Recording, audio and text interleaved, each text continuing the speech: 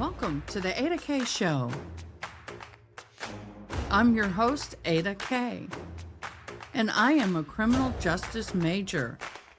I am also a deaf courtroom commentator, breaking down the gripping courtroom drama while providing full ASL interpretation, making justice accessible to everyone.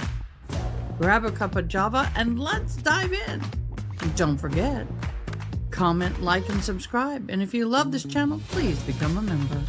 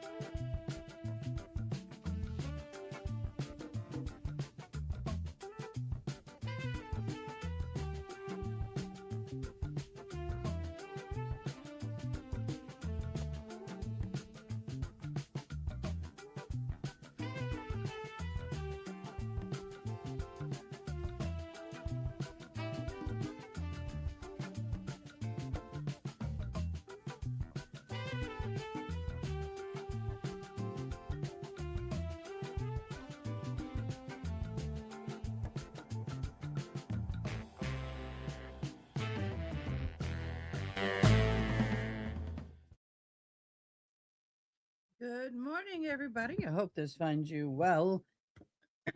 Hope you had a wonderful evening last night.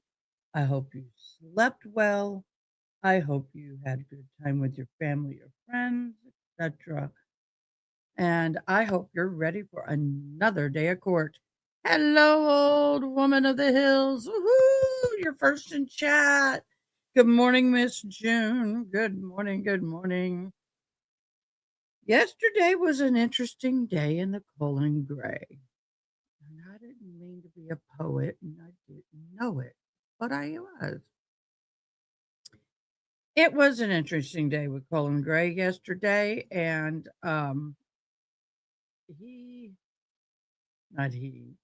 witnesses were, I feel, the daughter testified, okay, and I was like, "Ooh." I hate it. I've got to set this up. I hate it when kids testify. Absolutely hate it when children testify against their parents. And the state brought the daughter in and she testified against her dad. Now, one thing has been made very clear that she has not been in communication with anybody and her family since the horrific event happened and she was placed in a foster home. Nor does it appear that she wants to, Yanni's, nor does it appear that she wishes to in the future, which to me is sad. But I get it. It's not on her, it's on them. She did do some testifying concerning her relationship with the father. And in that relationship with the father, she stated that many times he would ask her for advice. And parents, if you need to get advice, your children are not where you need to go. You need parental advice. You go to another adult. You don't go to your 13-year-old daughter and ask her how to become or how to deal with your other child. You're the parent. It is your responsibility, not the teenager in the house, to help you navigate. And thank you, Angela, again for the links this morning. Thank you. It is not for you, the father, to go to the daughter who's 13 and say, "Hey, what can I do? I don't know what to do with this kid. Should we send him to a place?" I don't know. I just really caught me off guard, and I kind of feel bad for the girl because that is not where she needed to be, wanted to be, or should have been. She did talk about the fights that would turn into fisticuffs, as my grandpa would say. The fights that would happen between Colin and Colt. She talked about the fact that they would come home. The father would come home, go in his room, watch TV, play games, whatever, and then her brother would go in his room, watch TV, play games, whatever, and that was the end of everybody's relationship. That is not being a parent, and that is apparent as to what was going on, and I just really feel bad for her. I feel that in the mess of all of this, she ended up without any parenting herself, and she became an abandoned child, even though dad was right there. Now, uh, at one point, when the incident happened, if my memory serves me correct, she and her younger brother were living with the mother, and Colt was living with the father. Now, per the mother's testimony, Colt wanted to come back home. Um, so I don't know how much weight I put in the mother's testimony, in all honesty. I really don't. That is, y'all. But yeah, coming off. I talking about the mother who testified just 2 days ago.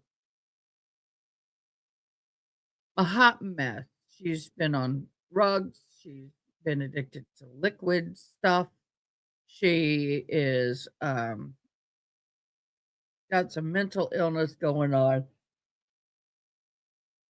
And then you have the grandmother, maternal grandmother who testified, and the maternal grandmother, sweet. Oh, she tried, y'all. Apparently she tried, but I think she became more of an enabler, which is a difficult place to be because she testified that Colin would demand something of her and then turn around and throw a fit, threaten to harm, cuss her out, destroy things if she did not give them or give him what he wanted. And again, she gave in. I don't know why I'm yawning so much. I fell asleep last night at about 10:30. For me, that is like going to sleep at 6 o'clock for most of y'all. I fell asleep like at 10:30 and I didn't get up until 7. That's a long sleep for me. I may have overslept, but it felt great.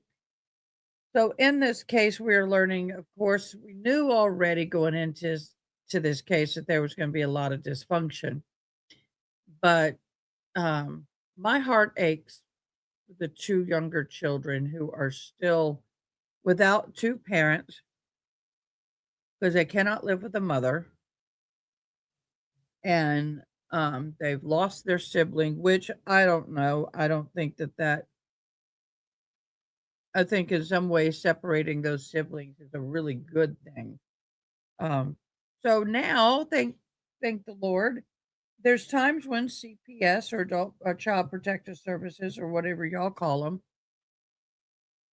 it's a good thing because these two children who are innocent in all of this are being cared for by foster family that apparently the girl loves and wants to stay there. She's happy there. That is a good thing. And so I'm happy for her. She's finally got a stable home and a stable environment, which she should have had with her parents. So thank you for the foster parents who are doing what you can to take her in. Now, a week ago I was screaming I wanted to hear more testimony about what the father knew and did not know. If I had to go to court if I was on the jury and we went to deliberations right now, I would have to say the father whoop, don't spill my coffee. I would have to say the father knew his son was unstable. It is very apparent between the conversations he had, the text messages he's had, the testimony given by the uh, grandmother, mother, and daughter. He knew. He knew his son was on the edge. Sorry, y'all, can't stop. He knew. They knew. He knew that son was on the edge. Now, in his man's mind, and I'm not a man, and I'm not putting every man in this boat, but in his mind, taking him hunting and giving him something to focus on and to teaching him to be a man was what he needed to do. So he took him out. They went and they had some lead shooters and ammo. And apparently, one of the lead shooters that he was trying to learn to use misfired and scared him. And so he asked for a different weapon. Now, I can't do this. It's rubbing the cord and it's driving me crazy. I missed the name of or the what kind of weapon misfired. Was it a semi-automatic handgun or was it like an AR style rifle? I don't know, but I missed the name of it. And but in the end, it locked up. It misfired. He got scared. He asked for a different weapon. That's the son. Father buys him the AR, and then the son, Colt, decides he needed more magazines, which is what holds the ammo that feeds into the weapon if you don't know anything about weapons. And he had the grandmother buy them. And the father and the grandmother bought ammo for the boy. And so in that, I think that grandmother man's got a lot of guilt because that's what was used the day at the school. Also, when they did the camera, body cam, and then the camera where they walked through the home after the event upon the search warrant, I'm so sorry. Um, you see that the house is total disarray. Now, if you look at my house, it's a total disarray, but I'm moving. There's a reason. Their house, and not everybody has clean houses. No shame in that. Okay. I'm not shaming nobody.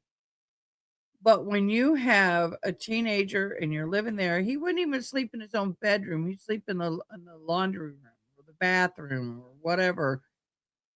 Colt would not sleep in his own room most of the time. So you have Colt who is, let me fix this real quick. You've got Colt who is, there we go. I had to fix my main monitor and get it caught up. Colt who, there we go. Sorry about that. I have my iPad because I've already moved one of my pieces of furniture over to the new place and my iPad clamps to it. So I had to rearrange. Sorry about that. So there were weapons placed throughout the house, but Colt's AR was in the bedroom. Okay. There was ammunition found everywhere. 2 or 3 here, mags here, mostly in Colt's room, but I think they even found a couple of bullets in the bathroom. And there was even a bottle of alcohol somewhere, if I remember correctly, or that may be another case. That may be another case. But the house had no gun safe. They found the gun lock or gun, oh, go shoot, lead shooter locks still in the original packaging never used. The locks were never placed on the weapon, y'all. If you don't have a safe, every weapon is comes to you with a child lock of some kind. One that looks like a chain, a rope chain type thing that you feed through the weapon, where the bullet goes or the ammo goes and it keeps it from being fired. Then you have another kind that goes inside the trigger. It's a trigger guard lock and it closes over and there's a lock on it and you can't pull the trigger. One or the other will be handed to you when you purchase from a store. Now, you purchase from an individual, that's not going to happen. Good morning. Good morning, Crystal. Good morning. Good morning. Message number 6 still haven't shown up. They keep disappearing. Dang, YouTube. Do me a favor, write it backwards. Put the words backwards in a sentence. Write the sentence backwards and see if it comes through. Okay? Try that. I don't know what you're going to say. I don't know what you're trying to say, but write it backwards. It'll work. Should work. Works for me. And I'm dyslexic, so I can read it easily. So, anyway, this father did not take any precautions with his son.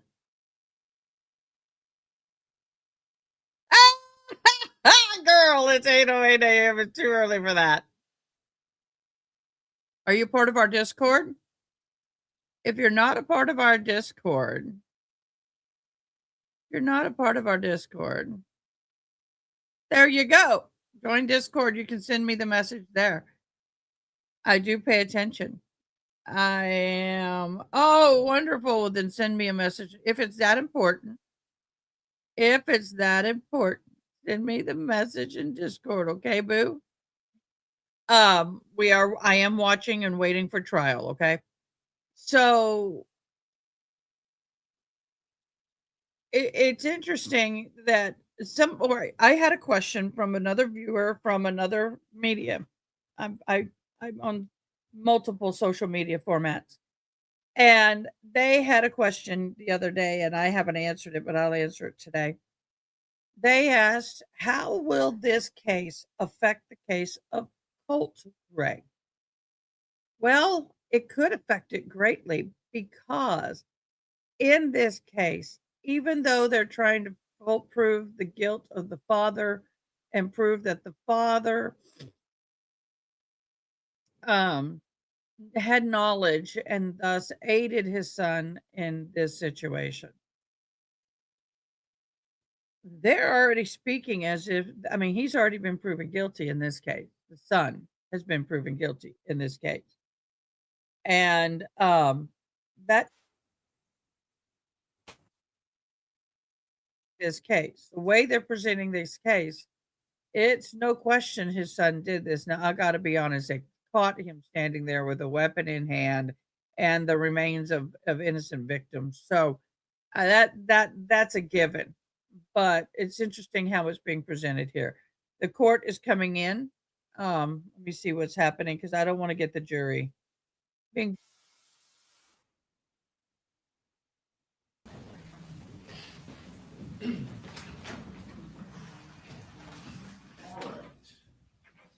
Mr. Hobbs and Ms. Brooks, is it? Good morning, Judge. Good morning. I like the sounds of that. Yes. We were told by our bosses that we were arguing this. Right. Mouse work. Go ahead. Did you know what you want?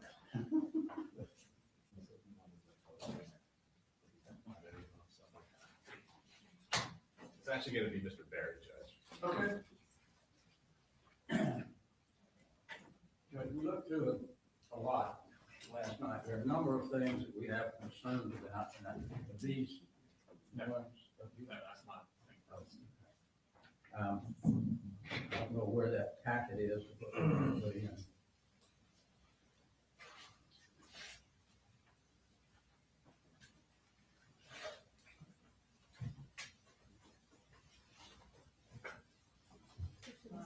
We have it on, here.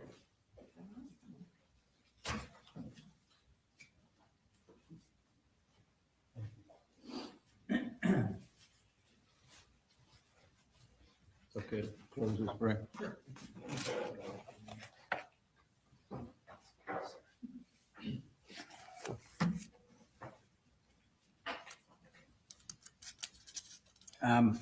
And I don't know whether the best way to do this, Judge, these are numbered pages, so I'll just go by the numbered page. On page 1 is Wells Fargo bank records. I don't know what they're, other than what was purchased at Mike's gun room. I don't know what the probative value would be for bank records. I don't know what they plan to show by that. It doesn't. Is it one page or are there several pages? I haven't seen any of Right, this. so that first page is just us explaining what records are in Investigator Gilliland's presentation, like what we're gonna be talking about. So one of the things we're gonna be talking about is the Wells Fargo records. So during the course of the defendant's interview with Investigator Smith, he talked a lot about how he didn't have enough money to buy a gun safe. He just needed $78 more. He indicates in multiple text messages about needing money for doctors for Colt. So his bank records are important to show. One, he, in the month of August, made $9,000. So needing $78 more for a gun safe is inaccurate if you make $9,000 that month. Additionally, he buys accessories for Colt's gun. He buys ammunition for Colt. He buys numerous items from Elite Pawn. The records for the actual gun purchase from Mike's gun room are on there. So we're gonna go through relevant purchases in the records, not the entirety of the records. And we've outlined which purchases we're going through in there, and I think they line up with what I just said, essentially. And are the Wells Fargo records, what's the time frame of the records you're going through? I believe they start November of 2023 when he purchased the firearm for Colt, and they go through September 4th.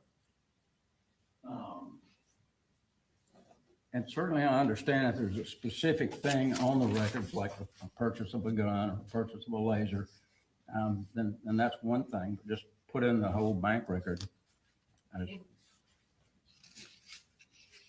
As I understand what the state's saying is they believe it's relevant to show that he, in his interview that we haven't heard yet, said he didn't have money to buy a gun safe or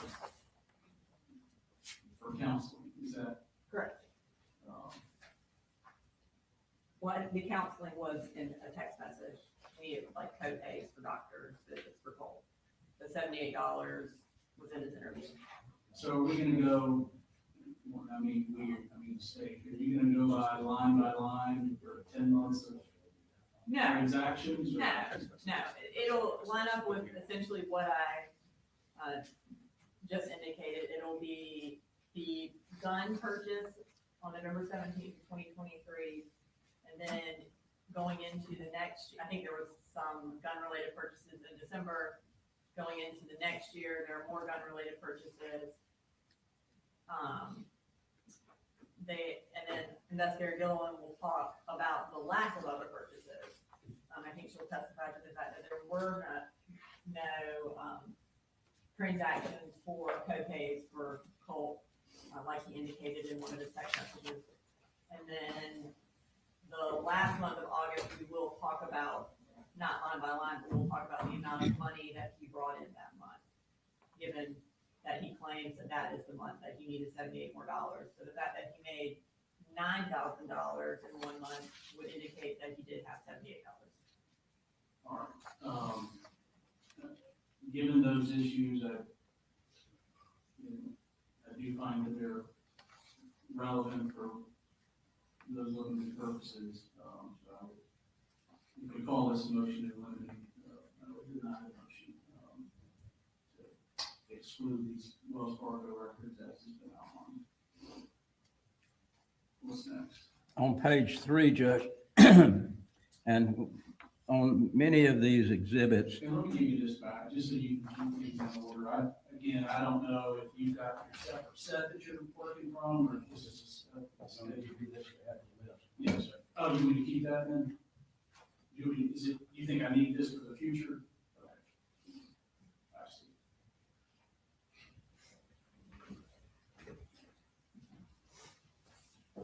on page 3, and all through these, I noticed yesterday, there are, the exhibit is spoken to by the state. It's not just the exhibit, but they put on there, like on page 3, purchase of laser sight from Amazon. They can testify about what it is, but to put it on the exhibit is a little unusual. And I would presume that the photo is Colin Gray, but I'm not positive. I can't really tell. All right, so, yeah, this is hard, where I don't have a separate set to review. So your objection is to what's in the box, purchase of a laser sight from Amazon. Correct. I don't have a problem with the fact that it was purchased, and I don't know whether that is Colt's photograph or not. I don't know whether that was taken off his phone. It's not Colt. I don't And I'm gonna pull up, I can pull up the PowerPoint. and I don't know whether it was taken that day or another day. So that is why Investigator Gilliland is gonna testify to add context to these things. But specifically, and I will be candid with the court, it is very hard to find case law that says it is okay to put words on a presentation. Like, I don't have a case that says that.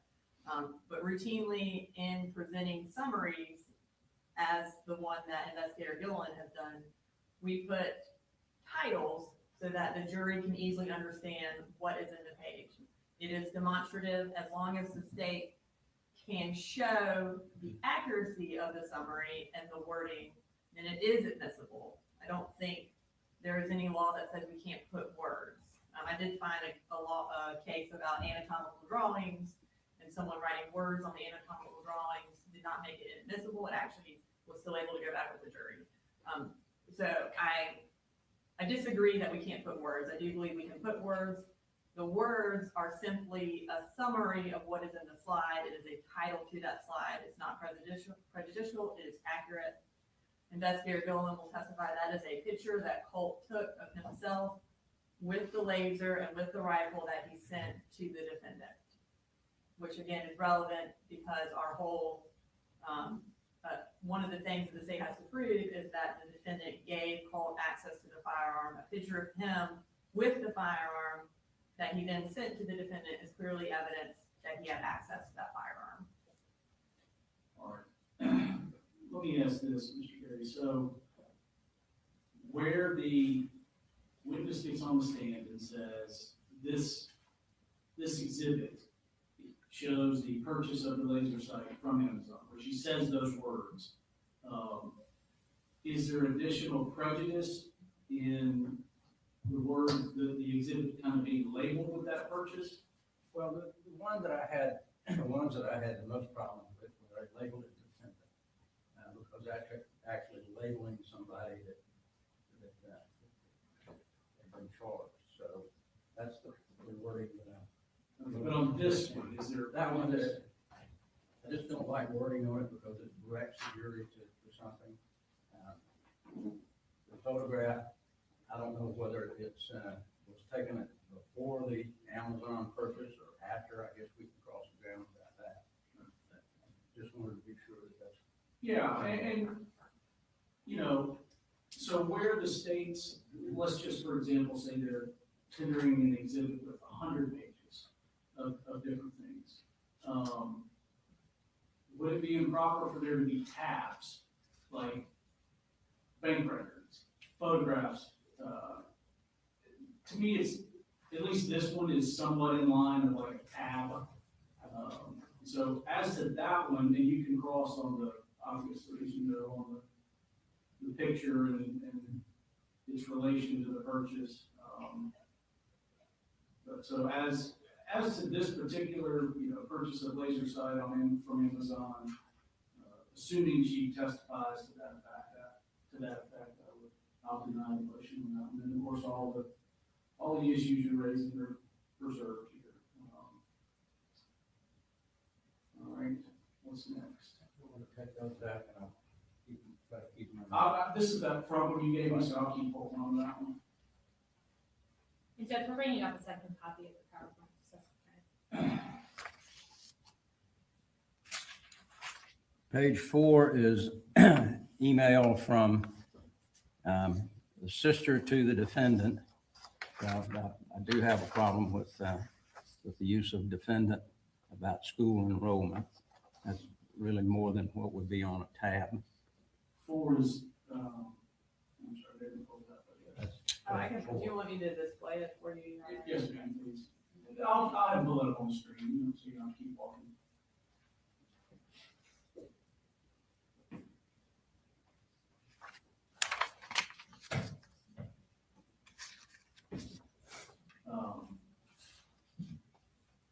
All right, so here, this is the question. Your objection is the use of word defendant sister emails defendant, as opposed to whatever her name is, emails Colin Gray. Correct. Anything, Ms. Brooks? So, again, finding a case that talks about whether or not the state can use the word defendant was also attacked. I did find a case that says that we can call the defendant a predator. So I feel like calling the defendant is less prejudicial than that. The fact that the state is allowed to call the defendant a predator in a trial would suggest that calling the defendant is okay. We have identified him as the defendant because that is his position in this case. Everyone has the last name Gray, calling him Mr. Gray, or Colby Gray, or Colin Gray. I don't believe there's any difference in prejudice between calling him defendant versus that. But I do think it is more clear who we're talking about when you call him defendant. I don't think it's prejudicial. I think, again, it is a title page to an email so the jury understands who is talking to who. We have called him defendant throughout this whole trial. I believe the court calls him defendant. I'm sure the defense counsel, their defense counsel, their defendant's counsel, it's just a word that we commonly use in trying cases. Do you know the case? I understand the line of cases dealing with, you call anybody anything in closing argument if you want to, pretty much, according to the cases, but putting it on a document that you're going to put before the jury, I think would be an issue.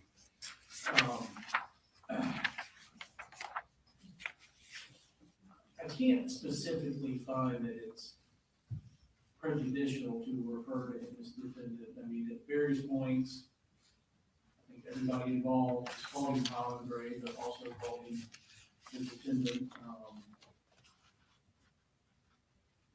I can't think of any particular harm.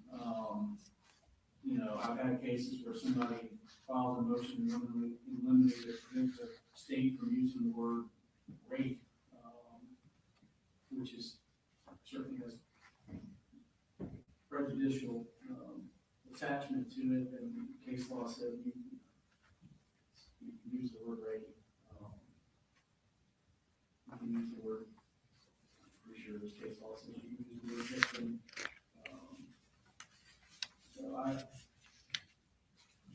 Would I like it a little better if it said whatever her name is to Colin Gray? Probably, but I don't think it's prejudicial. It is his position in the case. So that's the next We don't have a problem with page 5, Judge. Page 6, we don't have a problem with it other than the fact that it does use defendant again, where it says Colt, Jenny, and defendant visit Wilson Shoals gun range at 10:25 a.m., which is, of course, direction and comment on the document. And I assume these are not going back to the jury if they have comments on them anyway. We agree that the comments would go back with the jury, the actual exhibit. They're conceding that one on not going back. It's conceding the witness. I don't, The clarifying question, yesterday we went through these and we were told about specific objections. If we go through this page by page, this is going to take hours, I would say. It is a significant amount.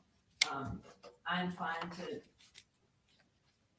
I think he has an objection to certain pictures. I can find those on here. I think, again, if we're just gonna go page by page, then I thought that was the purpose of yesterday, so we wouldn't do that, but I don't know, to see how we're doing this.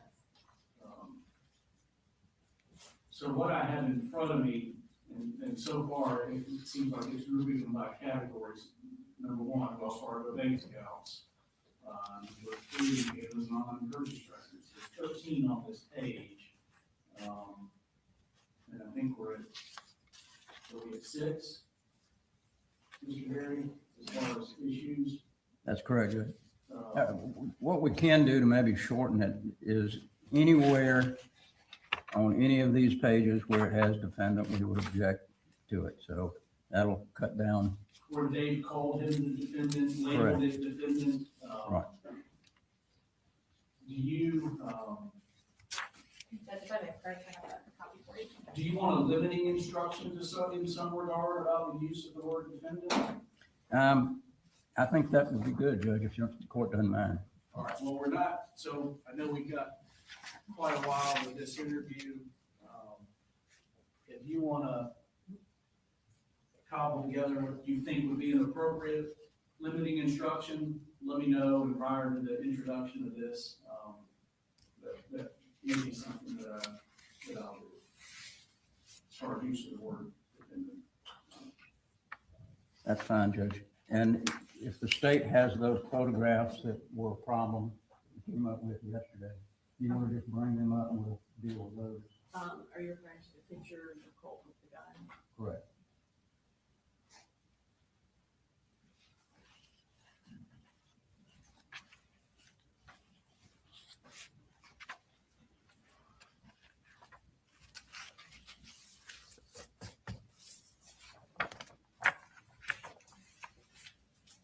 All right.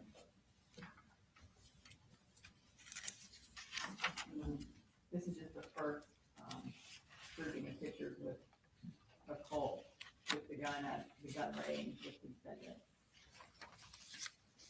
Objection, Mr. Berry. One second.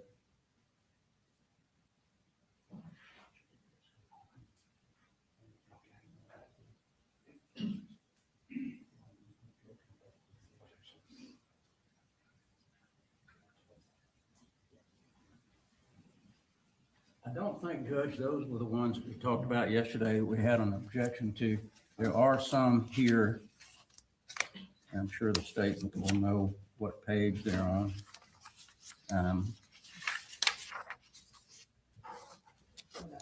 Where Colt is putting the gun to his head and in his mouth and that sort of thing. And we do have, like on page 23, there are photographs of children, which is not something that we talked about displaying. There's an email there, but there's also a photograph which they've blown up. And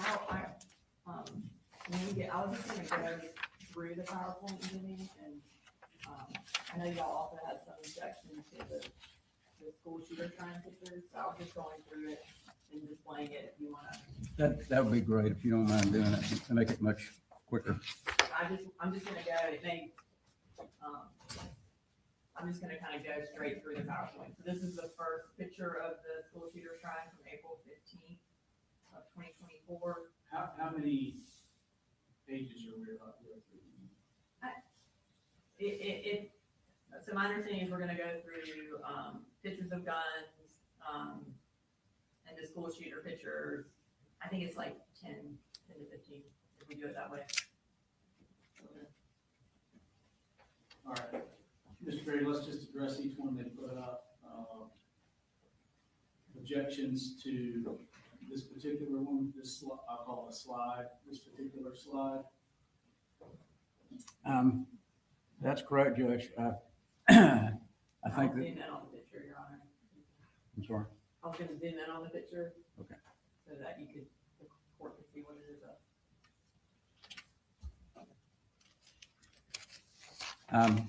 I think, Judge, that on this particular photograph, of course, we are objecting to all of the photos that show Colin Gray. I think we would object to this picture.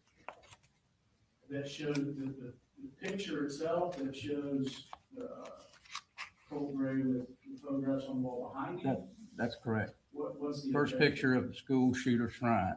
That may not be.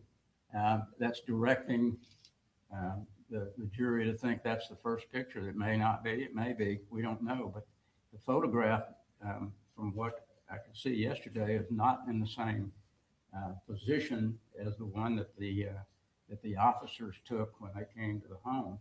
So it's changed positions. So I don't think putting that wording on their first picture of the school shooter would be proper.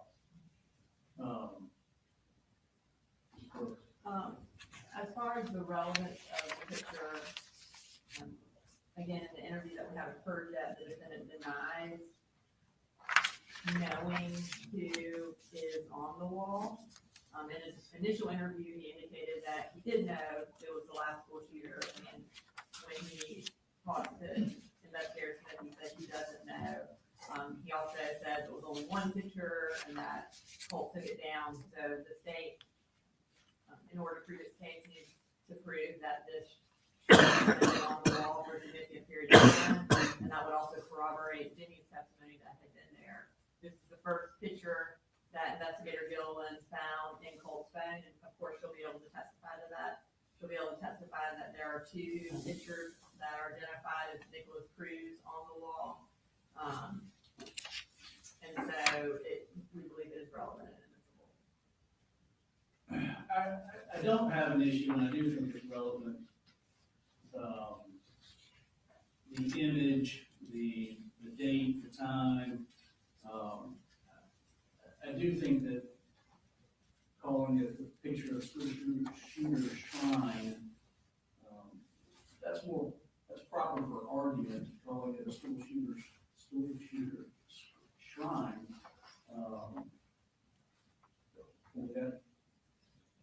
To me, that's more an argument rather than the labeling as such. Are you able to scrub that? We can delete that. I guess it's the ruling that our, in creating this PowerPoint and trying to figure out what to call it, we did look up shrine, and it is a place associated with or containing memorabilia of a particular revered person or thing. I think that is how investigator Gilliland would describe it when she testified. We are fine to delete it from the slide, but we do think that it would be able for her to be able to identify it as a shrine, given that it's the definition and that is what that is.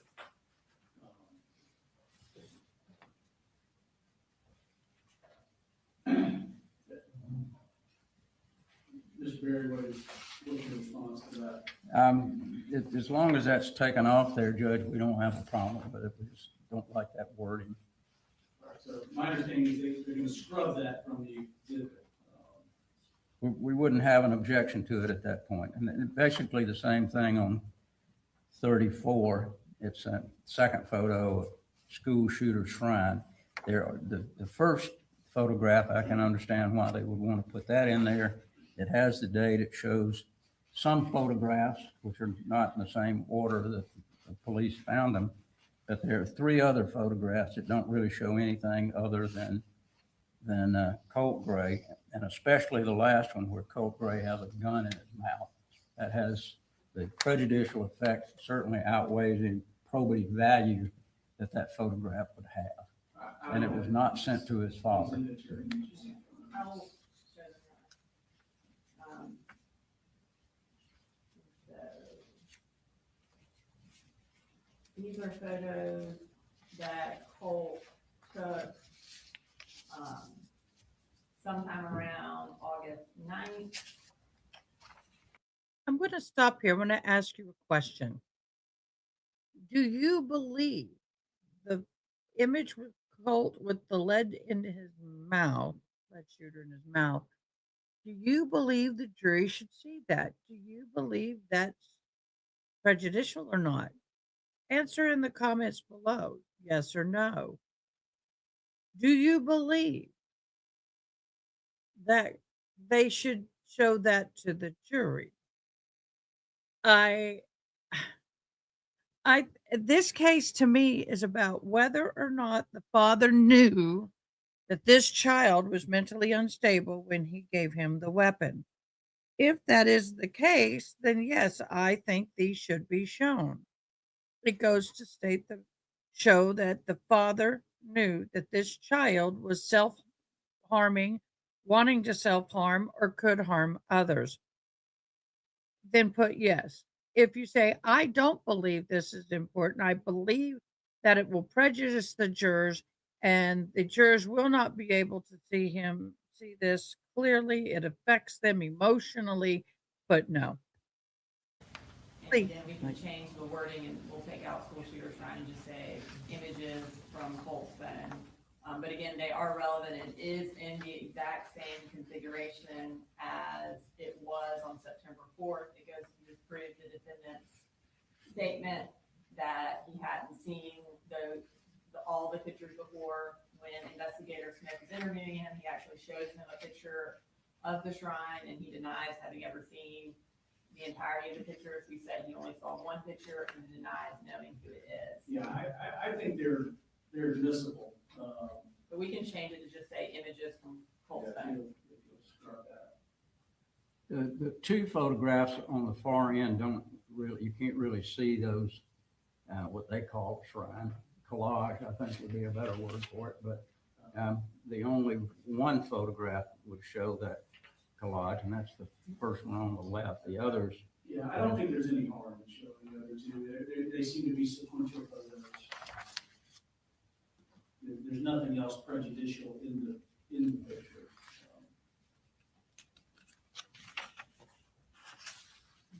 And this is the other photo that Mr. Barry was talking about. Again, this is a picture from Colt's room. It is in the time frame after he had dyed his hair, which would have been in August of 2024. And he just has the rifle in his room, which would be evidence that he had unfettered access to that rifle. And what's your position, Mr. Barry? as I said, Judge, the prejudicial effects was he's got the gun in his mouth. Prejudicial effect of that photo certainly outweighs any probative value. What probative value does it have? They've already got the other 2 photographs showing that, the kid. And I think they've got others showing Colt with the gun around that same time period. So it really does not have any value other than disturbing. In as much as Colt's access to the gun is an issue in the trial, it is something that's squarely before the jury that they have to make some determinations about. While it's prejudicial, I can't find it unfair and prejudicial. It's a probative matter, issue in the case. Not a motion.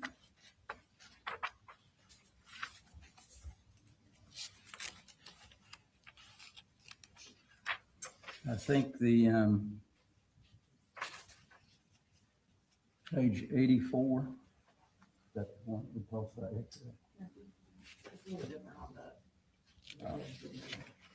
This is the ones showing him with the, Okay. And of course, you're free to argue that, or cross, something on Colt's phone doesn't mean Mr. Gray had it or knew about it. That is the page, after discussing it with Mr. Berry yesterday, he took off one of the photos and he put it in a different location because it was in there twice. This is a picture after the defendant purchased,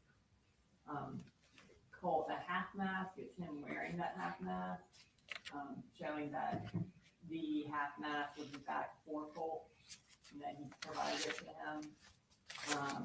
And then the other picture that Mr. Berry had on there, I'll pull that up.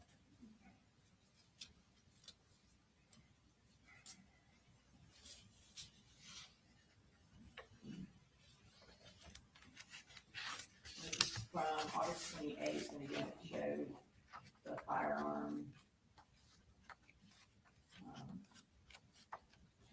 That Colt has access to that firearm, and then it's also wearing the half mask, so it shows that that photo was taken after that was purchased for him. I believe it was purchased on the 27th, so this would have been evidence that later on in the month of August, he still was having unfettered access to a firearm.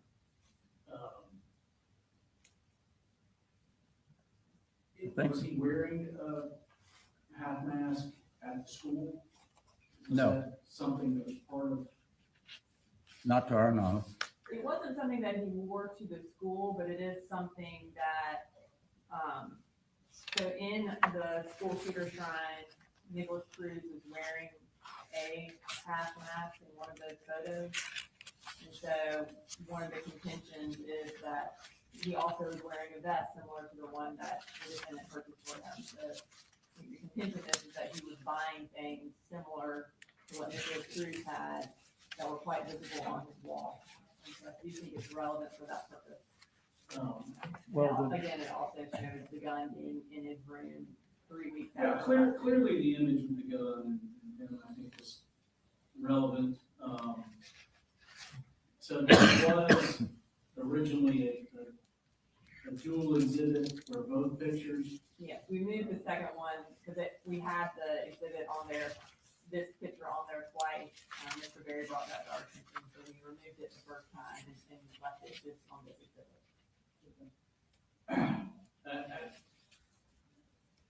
I don't see the prejudice in the image where he has the half mask now. I know they say relevance is binary. I guess there's relevance to some degree. It's pretty low appropriate value as far as the mask goes, but I really just don't see the prejudice in it. But let's do this. I think the jury actually got here early, so they've been here a while. So let's just pick this up on the back end of lunch or something. That'd be fine, Jay.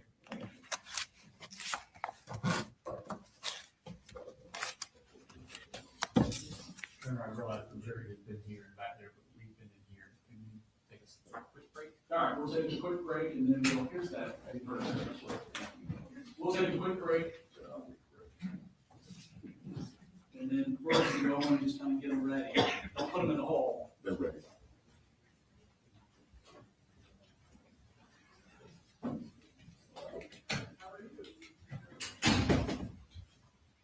All righty then. So, wow. Yeah. So interesting in your answers.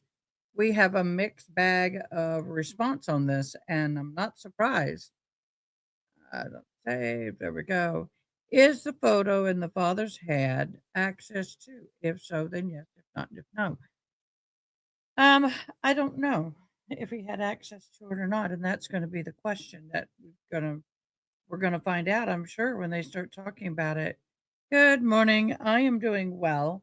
I couldn't believe that last night I actually fell asleep by 10:30. I was like out by 10:30. I was shocked, y'all. That's never happened to me. Usually it's 2, 3 in the morning. I go to before I can fall asleep, and then I'm up by 7. So I'm I got that what I call I feel like how do I put it? I feel almost like I overslept, but it's a good feeling. It's a good feeling. Um, Good news, I have somebody who's gonna bring me a trailer. We're gonna put it in my driveway. I'm gonna start filling it. The move and the stresses of that are the move is starting to plan itself out. I can officially start moving into the home on Tuesday. I have all month of March to get out of this house. So yay! Yay! I'm happy. I'm accepting the terms that I am leaving this house that I have loved for 10 years. It will be emotional, but that's okay. It's been a blessing for 10 years, and it came at a time that was very much needed. So because I've had people asking how's the move going, so I might as well just give you that. I really my mind is kind of 50-50 on this photo thing. I see where you're going. If the father knew of the photo where his son is doing this, then yes, I believe it needs to come in as evidence, as proof to the father's knowledge.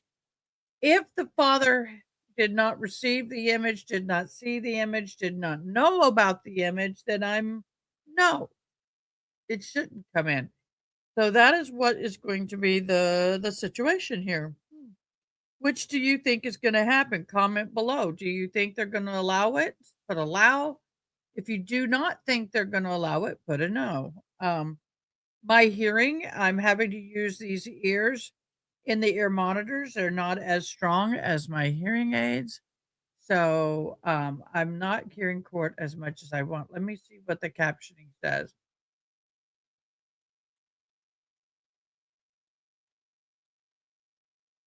Mr. Barry brought that to our attention. So we removed the first. Okay, the images because we had the exhibit on there, this picture on there twice.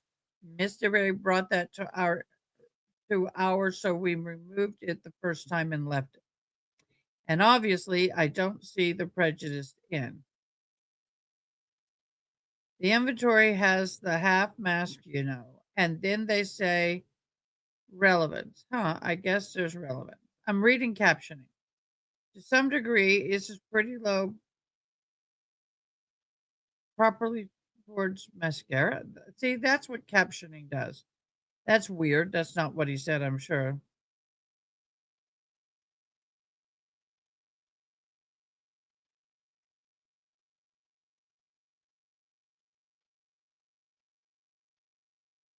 Don't put them in the hole, they're ready.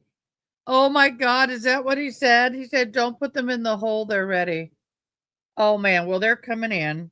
They're getting ready to come in. Y'all, thank you so much for joining me today. You were so awesome. Don't forget to comment. I still have them from yesterday. I didn't get rid of them. Don't forget to do the I liked, I shared, and all of that because we do have the end of the month drawing. And thank you, Red Dog Ranch, for this month's giveaway sponsor. We appreciate you so much. We do have a drawing at the end of the month. The first drawing is for those who comment, who actually like, share, or subscribe. Comment I like, I share, I subscribe in all caps. I'm going to put it up on the ticker. Hold on. There we go.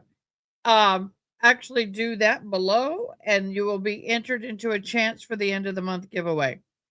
If you become a member this month, our membership starts like $1.25 a month. If you become a member this month, put I joined in all caps as it's getting ready to pass. It's getting ready to pass. That right there. Put I joined in the comments and you'll be entered in your own special drawing for a gift card to Amazon. We do have gift card giveaways to Amazon at the end of the month. So I'll just leave that one going for a minute. Okay. Thank you all to our lurkers, body dubbing, working buddies. Thank you for making A to K Media a part of your day. Thank you very much. We appreciate and love you.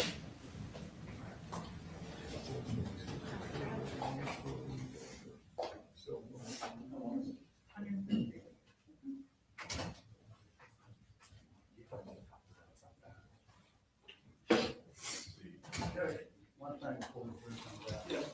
We would like to be able to sit down with Colin during lunch. I know the sheriff's office wants to take people downstairs and all that sort of thing.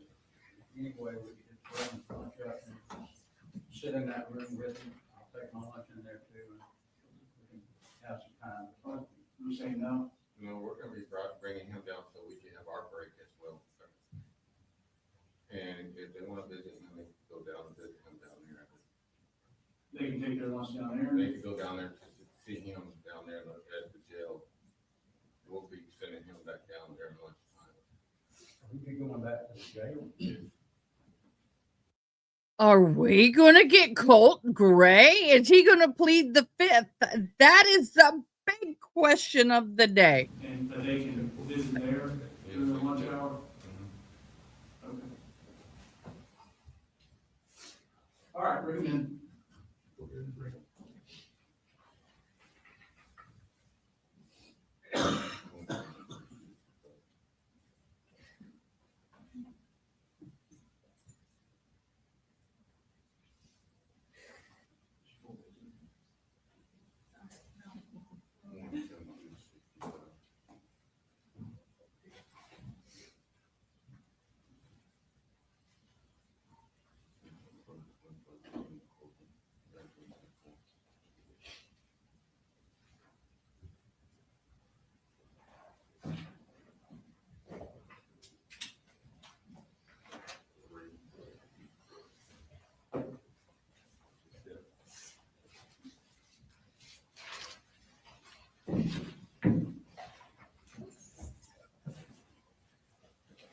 Be right back.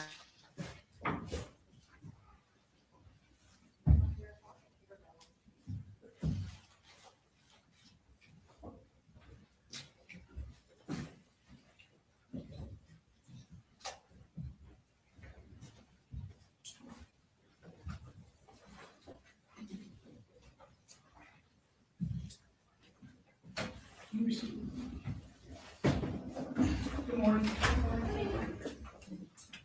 All right, is your investigator here? Yeah, John.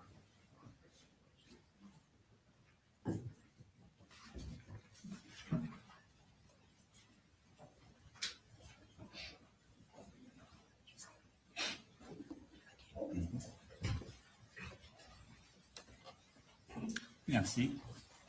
So back there, Smith, I think when we left off, you ready for me to proceed, Ron? You ready for me to proceed? Yes.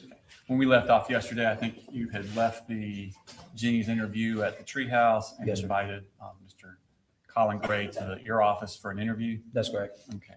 How did this interview begin? What kind of questions were you talking about at the beginning? At the beginning, they do like a rapport building phase. They just kind of walk through. Are you talking about the forensic interview? No, we're moved on. We're at Okay. your office and you're interviewing Colin Okay. Gray. How did you start your interview with Colin Gray? Yes, sir.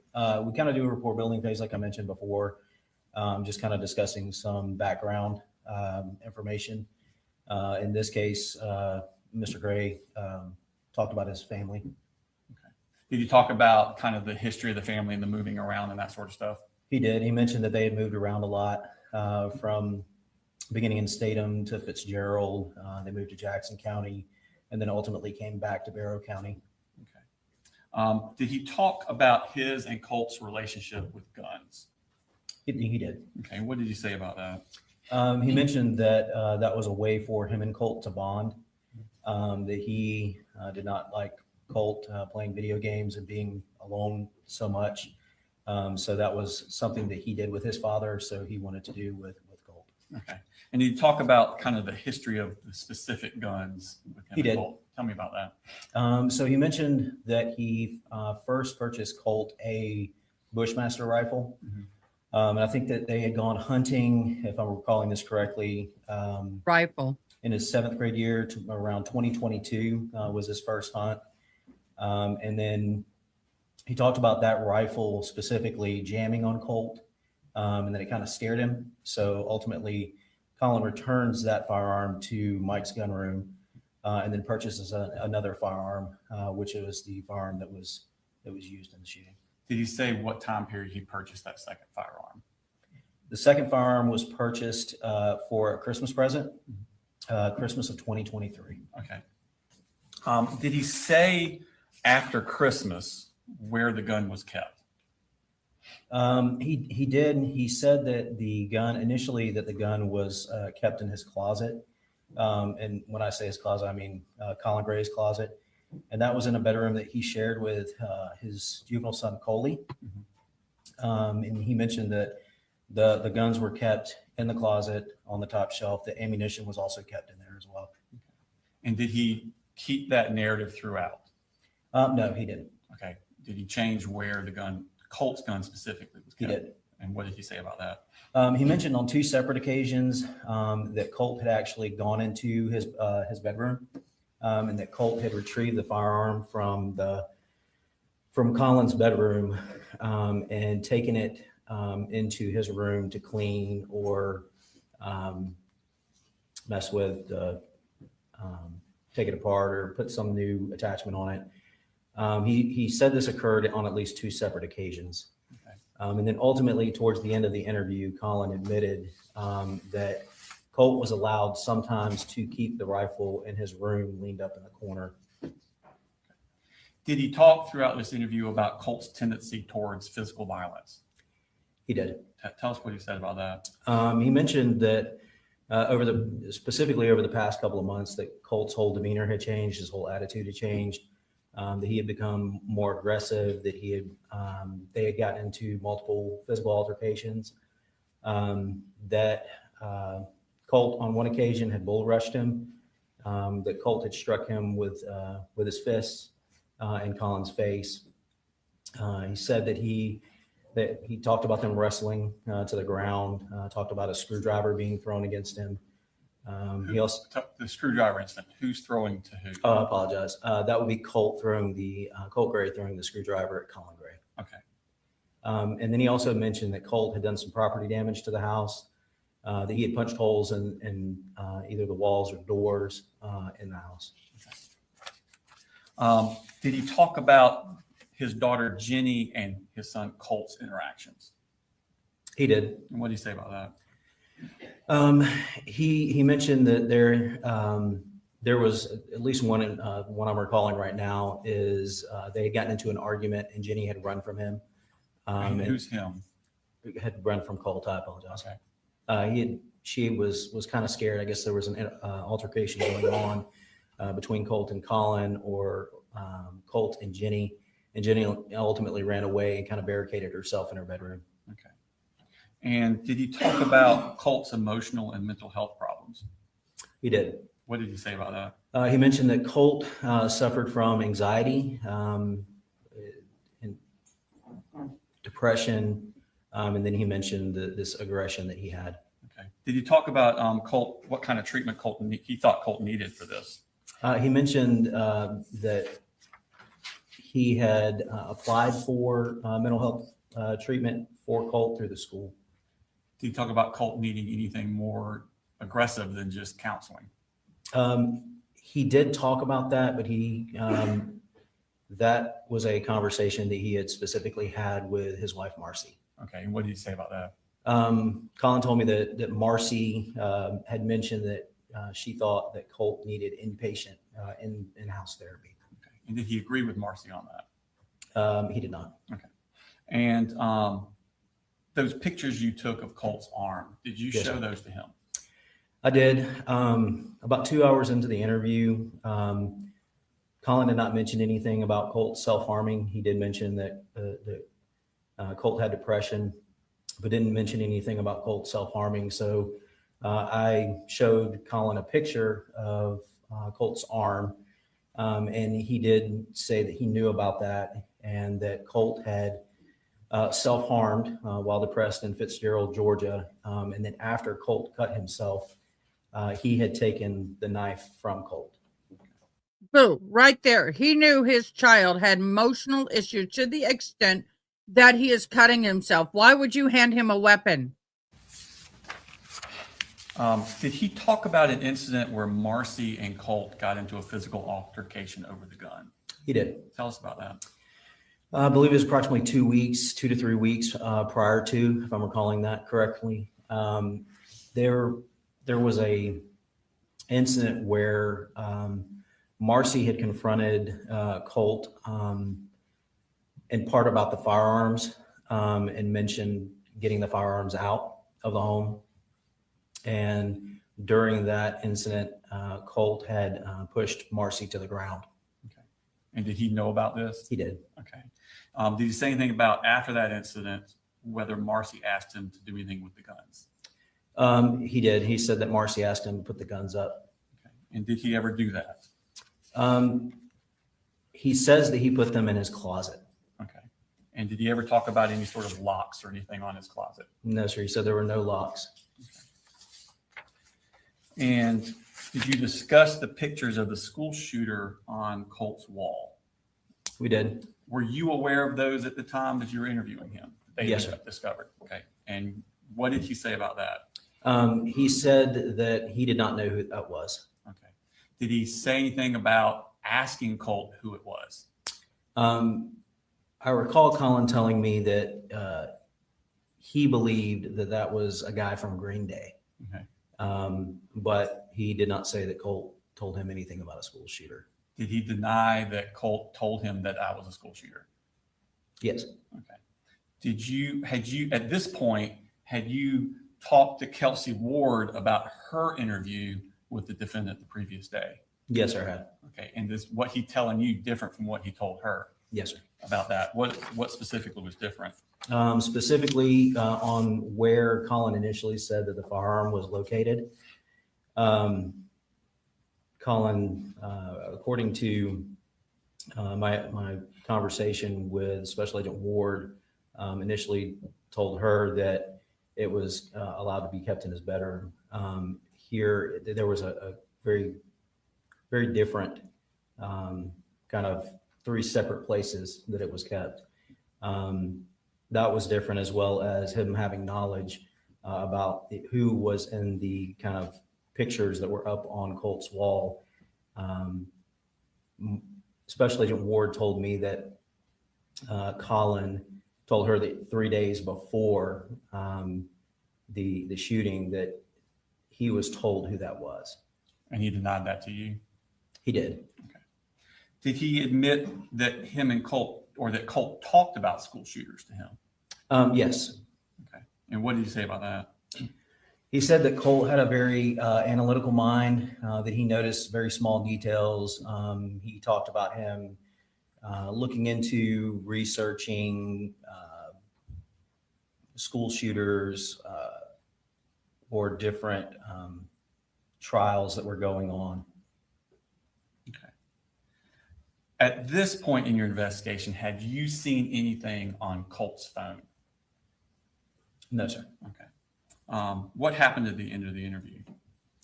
At the end of the interview, I did confront Colin about the inconsistencies in his statement, and ultimately I placed Colin under arrest.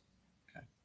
Have you had a chance to watch the video of your interview with Colin Gray? Yes, sir, I have. And does it accurately reflect the interview and the totality that you had with him? Yes, sir, it does.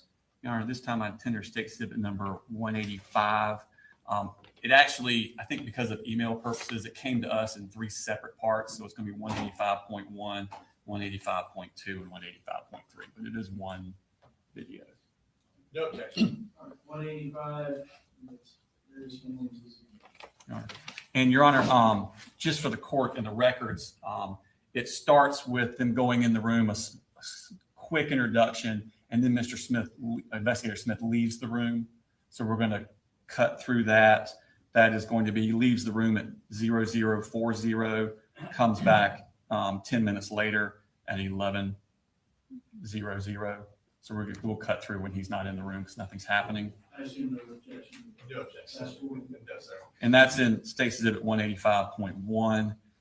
And then, Your Honor, in 185.3, towards the end of the interview, Investigator Smith steps out again at 39:30 and is gone for about 5 minutes to 45:30. So 6 minutes. So we'll cut that part out because it's just Mr. Gray sitting in the room by himself. And then it ends at 53:35 when they walk out. So that's just for the record. And in total, you said roughly 2.5 hours? Yes, Your Honor. The first one's going to be, when you take the stuff out, it's 41 minutes. Part 2 is 67 minutes. And part 3 is 47 minutes. Thank you.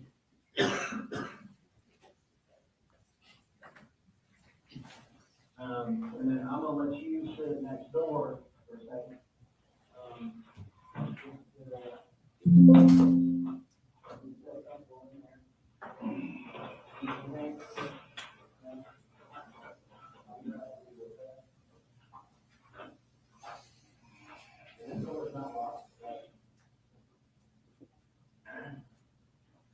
I'm gonna go grab my notes and I'll be right back with you, okay? You need anything? Left side, good to go. Okay.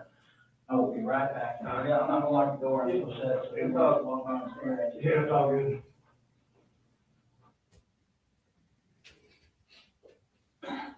By the way, y'all, right now I am having to take a quiz. Y'all know I'm in my master's program and it was posted and I have 2 hours to take it.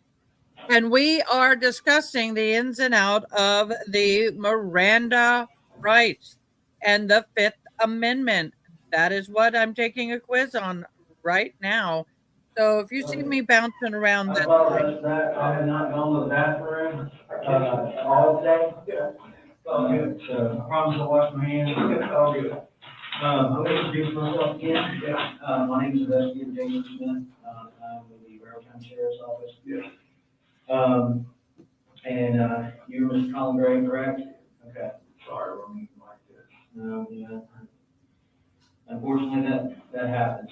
And I'm going to apologize beforehand because I'm going to get 1,000 text messages and emails, and I'm trying to keep them, turn all them off right now.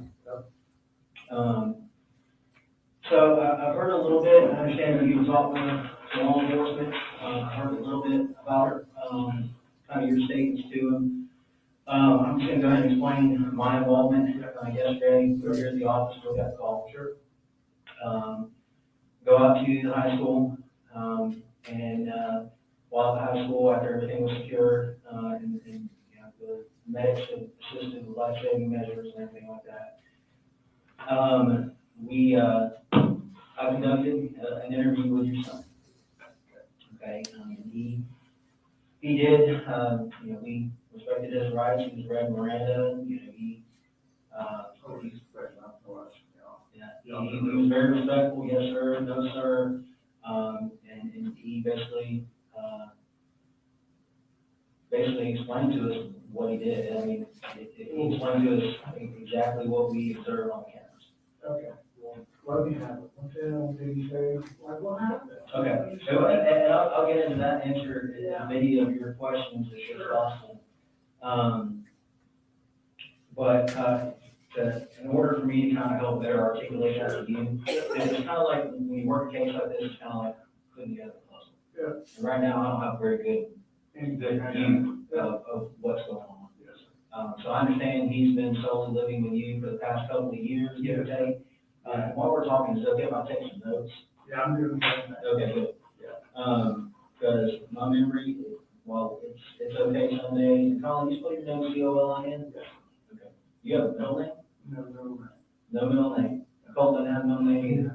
Yeah. Colin Jr., my little one is 8. He don't have a middle name either. Okay. This goes back to my dad's side of the family. Just no middle name. All the boys, all the way back to the Mayflower. Okay. Wow. And I was married when I was young, like. I was wondering why everybody had that CG, like. Yeah, so I was married when you're about to be 20 or whatever, you know everything, and moved out, got married, had 2 older daughters, Brittany and Brooke. And You said Brittany and Brooke? Yeah, and, Where do they live? they live over in Woodstock with their mom. Okay. How old are they? They're 26 and 25. Oh, okay. So, yeah. Who's 26? The older one is Brittany. Brooke is the younger one. Well, why don't they have, CG in their names? Is it boys that? That was just girls, yeah, so I told my dad, I said, it ended with me, Pops, I'm like, I'm really sorry, I have a lot of history, and he laughed, and I'm like, I said, something funny. Mhm. He was like, he'll be married again, boy, I'm like, you, well, man, you lost your mind, I said, child support, I'm like, do you want me to go through this? He Then you got married again? Got That's why married. you usually go and never said that. Man, that's exactly what he said, and I'm like, Yeah. I'm telling you, I can tell you where I was standing, what I was wearing. Right. Yeah, and he was right. So got married. Oh, people usually are. Yeah, when I get to the other side, I'm sure he's got a lot to say to me. Oh, yeah. We found out she was having a baby, I'm like, Who's having a baby? I'll soon to be ex-wife. Oh. Colt. News is getting No, really good. Colt. Oh, okay. And I said, oh my God, I said, first word, he was mine. Just don't break the ice. Mhm. Second was like, God, that was a boy. Uh, She's like, what do you mean? I'm like, no pressure. I said, I just said it's a boy. She's like, no, tell me. So it was back. She was like, I didn't find out till later. She was like, I felt so much pressure to make a boy. Yeah. But, they're all one, like marriage and that. How do you know her? That's on you, making boys and I girls. know, and I just remember when I went in there, I'm like, where'd my wife go? Yeah. She asked me to get water, so I got the different bag. She had went in there and told me, God, turn on, I need to know, how to prepare myself, and it was a boy. Was it? And after it's all said and done, Yeah. right, I walk in, I'm like, well, thanks for waiting, and he's got these little egg over his belly, he's like, Yeah. are you ready? And I'm like, yeah, he's like, okay. You know what that is? And I'm like, out the door, down the hallway in the park, and I call my dad, because he was just, dementia, and colon cancer, wasn't taking him over yet, but you could see right on the wall.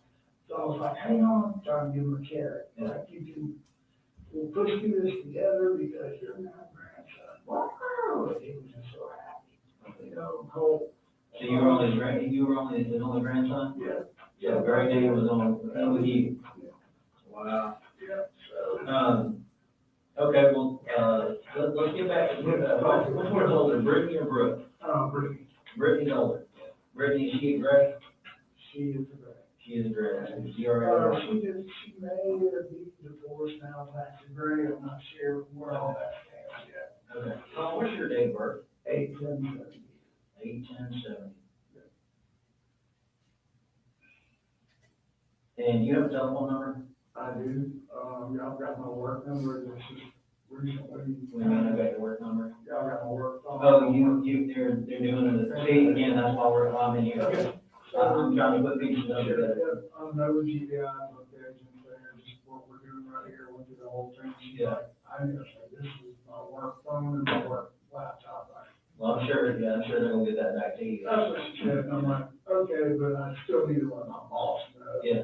Like, Were what's you able to going let on. your boss know? I have a Gmail account. Okay. I just sent an email and said, hey, I'll get back to you. Yeah. And, like, his name's Kevin Price, he's out of Athens, like, he knows that. What's that name sound? Cause he's in the area, he's good to go to church, go, man, with it. You know. What does he own? He owns, Kevin Price General Contracting, and then, Okay. as I'm getting to know the man, he's tied to a ton of stuff in Athens. Yeah, that name sounds familiar, Kevin Price General Contracting. Yes, sir. How long you been working there? I started, May, beginning of May. Beginning of May? Yeah. Oh, that's pretty recent. Yeah. What did you do before that? I've done the same thing my whole career, it's commercials, building superintendent, I'm in charge of building from dirt up high rises, hospitals, whatever. You bring everybody together, make it happen? They hand me the drawings and say, go make that happen. Yeah. Your address, is that 896, Harrison Mill Road? Okay, I just wanna make sure. I'll go ahead and write that down. Before I write it down, I wanna make sure that You know how I don't know if you ever played the telephone game in school, where you start out telling one thing, and by the time it comes all the way back around, it's not even that. Exactly. That's one of the reasons that I'm in here talking to you now. Yeah. How long you lived at Harrisonville Road? It was a year this past June, we signed a 2-year lease. Okay, lived in that house. What you think about Vera? This is where they were all born. Really? You know, they're off of Beach Creek Road. Oh, yeah. All except for little Cody. Yeah, I know. We moved from Beach Creek, we bought a farm in Statham, and that's really where we lived for the majority of our life. Okay. How long did you live out at Beach Creek? Oh, man, probably 10 years or so. Okay. 8, 9, something like that. That was a long time. Okay. All the kids they started off at State Elementary, and Helping Hands used to be right there, so it's for us. Yeah. What was Helping Hands? It was the daycare that was Oh, okay. like a pathway from Yeah. school to the daycare. Okay. It was really great for us. Yeah, that's perfect. Yeah. So did you live at Beach Creek before you moved to Bethlehem? So yeah, we sold everything right about the start of COVID. I had a spine fusion, had 2 back surgeries, and What happened? ruptured a disc, slowed the guy on the job, working late on my feet. I said, it's just me. I said, well, I'll put the door on the hinges, you screw up 4 high doors. Like, okay, this is 07, and much younger and much better shape. I grabbed that door, and I'm like, as soon as I picked up that door, it's like, sort of sounded like a knuckle popped in contact. I'm like, wasn't immediate. I set the door down, I'm like, Didn't feel right? yeah, I sat down for a second, I'm like, man. As soon as I was straight up, I'm like, wow, on the floor. Taking the emergency room, couldn't talk, couldn't nothing, like, I've never felt anything like that. I've never been stitched up, never been in the hospital, like, nothing. So what they do for you? He gave me a big old shot of morphine, and I'm like, I'm good. Yeah. Like, yeah, I'll just take that. You feel good. He's like, straight morphine, I'm like, oh, perfect, so I can get that good. He was like, I'll show you a picture, and he's like, Yeah. I'm like, what is that? He goes, he said, I call it crap. He said, you have ruptured your disc, and he's blown out everything on the inside, and gone down your nerve channels and back to your legs, and it's pretty hard. So what is it? He said, use everything together? He said, I can fix it, I've done myself, I screwed the laminectomy, and I was 7, I was 9 months to go. Same damn thing happened again, I was on the table 10 months later. Stitched up everything, cut a piece of my vertebrae off, packed it behind the disc, keep it in place, and I was supposed to be the fix. And it did for 5 or 6 years, right? And just pain, more and more pain. So I go see a specialist, give them a rundown. Here's all my medical stuff. Like, we need to do a quick MRI, like, no problem. Get the MRI, like, oh, I'm like, well, that sounds good. He said, your disc is leaking fluid into your spinal cord and spinal canal. I'm like, I can't, like, have another surgery. Like, I can't do this and recover. It was a pain in the ass. I was like, this is totally different. They go through the front instead of, I said, you go through the front of my belly, you go to my spine. I'm like, it kind of feels like you're going around the mountain there to get to a real problem. Hey, man, they do some weird surgery, you know? So I like anything, I verified who he was, like, oh, shit, this guy's like, he rewrote the book, he really did for this surgery, the fusion, and that's how he's gonna get me.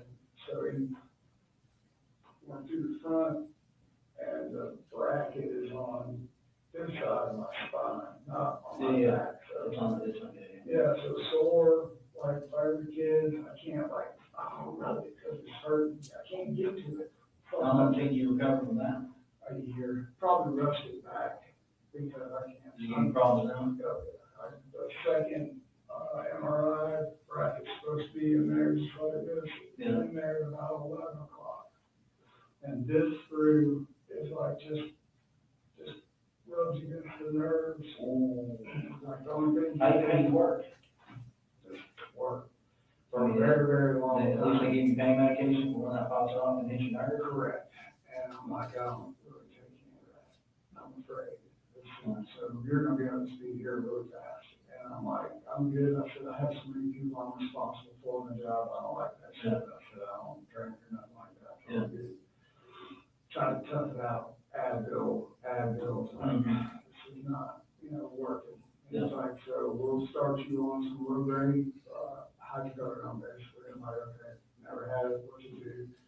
So that's what, that was 08, and start taking that to be able to get to work and, handle everything. So as time went along. Where are you working at then? I was working for Weekly Construction out of that area. I was there for almost 10 years.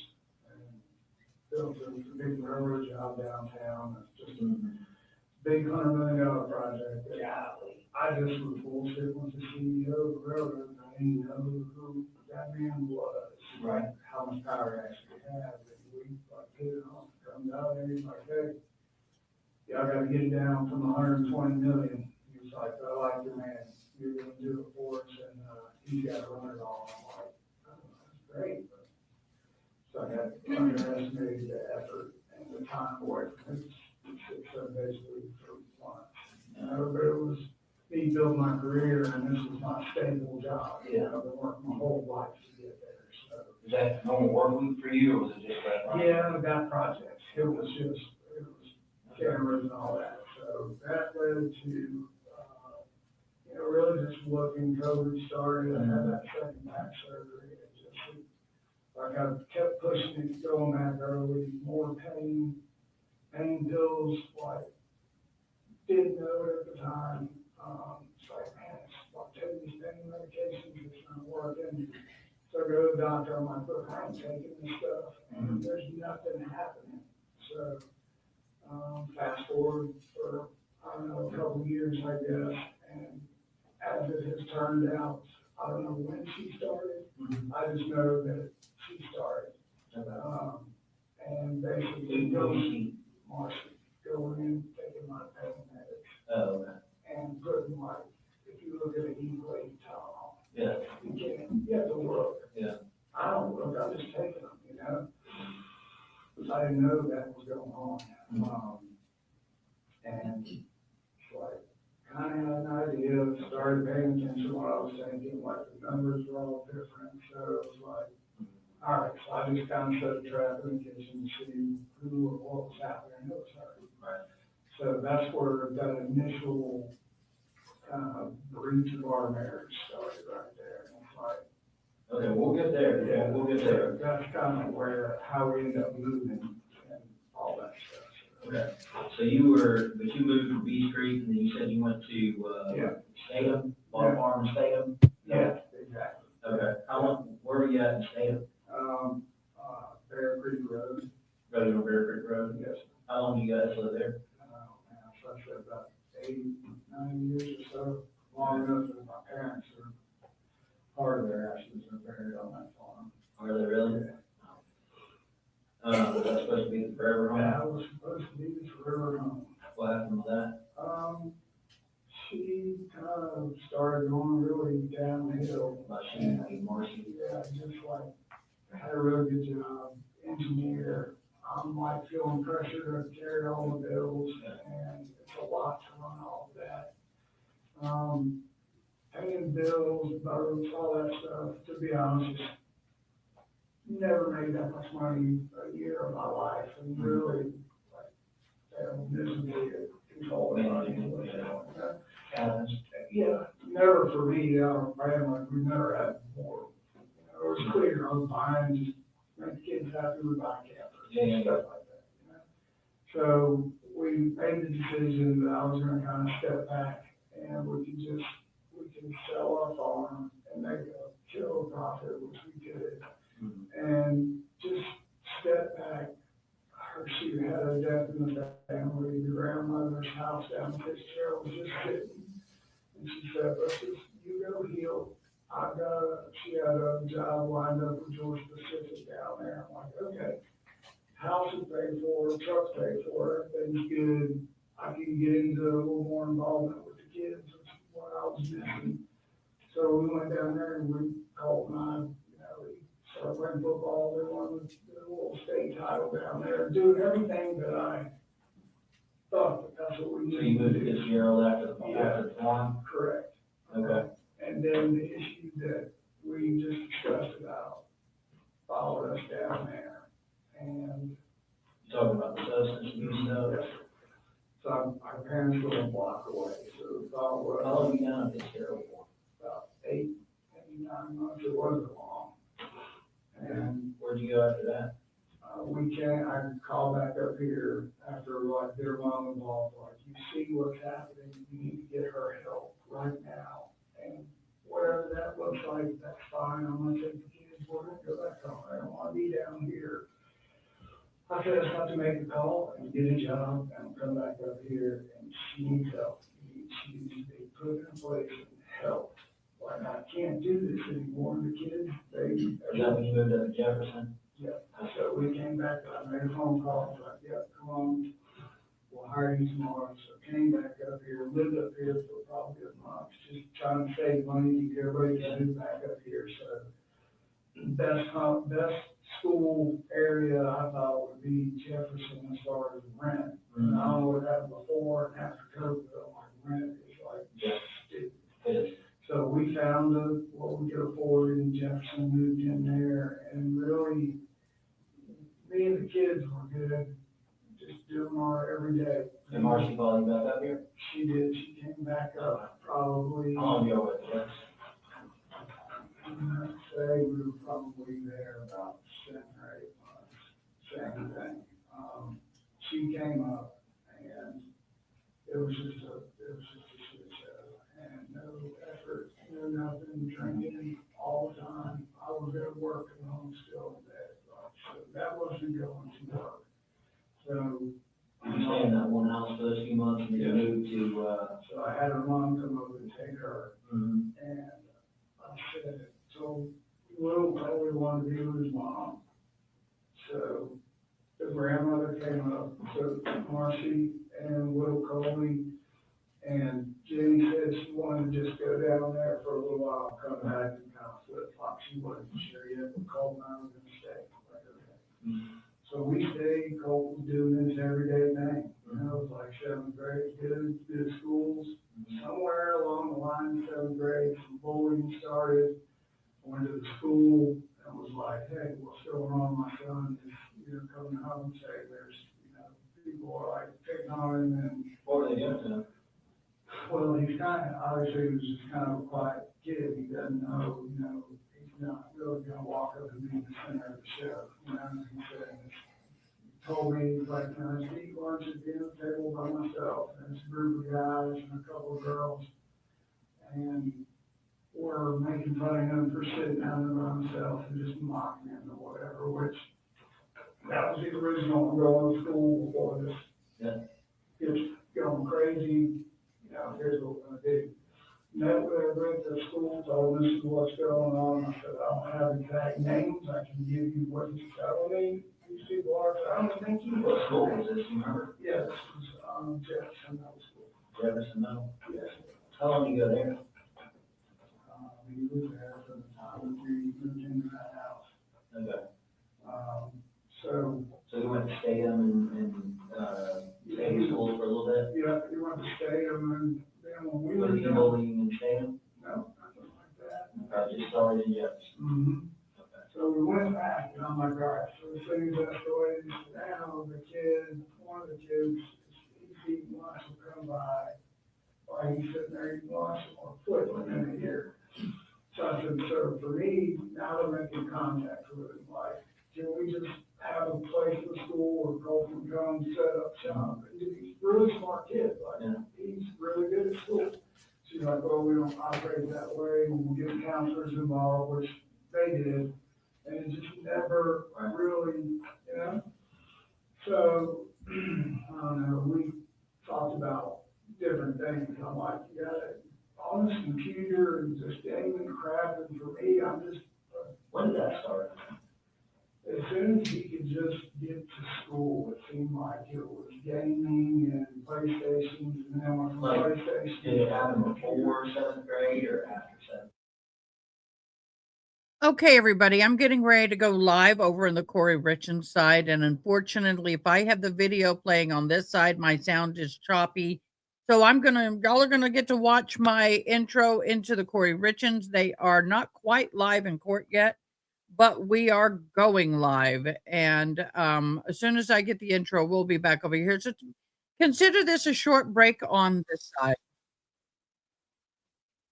But what are your thoughts so far on this interview? Please comment below. Are you believing it or not? Is this plausible or not? What are your thoughts? I got my intro going.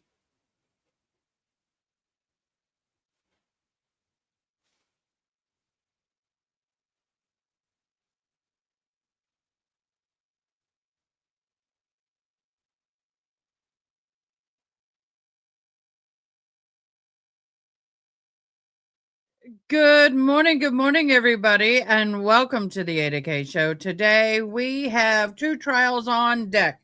We have the Corey Richens, we have the Colin Gray trial, and it is turning out to be a very interesting day in the Colin Gray trial. But here we're watching the Corey Richens trial, and yesterday we had a lot of interesting testimony and some bantering, so we'll see how that goes.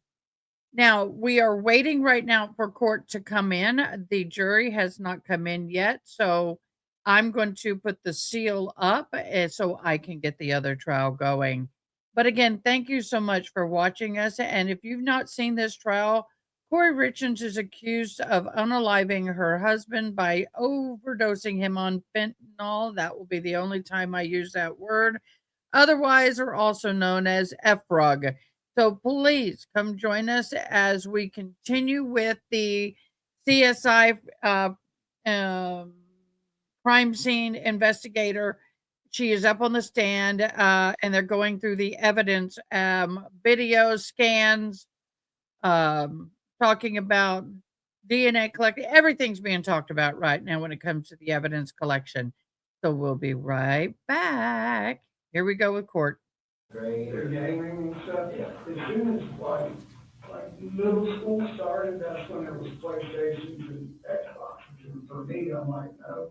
So he played football and all that. Yeah, and for me, I'm like, I don't want you sitting in front of the screen up there all day, that's not how I was raised, I want to show you how I dealt with things growing up, it wasn't always easy. I said, I deer hunted for my first memory. You know, and I thought that's how I could just bond with him one-on-one and just kind of work some stuff out with him. He'll maybe relax and tell him what's going on, and we can just build off of that. When you guys started deer hunting? Always. Not last year, it was the year before that, the ending of that year. So once it's 24, 22, so 22, I guess. 2022 is when you started deer hunting. Mm-hmm. How old was he in 12? 12? Yeah, 12 going on. Not 7th grade. Yeah. So got my plumber I was working with, like, holy man, this is great. He said, come out to the house, got a big farm. He said, I'll set you guys up a blind. And, you know, show up here in the morning and I'll walk down. Last day of the season too, I'm like, dude, we're not gonna shoot nothing because we ain't gonna see nothing. I said, it's just about the process for him. So, I wanna try to, like, hook him right here. He's like, I got it. I'm like, okay. So great guy, great thing. Throws a nice blind. Sure, my son comes up and I'm looking through the binoculars and he's looking and he starts shaking. I'm like, what's wrong? I'm like, okay. So we go through that whole thing. Well, it was a little buck. And he knows I was little the first year, so I was a broken horse, 5 foot tall. He shoots that deer, falls straight over. Couldn't believe it. The gun jam, that was the only bad thing. So He shot it? He shot it. Like we had gone to the range, up in both ranges actually, Charlie Alley, the one up in by, Big Blazer, I think it's what it is. But Charlie, he shot his first deer in 2022? Yeah. And What kind of gun was he using then? so that was a Bushmaster 450. And How hard about ammo bill shoot? I don't know. That's okay, you know. Yeah, because I bought it from Mike's. What kind of gun, I'm not a gun expert, what kind of gun is it? So, the Bushmaster is kind of like I said, when I told Mike, I said he's little. I want to scare him when he pulls the trigger. I said, something that's not too big, but I don't want to wound the deer. When he pulls the trigger, I want the deer to go down. I said, I don't want to think about that. So he's like, hey, this Bushmaster's good. It'll do the trick. Is that like a hunting rifle or is that like Well, an AR-15? Yeah, that's what me, I said, man, like the AR platform, shotguns, they've got that look. I said, that's kind of what he's excited about. And, so Mike's like, here, let's try this Bushmaster. I'm like, okay. We only held 5, or 3 actually in the clip. I'm like, okay, that'll be a good start. So, just him and I, we sit down on the floor, we go. That's a hunting rifle, right? Is it like the old wood kind? You know, it's a plastic AR Oh, okay. platform. So they had 3 rounds in the Yeah, magazine? it's really a small mag, and like I'm like, you only need one. Yeah. That's fine. Okay. So, Did he want a bigger bag? he just thought that, yeah, he wanted more bullets, and he just thought that it was like, he said, you know, can I break this? He has a little pellet gun. Right. He's like, can I put my pellet gun in a holster and walk around the woods? And I'm like, yeah, that's fine. So we sat down on the floor and went over everything that we were gonna do and not do with these weapons in the house. Okay. There's a no bullshit rule in this house. That's how that's gonna be, or they're gone. And that was never have a loaded weapon in that house. We're kind of jumping around a little bit. Well, yeah, Not so get that, too far. so that was Jefferson, basically. Okay, so Jefferson is the first time he really kind of got in. When did, what, you said you went to Charlie Elliott? Yeah, How many times did you take him to Charlie Elliott? I'd say probably twice, Twice? yeah. What did y'all shoot while you were there? We shot, I had a deer rifle, a 308 deer rifle. Mm-hmm. I don't have that anymore. He shot his Bushmaster, and I had a shotgun. He only shot the shotgun. Okay. Shotgun. He shot all 3 of those? He wouldn't shoot my deer rifle, he was scared. Okay. Well, why was he scared of it? Because it's just big and loud, and he said, you know, it kicked me back, he didn't want anything to do with that. You went to another shooting range? Yeah, Which one was that? I want to say it's Big Laser. Big Laser. Yeah, the Banks County, I think up there on what's it called, the Tanger outlet. Okay. How many times you guys go up there? I think only twice on there as well. Okay. Because once we moved, it's, Did y'all shoot something different up there? no, Same guns? yeah, we got rid of the AR, the Bushmaster, that's what I was trying to tell you, because it jammed. Yeah. Called Mike, and I'm like, I can't get the bullet out of here. So literally had to, took it apart, so it wouldn't, you know, but I still had a round hung up there. Okay. Took it back to Mike, I'm like, hey, I can't, he's excited, he's hooked, this worked. Mm-hmm. And I said, I just need to size it down on something that's not gonna do this with him. Because now I felt scared of it, I don't want him So to. you took that first gun and you got it in the cemetery, you took it back to, who did you buy that from? Mike's gun room. Oh, Mike, okay, yeah.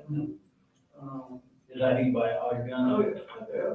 Yeah, pretty popular. I saw the sheriff in there one day, it's like, dang, you are the biggest sheriff I've ever seen. I don't know about big, he's tall now. He's tall, you know what I mean? I'm like, God, Yeah. no. So you went to Mike's gun room, what you got straight So on? what we talked about was, like, the guy was, leasing land from, we were talking about, like, he really likes his hunting, the whole aspect of it. Mm-hmm. I said, we were talking about, I was telling him coyote hunting during the summertime, is how we kind of keep track of the land, put the cameras, like, I'm going through the whole deal for him, right? Like, this is out of the house, the farmland in Statham? Yeah, no, this is as he grew up, and we were at the shooting range, and I tell him all the hunting range to do as a kid. And I said, where you shot that deer, it's just run over, with coyotes and killing. Where do you guys hunt at? So it's out, my plumber's got family land, it's like 20 acres, it's just right out behind his house. And I said, we can get a different style weapon and we can work our way up to where you feel confident shooting a gun. They'll say, So what do you upgrade to after this? nothing, we just left it at that, and I told Mike, I just need to think about it and talk about it with him, how's he feel, at jamming, mess with him or anything like that. So for Christmas, we were talking, and he said, Daddy, he said, I would really like to get another AR. He said, but I'm scared of the jam. I said, okay. He goes, he said, what? He said, that the AR that I had, I said, that's a 223 round. Just, that's our coyote and our pig hunt gun. Is that what you have? That's what I have. Okay. What kind of AR do you have? I have, it's not a name brand, I'll say it's a Franklin or a Johnson, it's just, like a, 223? yeah, 223. So, So you wanted one of those? yeah, What you said for Christmas, was it Christmas of the 7th grade year? this past Christmas, Okay, so in 2023? yeah, we were living in our house where we are now. Did you guys shoot or anything between 7th grade and? Just at the ranges, those maybe one time. And one time I started with school, I just was focused on getting into school, not really going and doing any shooting and everything. Mm-hmm. Then all that kind of stuff went down with his mom, and she got into a whole shitload of trouble, so I just kind of shelved all that, so we could get it calm. Okay. So after everything calmed down, Yeah. you got an AR for Christmas? Yeah, I said, Well, that for Mike's too. yeah, I said, the whole goal here was, he said, he cared, like, he had so much fun, we bonded, like, I That was wanted, his gun, right? That was for him. it was for him, Yeah. but, like, it didn't say in his room or anything, it was all in my closet right there, but when we go shoot, that's when I let him shoot. Okay. So, So is that where you kept the guns in the house, in your closet? yeah, Was that where they were the other day? that's where I thought they were, yeah. Couple days before, I bought him just, I'm a single dad, I'm tired of this all this, so I can't, like, go do all this on a whim for him, so I'm like, hey, I'll try to upgrade your scope. I know it's shitty, but I said it's enough for us to go shoot in the range. You shot it, go with it, you're good, and when we're moving, he was worried about, I was explaining more, so I mean, just all of this in the effort for him to be safe with the weapon. Okay. What did you bought him something to upgrade the rifle? No, it's just a laser cartridge that you put in there, shoots a laser, Okay. and you just look at your scope. Okay. And so that came in, and he had it. So the laser was Yeah, it's like a 223 round with a laser in it. Oh. And when you put it in the barrel, it turns on the force like your scope. And I said, the whole effort with the hunting and the rifles and whatnot was, hey, bad boy, you keep doing good in school, doing these good things, making good grades, which he was, then this is something that we will do. It's not like a carrot. Yeah. That's a- Kind of like the Bible, you know, like, Correct, hey, correct. you do all this, you go to school, Correct. we can shoot, you know? Yeah, and it's always been like us, our family, mama just totally shit canned us, and it's just us now. Okay, we have to just be together. I can't go away and buy things like that right now. So I've been out to your house, where's your house, or where's your room in relation to? Yeah, so, when you go down the hallway, Cole's room is on the right. And when we first moved into that house, it was a new Cole. Is it one story, two story? One story, ranch house. And Jenny, his sister, she was like, hey, I'll come back up and stay with y'all. I miss you, don't like it really down here. It's like, no problem, mom's in trouble. I'm like, I'll be there in the morning. About a week goes by, we try and get things ready. I get a call from DFCS in the middle of the night and all that. I'm sure that you read about her mom, his mom. No. So the phone rings 2 o'clock in the What morning. is this? When is this? This is here recently, probably, I can't give you the exact date, 6, 7, let's see, she's been coming out for 8 months, she was old, 76, so 8.5 months ago. Down there, living with parents, and, painkillers, graduated to that. I had no clue. Feedback later on, I'm like, well, my kids, I thought, DUI, she's like, well, she was driving, I can't tell you until I see you, stuff's got to be signed, I got legal, I'm like, she's like, can you be here tonight? I'm like, it's like almost 2 in the morning, it'll be 4 hours. When you and Marcy, you are married, right? We're married, we're not divorced, so we're, legally. Yeah. Separated, but legally, yeah. Correct. I did know my kids, I probably. So Marcy got a DUI on. No, that's what I thought. So I'm like, okay, I said, I'll come, it's gonna be middle, like 4 or 5 in the morning. She's like, okay, let's just meet there at 7:30. I'm like, you need to tell me what this is about. I had no idea. She said, just know that, your kids are safe. You just need to come down here and get them. In the morning. Like, okay, so Colton and I are riding down there, he's like, what do you think this is? I'm like, I have no idea. So we get there, we go to her mom and dad's house, open their door, and we sit in their living room, she gets her phone out, like, okay. Marcy, they gave her a hair test, she starts reading the results. Why did they give her hair blood test? Her sister, apparently. That, I never got the whole story. She had all the kids down there. She had my little one. Colin. Yeah, Colin G. Cole's with me. And I'm like, at that time, I started thinking, I was like, okay, this is why Jimmy's wanting to come back. Something's wrong. I don't know what it is, but, I had issues with the drinking, that's wrong. So what was the result of all that? So they read it all, I'm like, yep.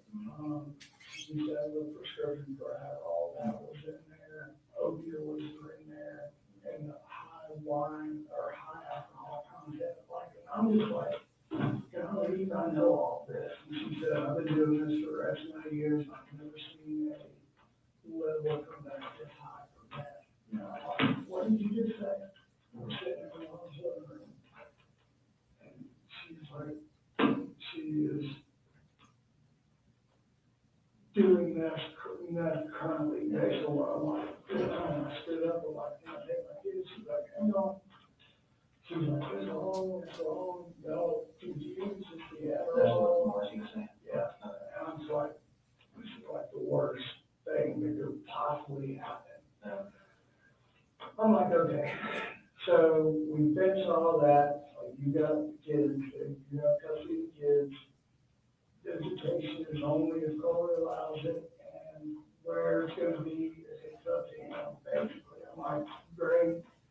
So you did like a safety plan, you took the kid, or, is that still in place now? No, it's not. How long did they? I say probably,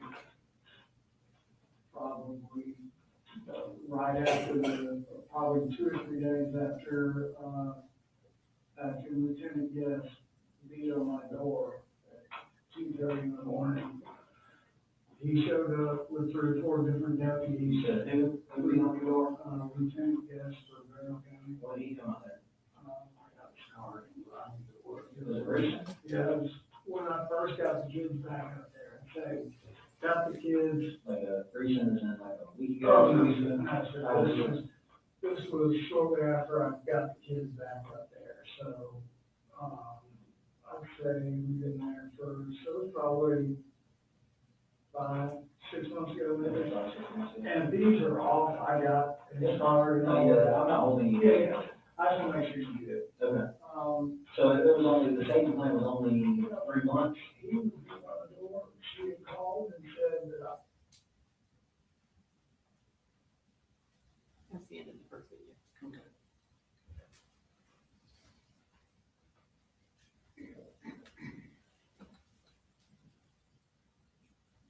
I took the kids for a fall break and never came back. And I was like, no.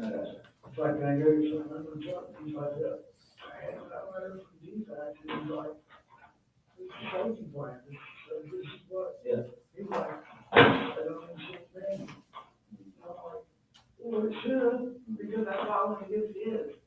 Well, to kind of explain that better, County Justice, I was like, we don't get involved in that. And I'm sure that was probably that case he made that to you. I was like, Unless it's signed by a judge, we can't enforce that. no, he didn't say that.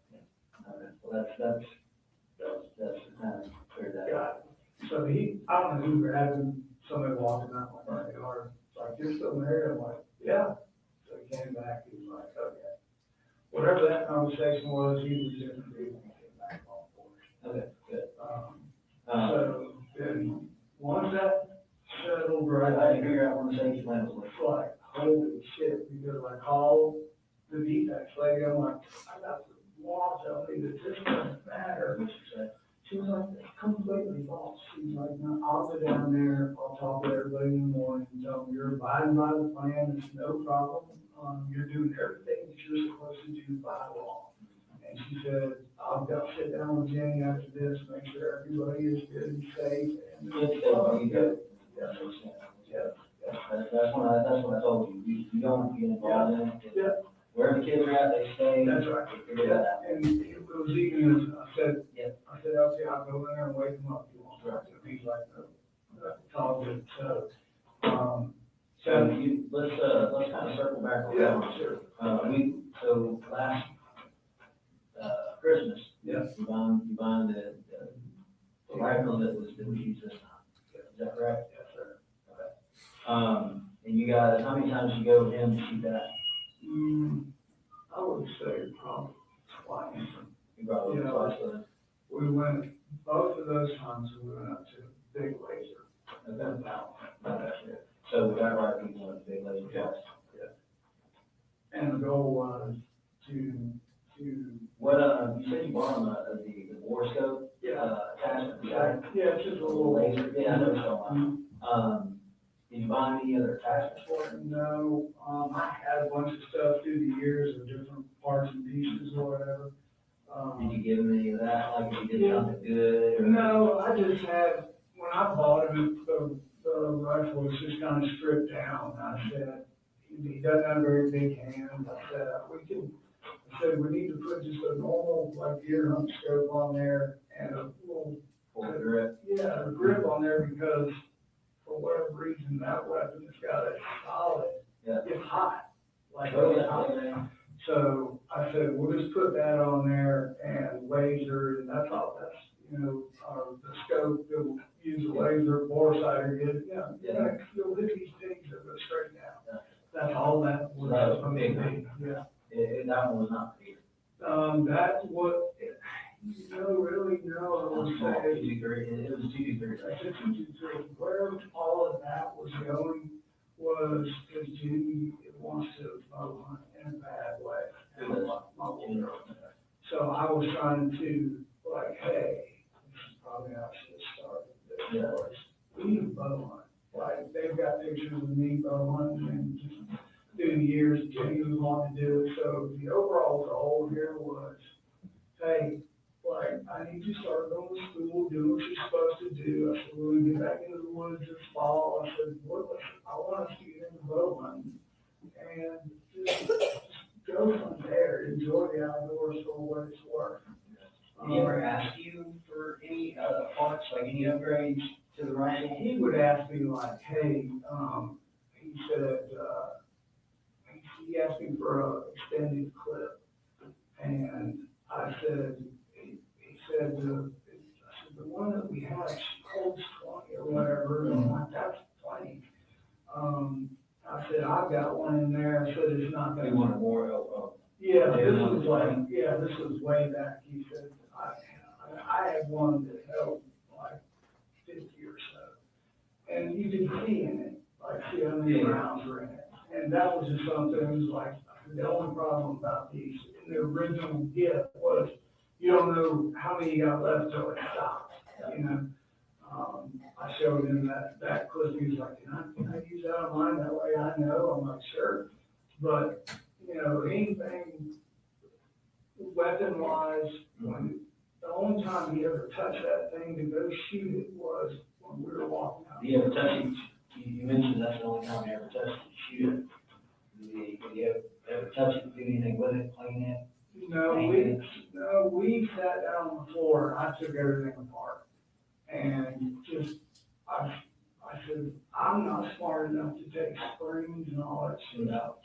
I said, take this back, I just do this, I oil all the parts, clean the barrel with the brush. I said, then I spray it with the brush, and I said, and then we put it back up. How often did y'all do that when we're at the stand? After we were shooting, I tried to do the next day or a couple days after, I was just kind of hard. The whole original thing was just for us to bond, because the things we had gone through with that mom, it's like, I'm just trying to save everybody and keep my family together. Yeah. And he knows that, he knows that. So, he just had a lot of, Yeah, so we can go ahead and kind of transition into that. So I kind of heard that, you know, from the, and again, this is the telephone game through the grapevine, that you've kind of been involved with the school, and in some ways trying to get help for them. How long was that? can I just say this? Yeah. Do you know where I'm at? Yeah. I'm not bothered, just, I named my children, I knew, I need just one more day, I think this would just change everything, because I could feel it. I could You feel feel what? just his whole attitude changing. How long could you kind of feel that? So we had an argument, I don't know dates or time, so when everybody was at the house, and Just like last week or? no, this was a few months ago, when all that originally came down with his mama, and we had the discussion of, the mama is on this, takes all the pictures of the bus, her getting arrested, and just, I'm like, hey, we'll get the right people involved, we'll get to this together, but we can't go hell raising. Was this shortly after the lieutenant gas? Yes. And I said, he's like, she's causing that. We can't even, we're looking out the windows now, they're gonna go arrest us, they think we have something to do with this. I'm like, no.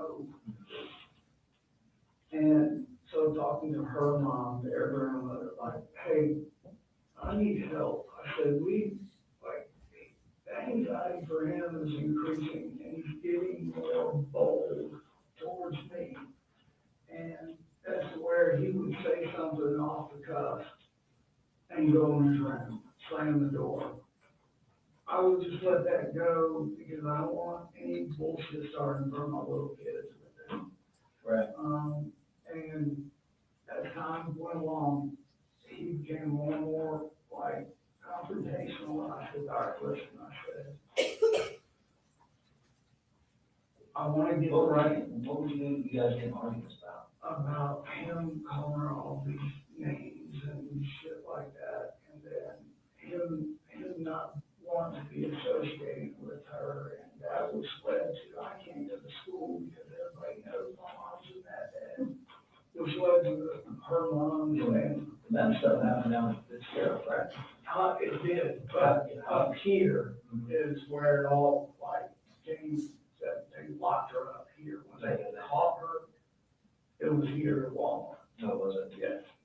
So, yeah, it started all there. I had y'all tracking her cell phone, whatever, however that looked like. They were doing it, happened. Did Colton know this? Yep, they all three did.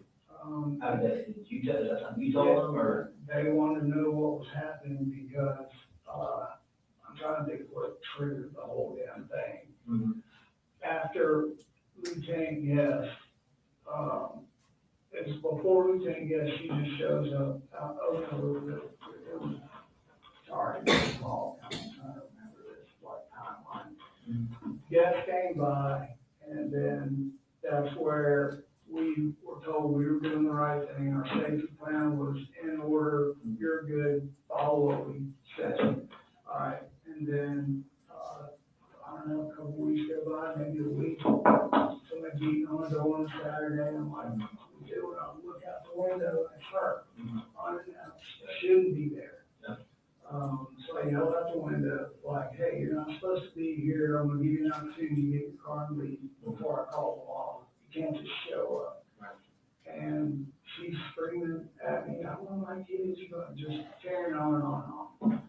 So, and the kids are there, they're scared, I'm like, calm down. And all that was doing was just really upsetting Cole and Jenny to the point where he was mad about it. And I'm mad about it, but like, you know, the whole goal here was to us to move up here, let her go get help, let her parents put her in an inpatient thing and let us continue to live our life. So there were words with him, her dad, his grandfather. They, the mom and the grandmama bought him a dirt bike for being a good boy. And what was trying to get him to do was she wanted him to come down there and live in Fitzgerald. And they said, the grandma said, I'll buy you a dirt bike, and then when you come down here, you can do online school. And that's right there is where I lost any, like, going to school. You know, he was like, well, you know, man, this is what they call her. It's like, man, we said we could do online school on half of it. So he did last year, because he was out of school for a long time. Yeah. Who you do online with? It started out with Georgia Online. Okay.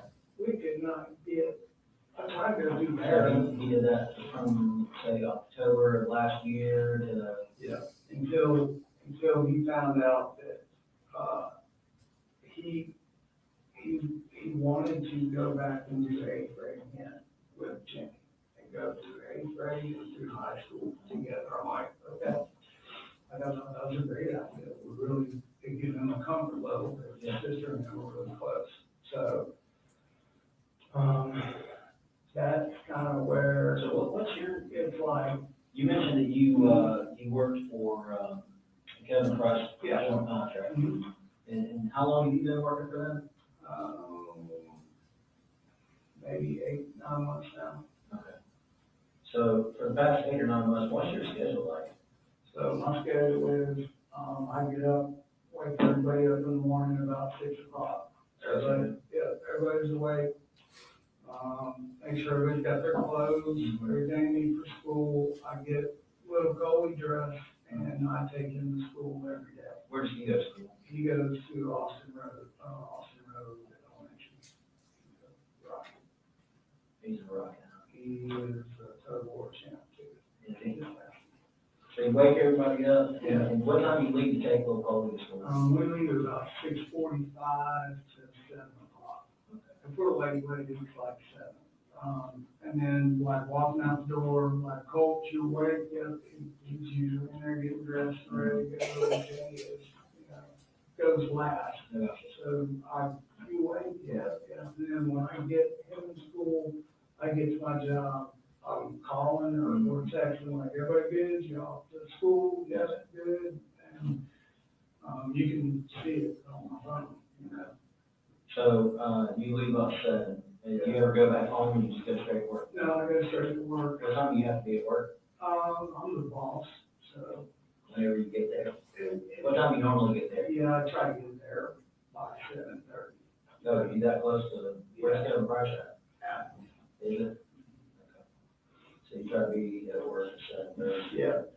What time do you get home? It's saying it could be 12, it could be later. Every single day is I'm walking to the truck by 2:30, always getting home about 3:15. And I'm trying to be in my driveway every day by 3:30 at the latest. Okay, so sometimes you can leave at 12, Yeah. and then the latest, 2:30 to 3. Yeah, I mean, if we have something for them, a doctor's appointment or somewhere they've got to go, then, you know, I just make my arrangements with the guys that work for me. And you work I leave. Monday through Friday, you work on the weekends, If I've got a project, that I have to do Saturday, I'll. so you get to be at home when the kids are lying. Yeah, and they go with me. They all drove cranes and, Okay. yeah, it's my How often do you go with you? He used to go all the time when he was little and When do you stop doing that? probably about the time grade yet, to be honest. About seventh grade? Okay. So he doesn't go anymore. He hasn't been going. No, he hasn't. He,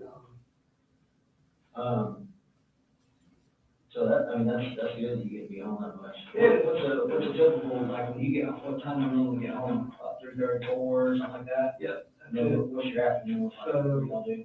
The afternoon is, like we usually go to the park. Jenny and me and Boo and we'll go up there. That's what we always call it. Or we'll go football, play football, What park? right there in, Bethlehem, right behind the Civic Center, Bethlehem, the Civic Center is a little park right there. So we would just pass ball over there every day after school. Is Colby over there with you? Sometimes he would go with us, and him and Jenny would just swing and me and Boo would run around and chase and play on swing. So sometimes you go to the park, what time y'all normally eat dinner? We try to eat dinner, they're always chomping at the bit by, 6:30, 7 o'clock. When the time change comes, I try to make sure we're obviously in the house, dinner, and everybody's laying down by 8:30. The older ones are? Everybody's laying down, yeah. Wow. And they'll, Jenny will lay there and do her girl stuff and look on the phone, and Cole, what I'm looking at now, He's gaming, huh? apparently not. So, Well, when you go check on him, tell him good night about 8:30 or 9. yeah, I can hear it What through the he's wall. playing with you, yeah? I can hear it. What kind of video games you play? He plays the last couple of weeks, he's been playing Minecraft with Jenny, like, Minecraft? nonstop. Do you play anything else? He's Call of Duty, like, trying to get me to play it, and I said, like, I can't play it, I just literally can't do it. Yeah, he said you weren't too good at it. I suck. Yeah. Like, he told me this, I keep stabbing myself in the leg. You know, everybody else was. Yeah. So, it's just something where, yeah, What else is he into other than video games? he can hit the hell out of the golf ball. Yeah. Yeah. How often y'all go golf? So when we got back over here to, when we were in Jackson, we go hit balls almost every weekend. How much did you move back to that? We went to the Chimneys, played, showed them how close we were. Actually still owed money for a putting contest, he beat me on it. The goal right there was when he smashed it, I'm like, you can write your ticket. I said, you're so smart. You can go to college and do this for a living. Like, you're a good looking kid, but you're smart. Like the world is just right there for you. You're such a good boy. When, so you said the last few months have been pretty bad. Do you guys argue a lot? No, we Don't argue a lot? not leading up to the whole mess bullshit is when it came off the rails, And So that's when the argument started between you and him?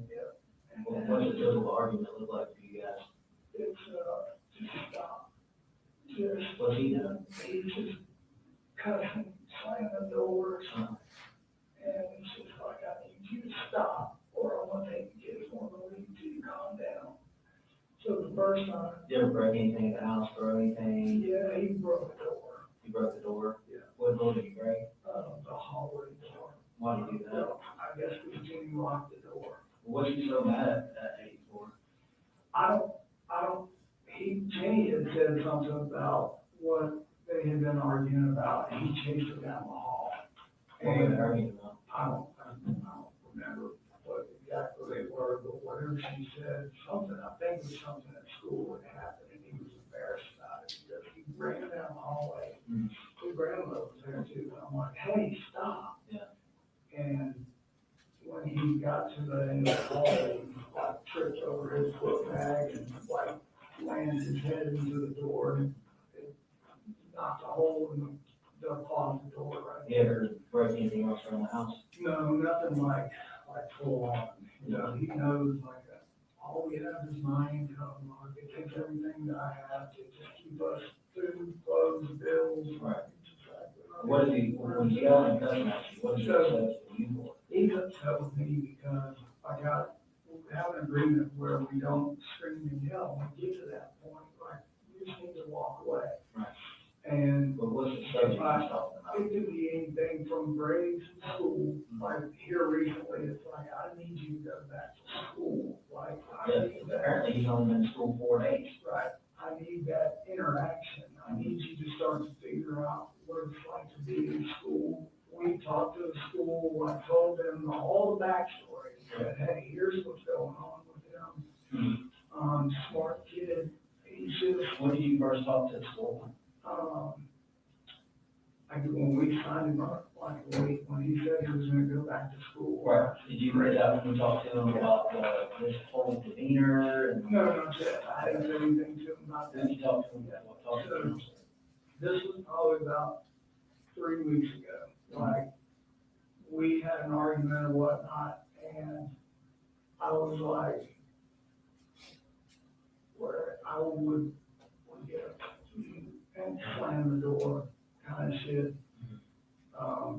He just wouldn't let it, like, he just wouldn't let it go. It just seemed like he was like wanting to, instead of back off of the fight, like he was really wanting to fight.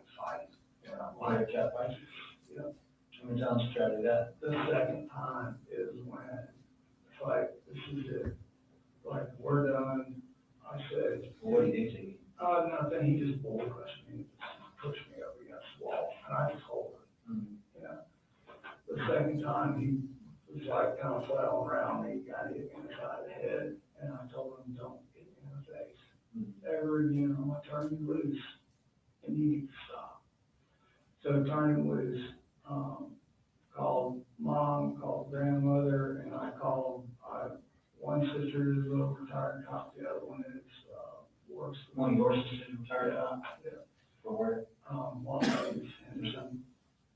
And What'd she say? she's been guiding me through all of this. Has she? You know, she's like, What's her name? Marion Gray, she retired, and she actually moved back here. Did she? To Georgia, so. How long was she gone out there? Oh, man, maybe 10 years, maybe a little bit longer.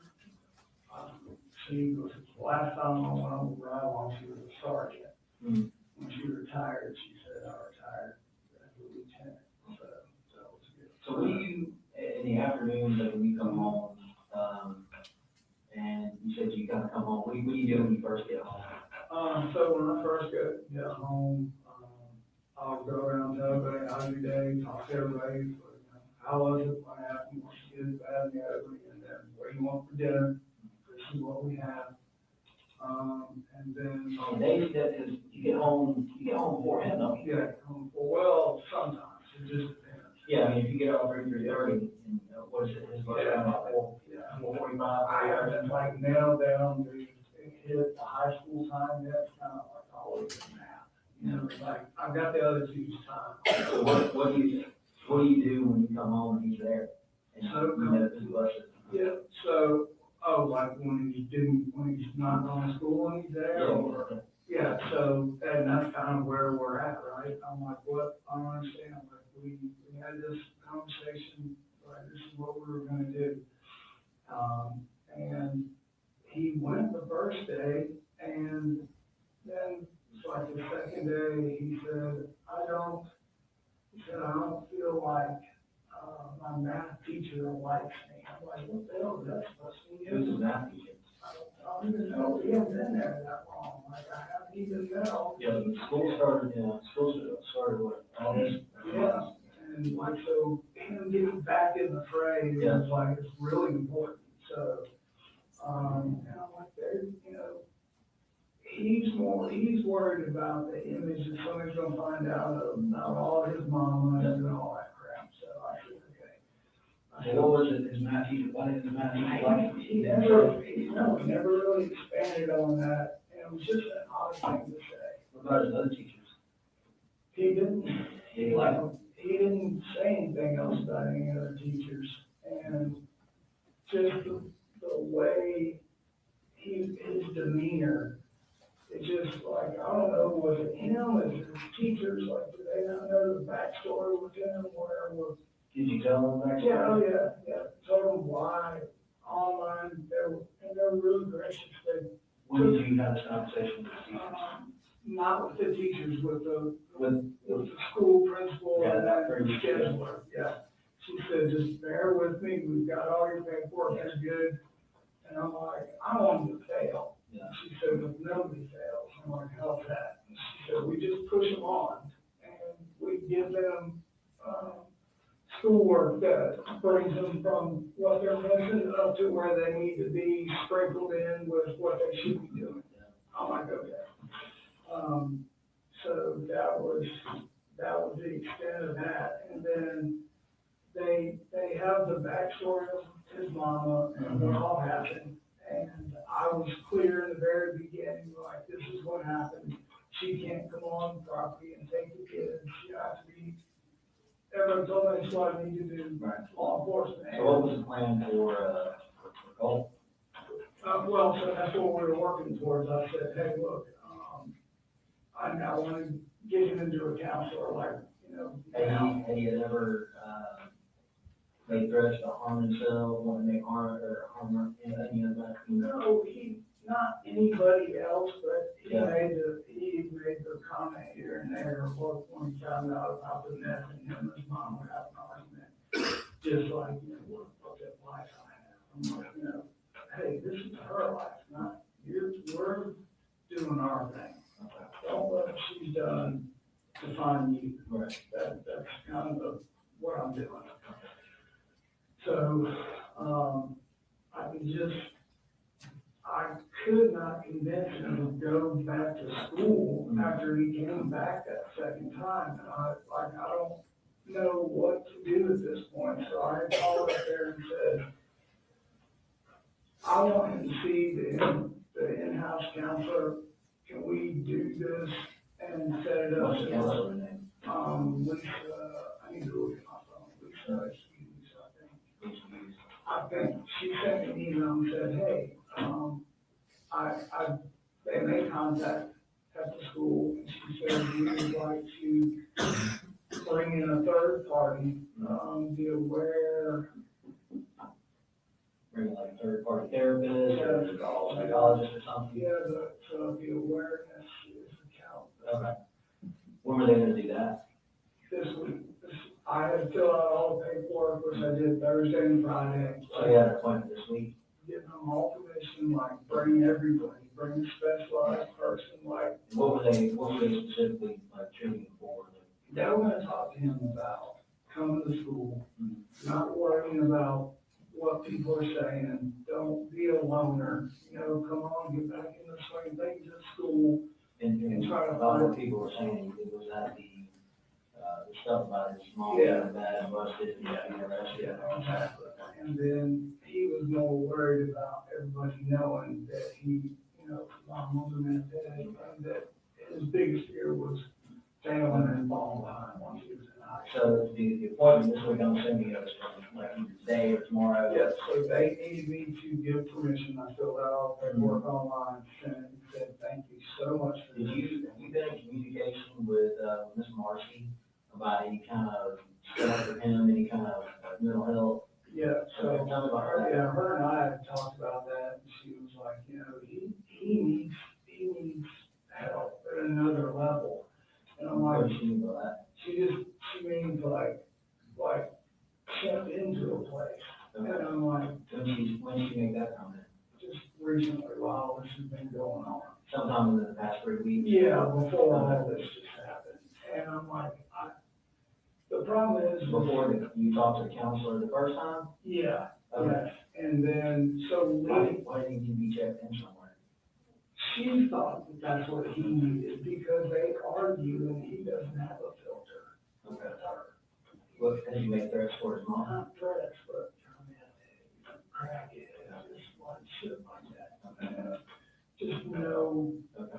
it's just things I don't want to even hear and say to her, let alone his brother and sister. So I'm trying to navigate and manage all that every single day. It's very hard. Yeah. So you, I can feel it. So, yeah. Like, okay, this isn't, we need to do something. So I reached back out and said, Was that before or after his mom suggested inpatient therapy? what was When you said you felt it? Oh, this is after. This is after her and I had that conversation. I said, you be the one to tell him that he's not gonna take it from you. I said, I don't. Did you reach out to anybody at that time? No, I didn't read out professionally to anybody. I thought that, like, he'll go to his grandmother and he'll talk to her, and I can't think. So I Do you have called a her. relationship with Yeah, her? she's a school teacher for 4 years. And I'm like, hey, Yeah. like, Jenny, Blue Code, and me, we're in church every Sunday. We go to Athens Church every Sunday. I've been trying to get him to go with us. He went one time. So I shared that with his grandmother because she's just always been there for us, right? So how long after his mom suggested inpatient therapy, was it before you went to school? So she's been mentioning something like that since she got out. Okay. And then she came up here, I don't know, a couple, 3 weeks ago, maybe 2 weeks ago. Yeah. Hadn't seen the kids. I'm like, okay, come back up. I want to say, yeah, a couple weeks ago. I said, come back up. We'll cook some dinner. I said, well, let you hang out and talk to the kids. I'm sure they got 1,000 things to say. I guess it went okay. And the day she was leaving, I went to work and, normal stuff. It's like, hey, so I'll take Boo-Boo and, I said, just make sure Colt can get on the bus. Apparently Colt and his mom had a huge fight. So they had a call at work. And I'm like, what's going on? And she's like, he's flipped, he's lost his mind, he's screaming at me. He's like, I don't even know what triggered all of that, And I'm like, all right, let me get out of this meeting, I'll call you back. I said, I'm gonna sit right here, just give me a second. So get through my meeting, call her up, I'm like, what is going on? I said, he's at school. She said, no, he was at the house. I said, I'm telling you, I texted him this morning, he said he was at school. And well, it turns out he wasn't. He was in the closet. And How many times did that happen between you and him? just got on that. So he never told you he was at school before or went to school and you found out that he Yes, was? that's the only time it's ever happened. So there's been roughly, what, 30 days of school? Yeah. No, I mean, 20 days of school, something. Right. And he's been full. I got a note that during these breaks, is that accurate?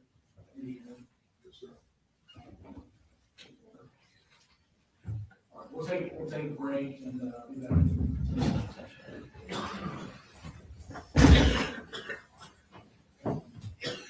Hold on.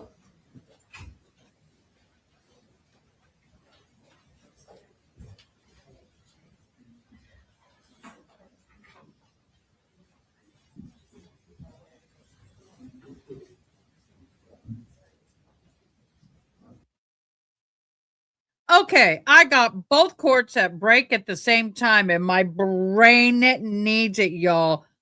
Oh my God. You guys sit here and have one radio station or one court going off in this ear, and then have another court going off in this ear, and be deaf and try to understand who's saying what. It doesn't compute for me. So we are on a short break.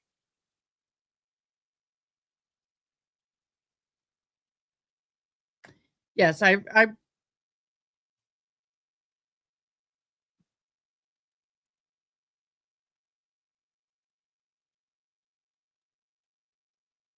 think I paused both of them so I can talk. Let me get me where I need to be here and this. Okay, we're going to talk for just a minute and then I'm going to why won't you?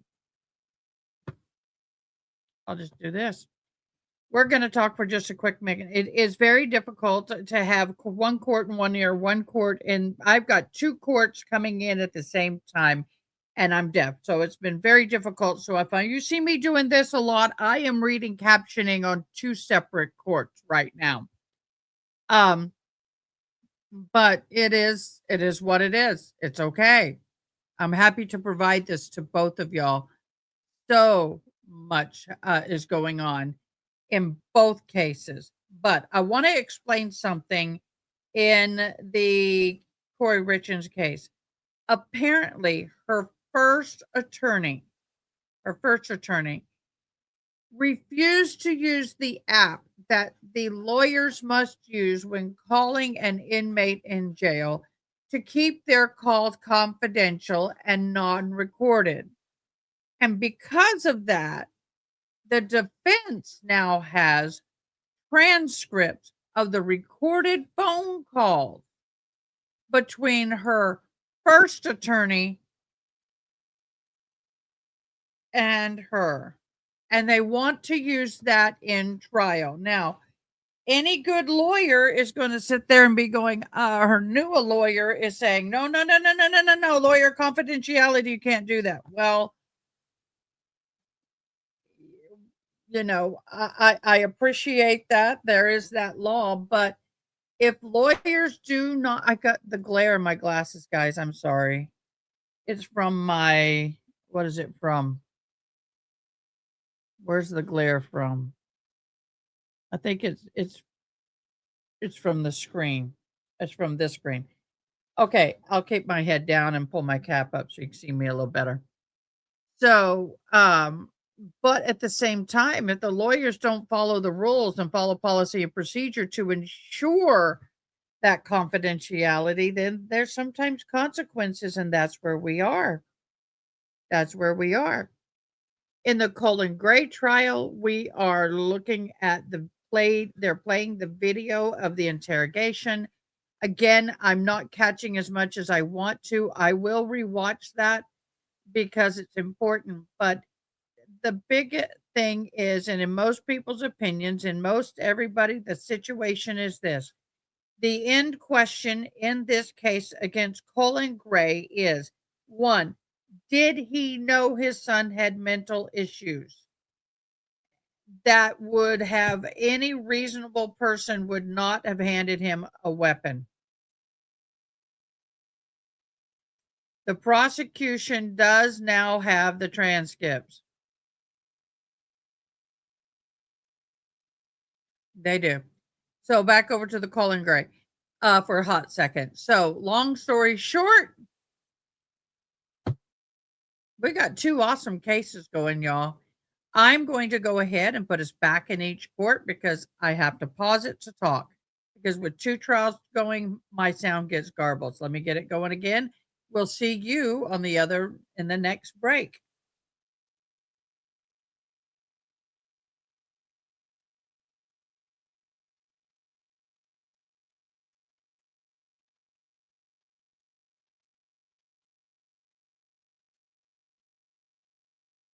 Oh, over here. Give me a minute.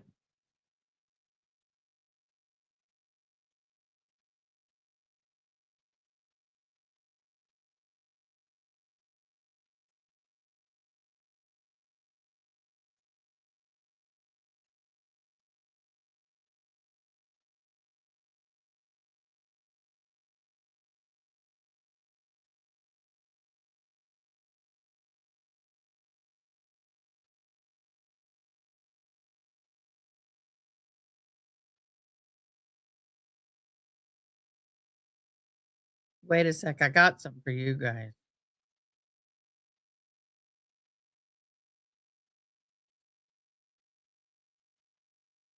Yep.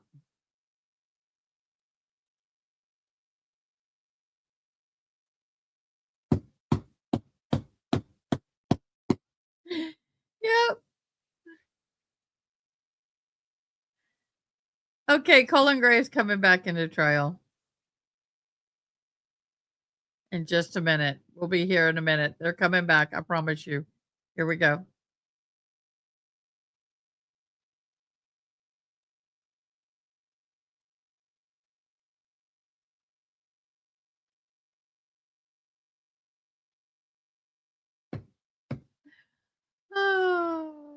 funny. Yep, funny, haha. Yep. Yep.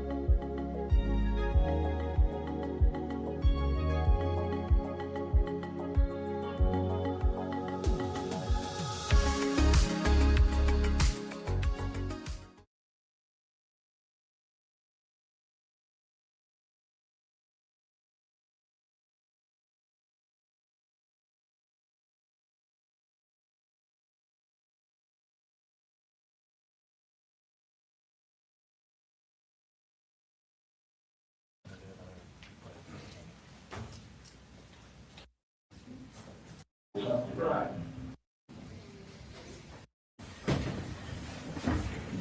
We're gonna resume with the interview.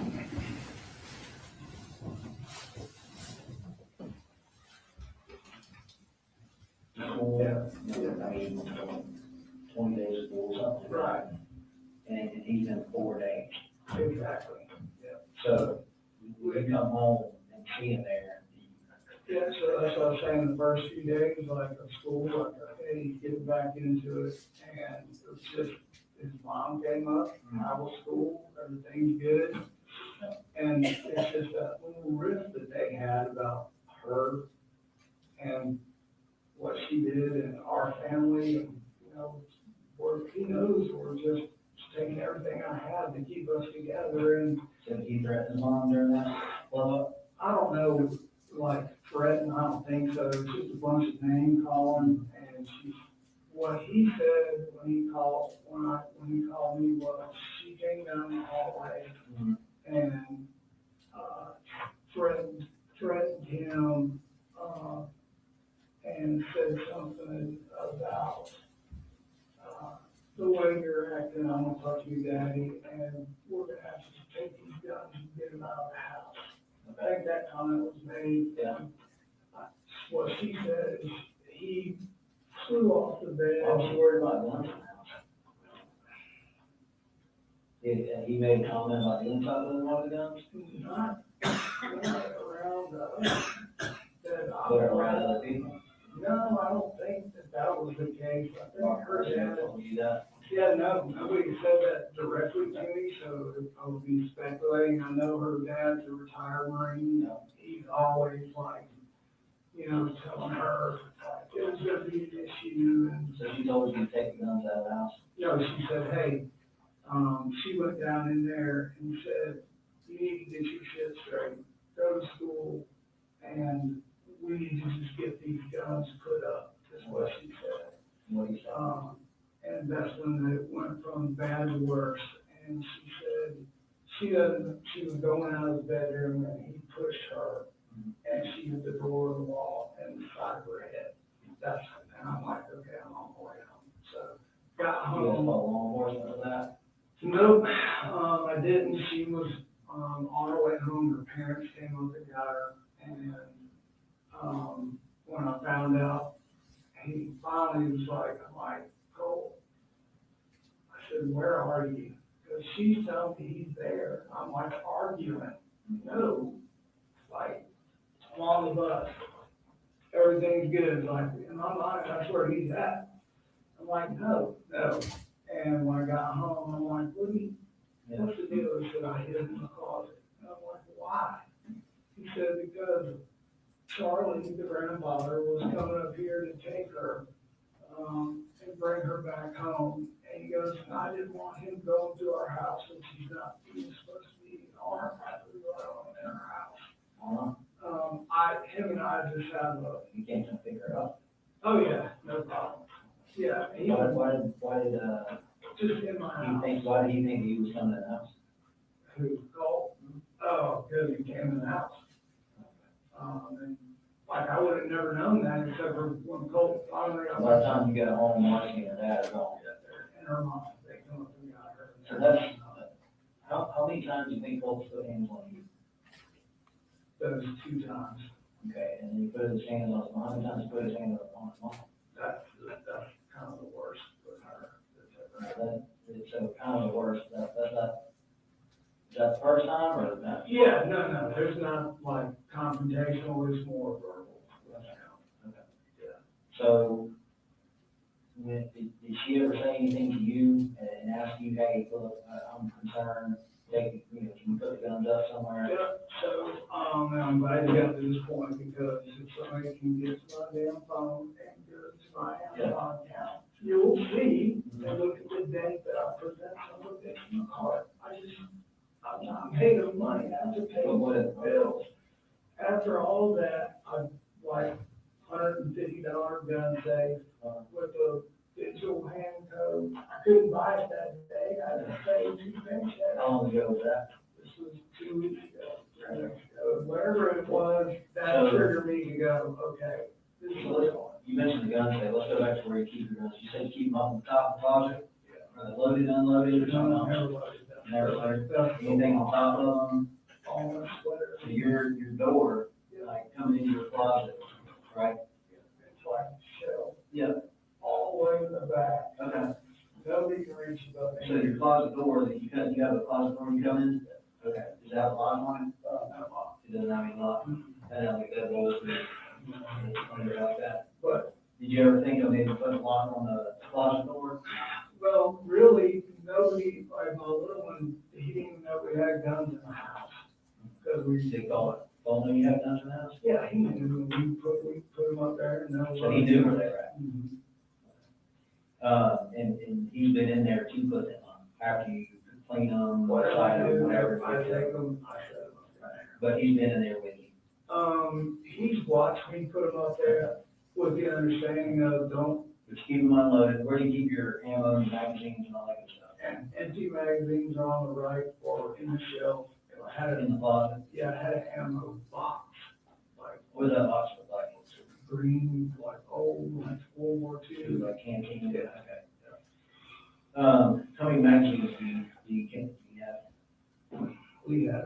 We probably had maybe 6, 7, 8 of them, something like that. And do you keep, ammunition in those magazines, keep them unloaded? You know, we keep one loaded and, hell, half of the ones that are in there, we bought, like some surplus place and they didn't fit the rifle we were buying for, so. So you keep guns in the top of the closet?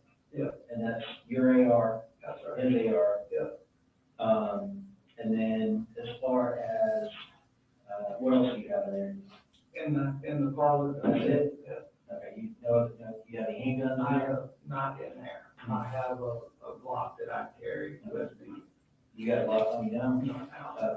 I was gonna say that, I mentioned that out there, and I just want to make sure you didn't have I it. don't know, I would never put that on there. So, you have a Glock, what kind of Glock do you have? Glock 43. 43, okay, where do you carry it? Yeah, where do you carry that I put it in my book bag, at? In your book bag? yeah, for work, Okay. on my laptop, all my work stuff in there. We have, you'd be surprised what's happening on jobs. Yeah, no, yeah, I get it. Do you have any other guns? That's it, I've got, So your ammunition, where's your ammunition kept in the house?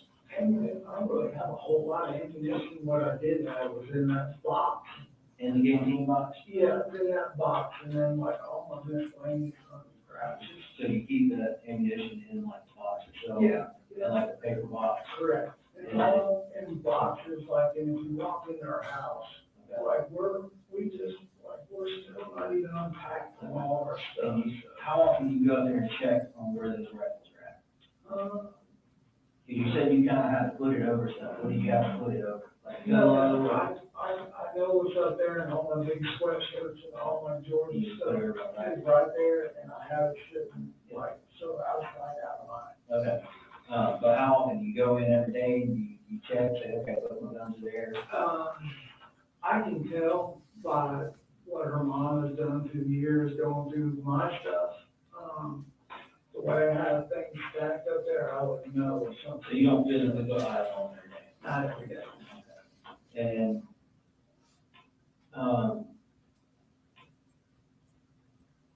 have you ever let Colt keep the rifle in his room? No. After Christmas, he was super excited about it. I said, no clips, no nothing. I said, you can lay it up in here, You know, where? in his bedroom. And he's got his golf clubs and his guitars and everything. How many guitars do you have? 2. Yes, two. Okay. Well, actually 2.5 ones, kind of, bigger. Yeah. So you let him keep it in there, when did you stop letting him keep it in there? There's no real set time or, like, not to have it in there. Really, once we, So he had a gun in his room? no, not all the time. We would have it in there, we'd shoot, he had it in there after Christmas here and there, but the majority of the time, it was in my closet, not really out for anybody. Once Little Man and Jenny moved in. You ever come home and you say you go in there, get the gun, clean it, doing something with it? If he did, maybe 1 or 2 times, but it was always back. When I come home or whatever. Would he text you or call you and say, hey, Dad, can I go get the gun? When I came home, it only happened like a couple of times, and when I got home from work, he said, hey, I cleaned the gun, he said, and I put it back up there. I'm like, so what? He said, I just want to see if I can do it. Like, okay. I'm like, well, don't do that until I'm here. He said, that's something, every time we get near the guns, I have to see You it. always do everything you tell them to. Yeah, always. You always. Always. That's the thing. That's When like you, when I when you told him to go to school, Yep. he didn't go to school. And that's where it's like, okay, like I was telling you, I can feel like something's not, we need to get more people involved here. So, it's no way of knowing that this shit right here is gonna happen. So, So when did you first hear about his interest in school shooters? so we are big, I don't know how we got into the president's race, but we go back and forth, him and I. And so I don't know if it was an interest in school shooters, like he never came to me and said, hey. Yeah. I told the investigators the other day, Jimmy brought in this flag and had this, I don't know what it was, this guy with red hair, sounded like a girl. It's a weird, funny flag. She bought him off of Amazon. I was up, I'm like, what is that? I thought it was Weird Al gang bitch. And he's like, who's that one? Never mind. I'm like, that's the craziest flag I've ever seen. This is passion. Okay? Who was it? I have no idea. Did you ask him? Yeah, they told me, but I can't. You can't remember? Yeah, some computer guy that does the videos and all that stuff. I don't know. Okay. Really, I didn't. It's such a horrible picture of the guy. I didn't really want to know about him. And then the flag was gone, and when I went in and said, hey, what do you want for dinner? This was probably a week ago. And it's like, hey, I'm gonna fix some dinner. You want pizza? What do you want to do? And I'm like, who's that? And he's really into music, like learning how to play guitars and all that. He looks I thought it was the guy from Green Day. Like, I'm like, oh, that's that old man from Green Day that his son, I told you, has a band. He's like, no, that's not who that is. I'm like, Who was it? he never did tell me. I Never said, told you. he goes, you don't know who that is? I said, no, I said, I think it's that guy from Green Day. Like whoever it is, just bad glasses, he had more eyeglasses on. And I laughed, he laughed, and that was that. So, When's the last, it was just one picture of? yeah, just one picture. How often do you go in his room? I go in there almost every day. Those doors open, he's on the computer, it's dark. Hell, there's no one place that I'm in because I'm trying to,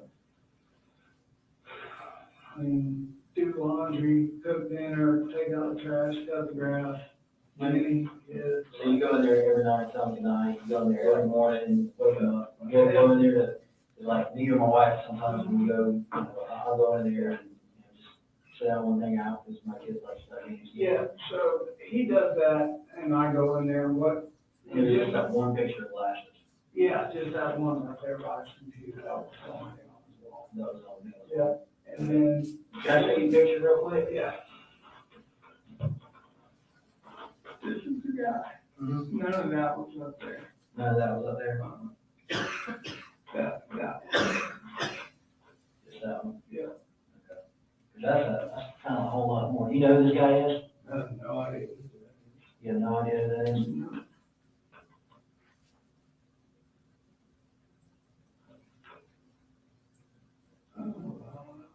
Can you see what that says right there? Yeah, the deadly toll 17.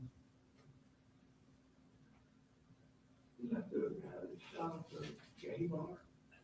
No, that is a school shooter. His name is Nicholas Cruz. That's the same guy. That's the same Yeah, guy. same guy. Okay. This is the only thing I can see. We got pictures from his social media down here. This is in his room? Yes, sir. I'm telling you right now, I never saw any of that. There was one picture, that one, right there. And you woke him up to go to school. didn't you? Yeah, no, here's what I was gonna tell you. So when Jenny moved in, I said, hey, you're living with us, I'm gonna give you the master bedroom Mhm. with private bath. Right. I'll sleep in the bunk bed with the, Mhm. right. So I had Colt set up on a couch Mhm. out in the living room. And then when I saved up enough, I bought a queen size mattress and just bed frame, no box frame, and set it up in a laundry room, which kind of a big room, like I was gonna make my bedroom. So the goal was like, oh, your room is packed with all this stuff that you got going on, computers and, golf clubs, all this stuff. I said, you need to start getting better sleep, so I want you to make this your room back here, and sleep in the bed instead of the couch. When did you make that transition? Probably maybe a month ago, 3 weeks ago. So he would be asleep in there. And literally there was no, like, if he's on his computer, like, I'm not going in there and chit chat with him. He'll go in there and lay down or come out on the couch, and that's usually if we're talking about school or anything going on, that's where he's at. Like, So he never he told you? never told me who that was. He never did. He was class, so I can't believe you don't know who that is. I'm like, I said, no, it looks like a singer. Would it surprise you if, Cole said something different? Maybe. Why, what do you say? So when I talked to Cole, he said that, he indicated that, you came by and you asked him who that was on the wall. That's right. And, he explained to you, he's like, Dad, you don't know who that is. That's exactly what he said. And you said, no, I don't. And he told you who it was Nicholas Cruz. And he was a school shooter, and he said it's not that big of a deal. And then I said it looked like that singer, and he said Nicholas, that's what he said. He said it's no big deal. Like, there was no. So he did say it's no big deal. There was no, like, no, I'm telling you, there wasn't like, who is this? It wasn't like I went in there on a search warrant. I'm not saying. Yeah, no.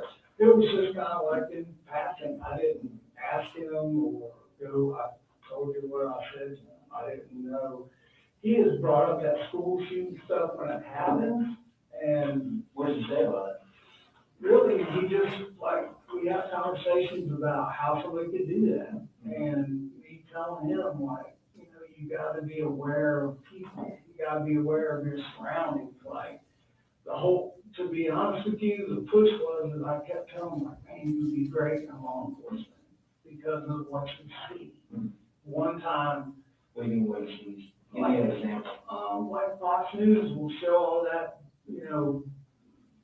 blurred out stuff right there. And, he's like, yeah, I looked that up online, and I'm like, for what? He was like, because it could have been stopped. Like, he showed me, like, how that guy for the gay nightclub, how he got in there. It was like, they should have stopped him right there, What was the gay nightclub shoot? A couple of years ago. I mean, So he's kind of been into the true crime, like just looking up stuff a lot. I guess, like, as far as looking into it, I'm not. Did he ever tell you that he looked up to him? No. You know, that- No, that would not fly in my house. How often, do you, like, go get his cell phone and go through it? I just bought him a pay-as-you-go cell phone, so I have never gone through it. You never, when did you buy him a cell phone? I guess it was right before he was gonna start back school up here, 7th grade, so. Okay, so in Jefferson. Yeah.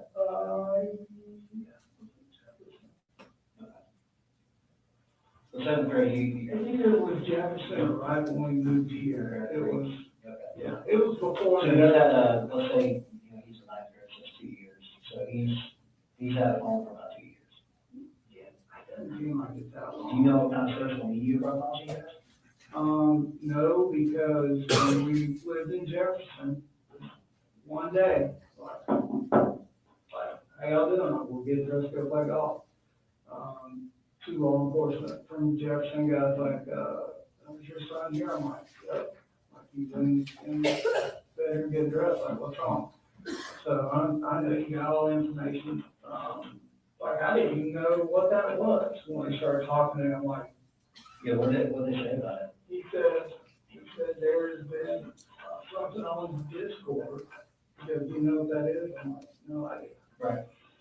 He said it's a chat room with a bunch of people, and your son, they would trace back the, I'm like, hold on. So we need to go get him. He's like, well, let me just tell you. So we traced back the IP because that threat was made for against the school shooting. I'm like, we need to go get him now. Went back, got him, I'm like, you need to come out here, and whatever you do, do not lie.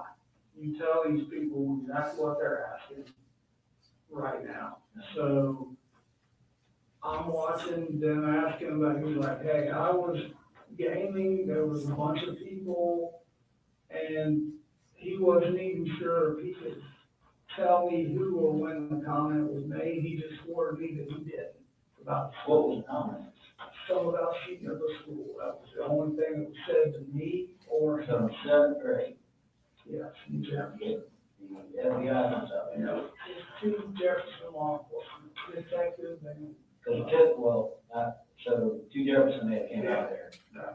But did you know the tip came from the FBI? Yeah, I followed up with him, like card checking in with him. And he did tell me, he said, hey, the FBI's involved. I'm like, oh shit, okay. I said, well, as soon as I hear or think I hear, I'm just gonna call you direct. So we can, you know, he said, if you hear back from me, then we need more information. We never heard anything. I called him about a week later. He's like, no, you're good. He said, and he told Colt, he said, I do this every day. I can tell you the truth. Like, I know you are. So when they left, I'm like, So that guy was human lie detector test? right.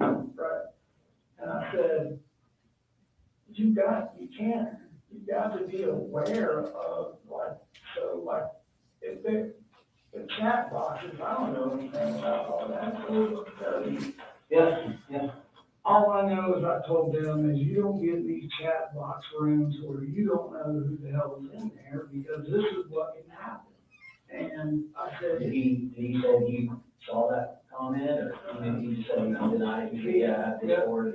he totally said no. He said, I don't even use Discord a whole lot. And that was after you gave him the phone? No.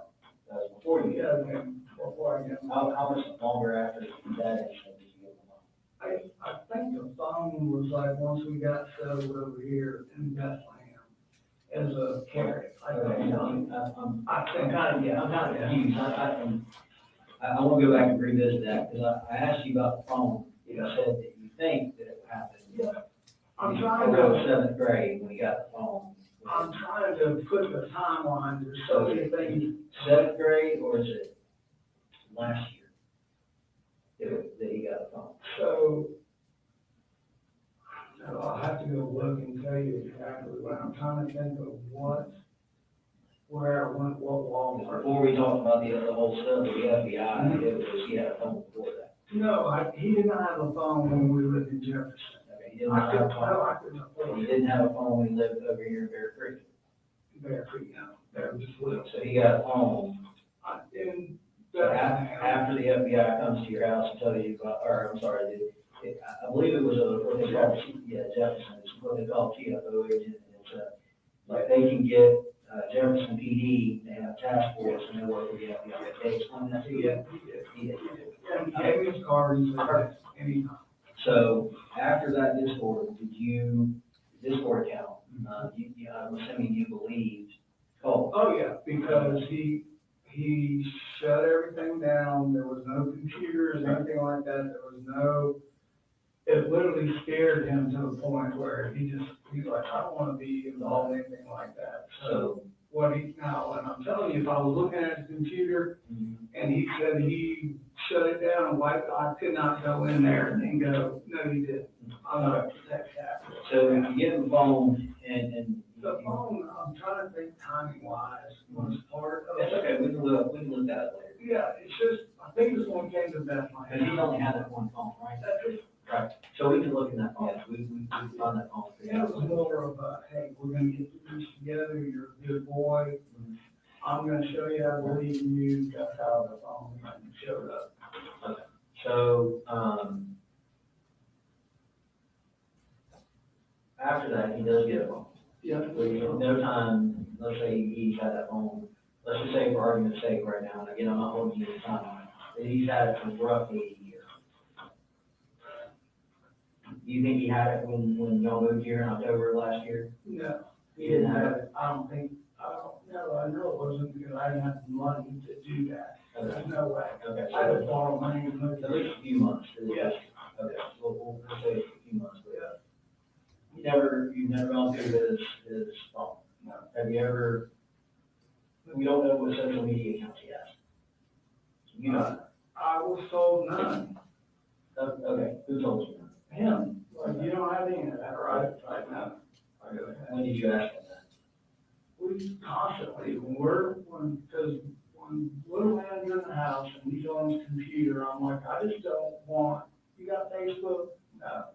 Like, I don't know what other platforms are out there to ask other than Facebook, like, that's legit, like, you do anything like I. Did you ever think about, after hearing about this board, about signing up on it, to go see what it was like? No, sir. To, just check it out? No, I didn't. You didn't know that. And then, have you ever gone through his computer? You ever looked on it, sit down and log? And I know it's like a horrible thing to say, I'm just not tech savvy to sit down and go through anything. You know, I know it sounds terrible, but that's the truth. Where did he get his gaming computer from? His grandmother bought it, for Christmas one. Yes.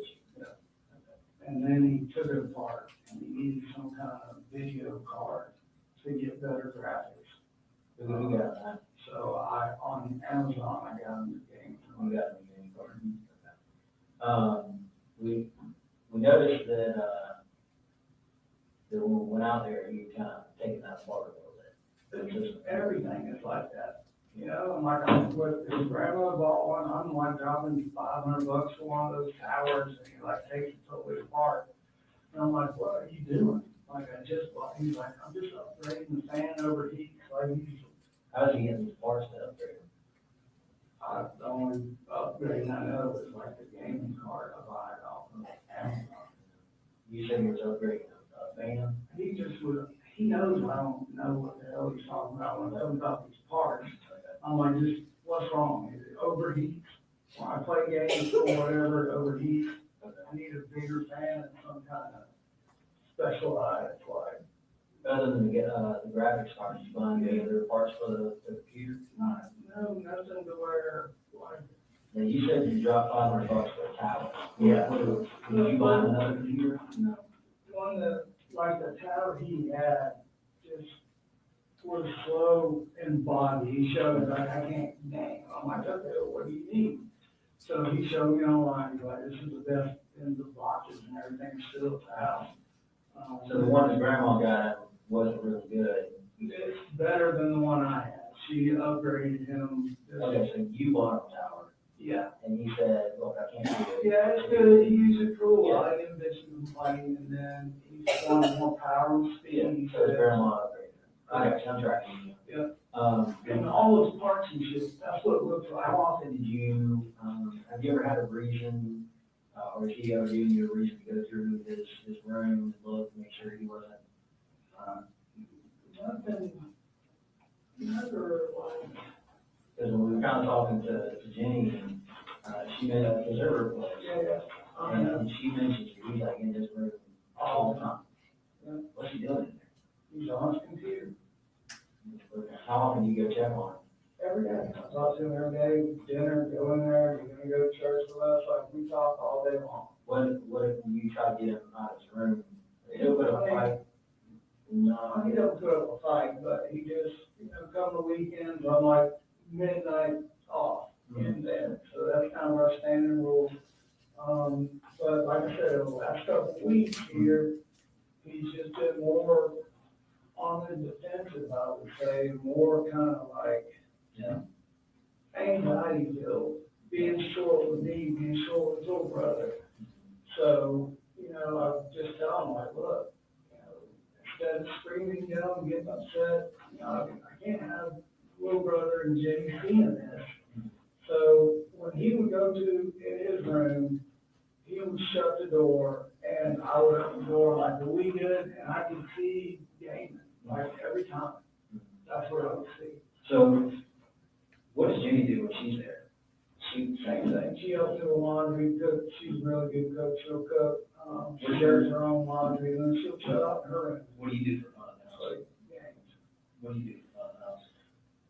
I'm at the house, not for fun. I'm there to cook, pay bills, do laundry, try to keep everybody You don't sit down and watch TV? motivated. I mean, we will here and there. We watch the Masters, some of the Olympics, but we're not, If you're watching TV, what are you watching? probably the Weather Channel. Really? Yeah. Why? God, why would we say that to me? Yeah, so, because it's like real. Like, I have to plan around. Everybody says that to you, come to your house, and like, why are you watching this weird stuff? Like, if you call my sisters, any of them, like, what's your brother watch? Wow, okay. Do you do anything, do you have any other hobbies other than, We're deer hunting, outdoors, golf, like, you know, just trying to get them in that way. every time you go out, does Colt always go out with you? He, 9 times out of 10, yeah, but now that Jimmy and little man are back, you know, he's a little more reserved because, you know, And they've been back how long? I would say, coming up on about 8 months now, maybe for Christmas. So I just need to look, but whenever you see that Lieutenant Guest visited me, that's when that came. So, kind of to go over a little bit with you, first I'd like to kind of discuss, what talk to him about. What did he look like? What was he, what kind of shape was he in? I mean, if you please tell me it's remorseful. Okay, well, You want to touch? Yes.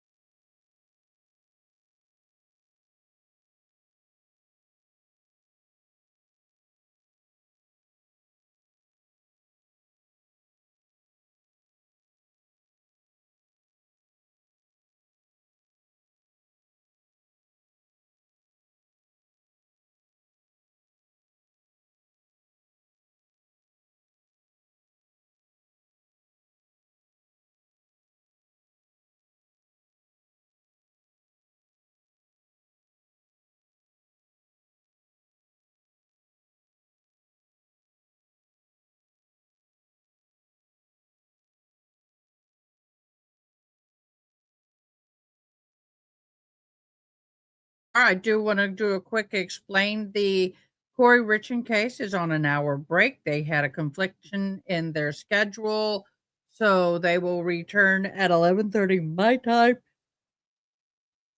And that's just about another 15-20 minutes. We are in another sidebar in the Colin Gray hearing. I put a poll up in the Colin Gray, and it is now that we've watched more than one half of this interview. Do you believe Colin Gray? We only have one vote, and it's no. Can y'all please go vote? I'd like to see and hear your opinions. Do you believe Colin Gray right now? I'm not going to say what I think, but we are almost back into court in the Karen Reed, Corey Richardson trial. So hang on, y'all. It's getting ready to start again.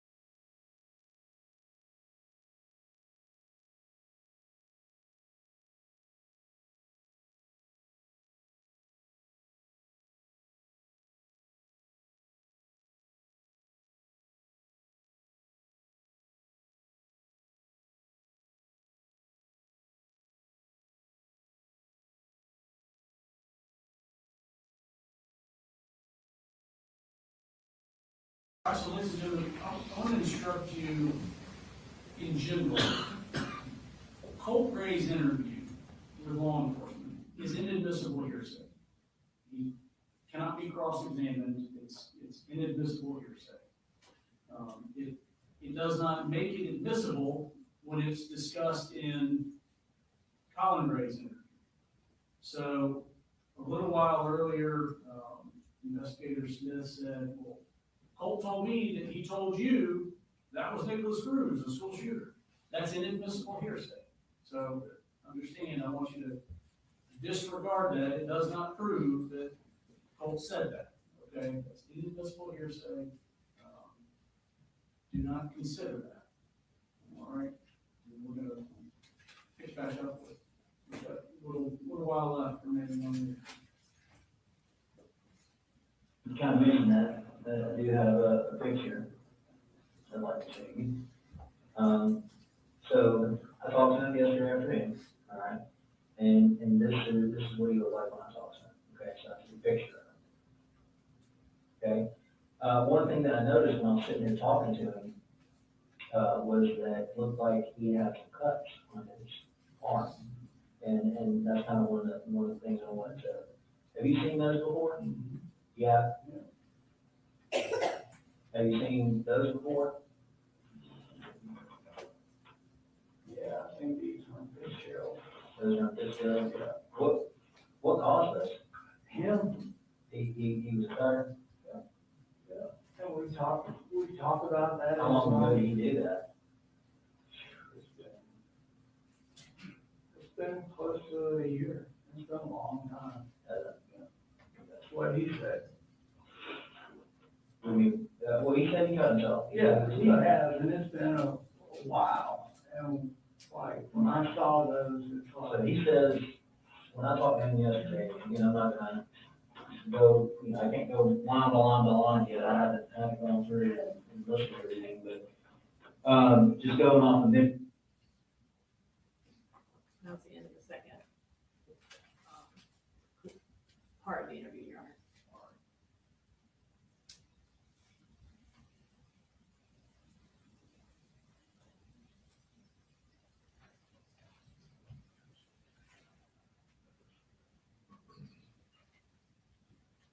basically, he said that he suffered from depression for a while. he has. Okay, well, I didn't hear you tell me Well, that. not a while. The depression is something that has just come on with his mom, when his mom came back. So just in February of this year. Yeah, and they've had conversations, and, we're trying to drill down into what do you need? What was he last one, Fitzgerald?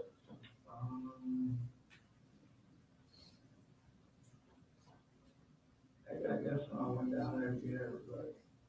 Yeah, that's a good bit more than a year ago. But yeah, the original. Did you ask him why he got that? Oh, yeah. What did he Yeah, say? so I'm just upset. I took all his knives, he had a pocket knife, I gave him for the beer. Yeah. And I took them all. I'm like, that's not what we do. I'm like, I don't understand, like, what? He said, I'm just sitting here clipping with the knife thinking, and I'm like, but you did that on purpose. Mhm. And I'm like, Why do you think somebody would cut themselves? I tried to just talk to him about that multiple times. He just said it was just something that happened. And he would say it was just, he was upset and it happened. I can't, it's been a while. I can't remember exactly what he said and what I said back and forth about it. I just told him it's not a normal thing. So kind of going back a little bit to revisit that earlier timeline where we talked about where he lived. You've been here in Barrow since October last year, correct? And, I moved in June into Bethlehem. Okay. Where did you live between Bethlehem and, because I thought when I talked to Colt, he mentioned that he was here in Barrow. And you guys moved back here in October of last year.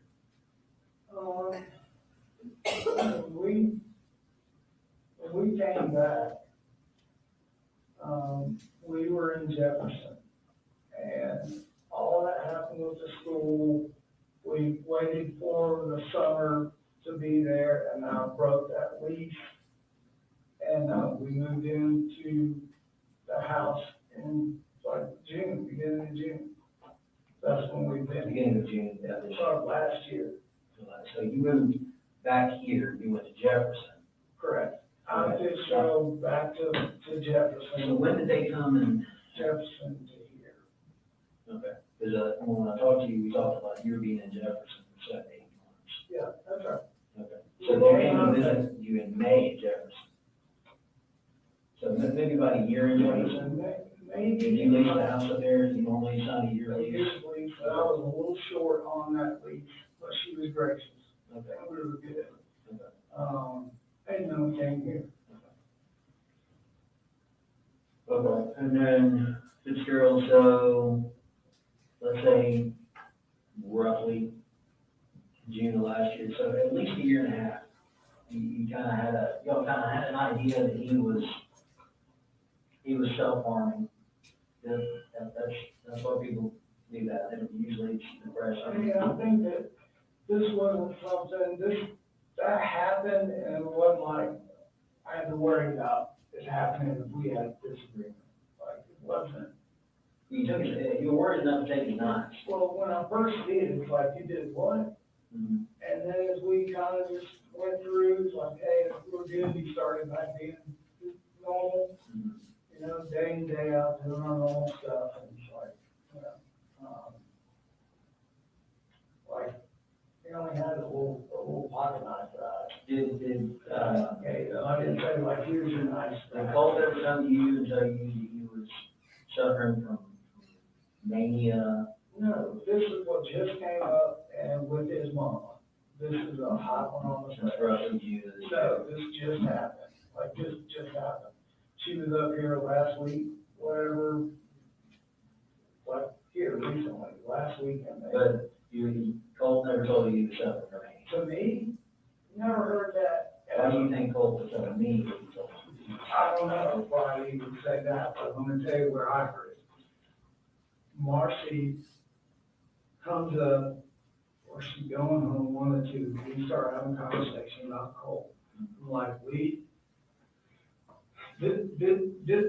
I got that kind of said to me, we were talking about counselors in school, and she's like, well, this is what he asked me, and I'm like, okay, he said, she said, I was talking to him, he said, do you think I need to be, what is it? Do you think I need to be, or how do you get into an insane asylum? When did he say that? Here recently, to his mama, and she said that to me. And I'm like, what is that? So that's kind of like another thing where, like I'm telling you, I can feel something is off, like this is not getting better. But for you, that all feeling's only been in the past month or so. Like we need to do something immediately, like, yeah. You know? And when, hell, I can think the other day we were talking about that, I'm like, why would he say that? I've never even heard him talk like that.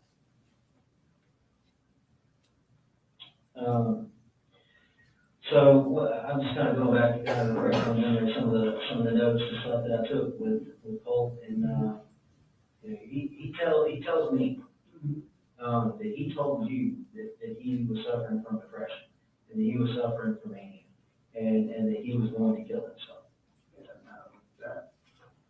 Seriously. Yeah, I mean, if that's the kind of stuff, we're in the truck and we're going to the hospital. And he knows that. He can't say that to me and he just stood there. Judge, just to be consistent, we would ask for to give another limited instruction after that last statement. So, again, ladies, in general, there are exceptions, but in general, things Colt has said to an investigator are hearsay. His statement that he's been considering killing himself or has mania is not offered to prove that that is in fact true.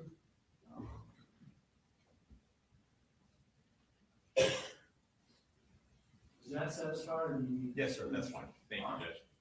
Thank you. I think we approached. Yes.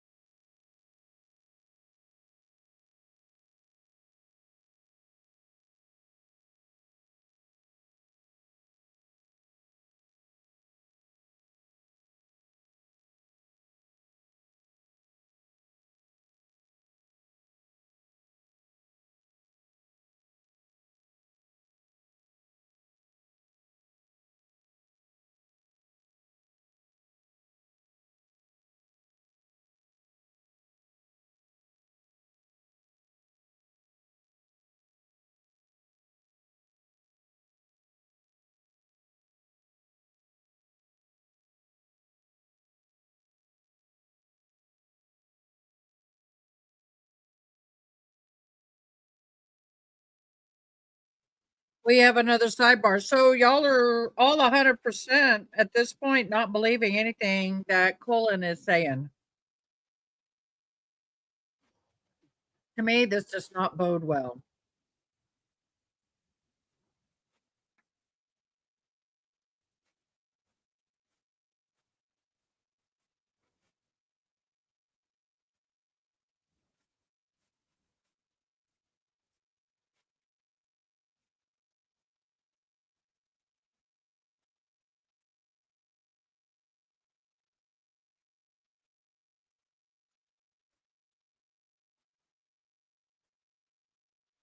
I think some of you were commenting in the wrong live. I'll copy and paste it.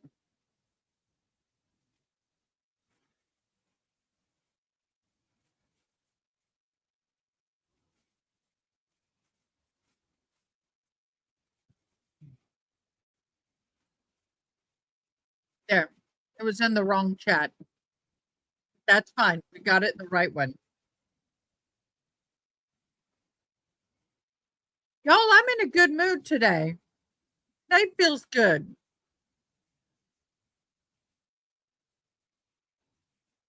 I do have to leave here, no kidding, by 5:30.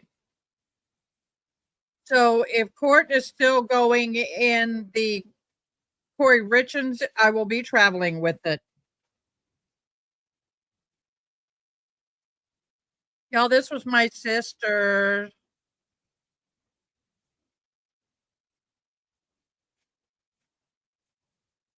At this point, put in comment below. At this point, what could be said or shown to you as far as evidence to change your mind about whether or not Colin Gray actually knew his son's mental status was as severe as it was? I really feel bad for the grandmother, but I almost want to hold her partially responsible. That's a good question. Comment below, yes or no. Do you think the grandmother should hold some responsibility in this because she was buying things for him on Amazon, such as magazines and There's things, y'all are gonna go ahead and put it in take comments break, below. so in recess till 1:30.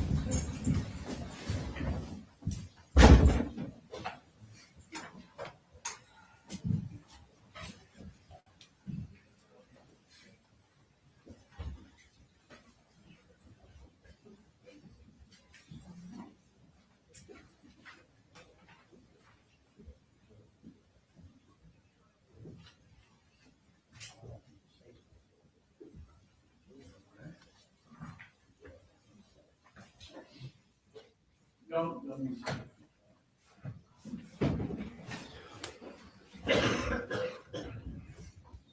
There's another 15, 20 minutes of this review, is that right? I would say 40. Oh, this one was Before you begin,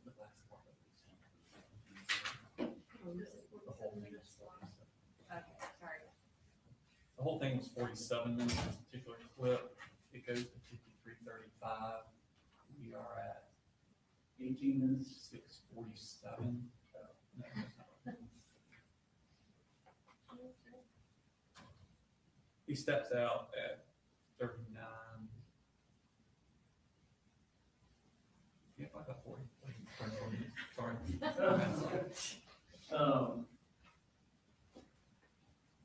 All right. Is what the state approached, to show me, is that the last of the, That's what I'm looking at, Your Honor. That's why I wanted to break for lunch. I didn't want to keep coming up there and see things. I think that's the last of it. all right, we'll go ahead and break, then if that is beneficial.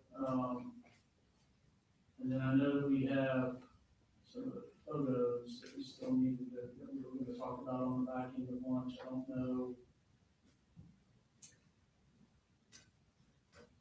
And you're out, based on where we've gotten with Investigator Smith's testimony, I do anticipate there being another break between the next witness if you want to wait until that. All right. We can do that.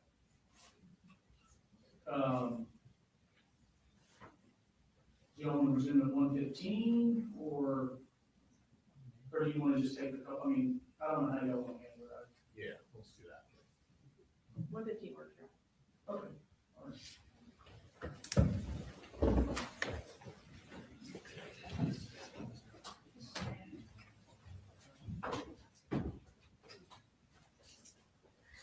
Oh,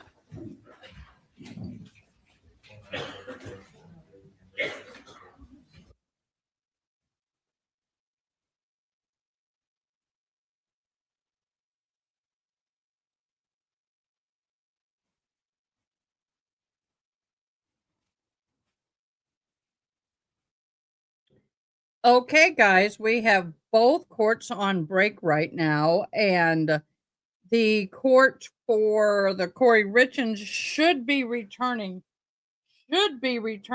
any minute now. So when they do, we will go live on both channels with Corey Richens. Hold on, guys. I forgot I turned the heater on under my desk because it was so cold this morning. And now I'm sitting here sweating and I couldn't figure out why. All right, I think I hear some voices coming into court, so it sounds like court will be returning in the Corey Richens in just a moment.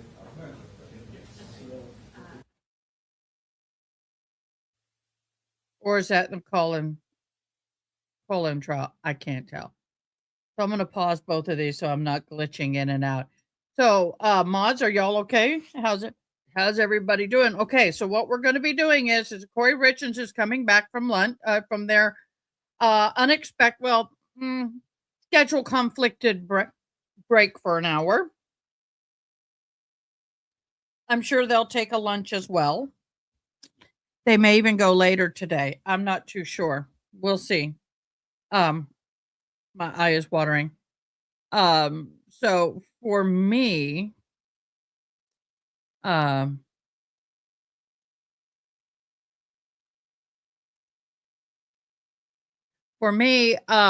right now I am really struggling to keep him in the not guilty boat for the Colin Gray. In my humble opinion. It's going to have to take a lot to get him out of that boat at this point. I think, in my humble opinion, in the Colin Gray trial, they have proven beyond a reasonable doubt to me, and that's again, in my humble opinion, that he knew his son was mentally, my blanket's tangling up, was mentally unstable. And he went ahead, and I'm trying to get my blanket organized. Is this it? Yeah. He's mentally unstable and should never have had a weapon. Should never have had a weapon. So we are still awaiting the return of court. Let me get it back up to par. Okay. So we are still waiting for the return report. I have both of them up here in the polls today. Let me move this because this is vital. I can't lose it. We have, now that we've watched more than one half of the interview, do you believe Colin Gray is guilty?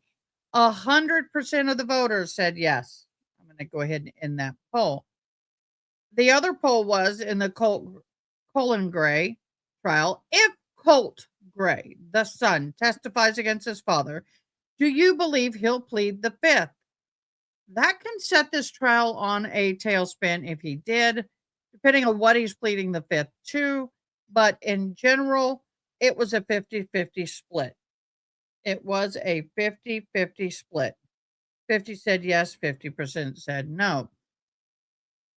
I tend to agree with some of the comments from Ari that she's not been really watching the Colin Gray trial, but what little she's seen or heard, the father was well aware of the son's behavioral and mental issues and bought him a deadly weapon. The teen had unfettered access. The father, in my opinion, is guilty of involuntary manslaughter.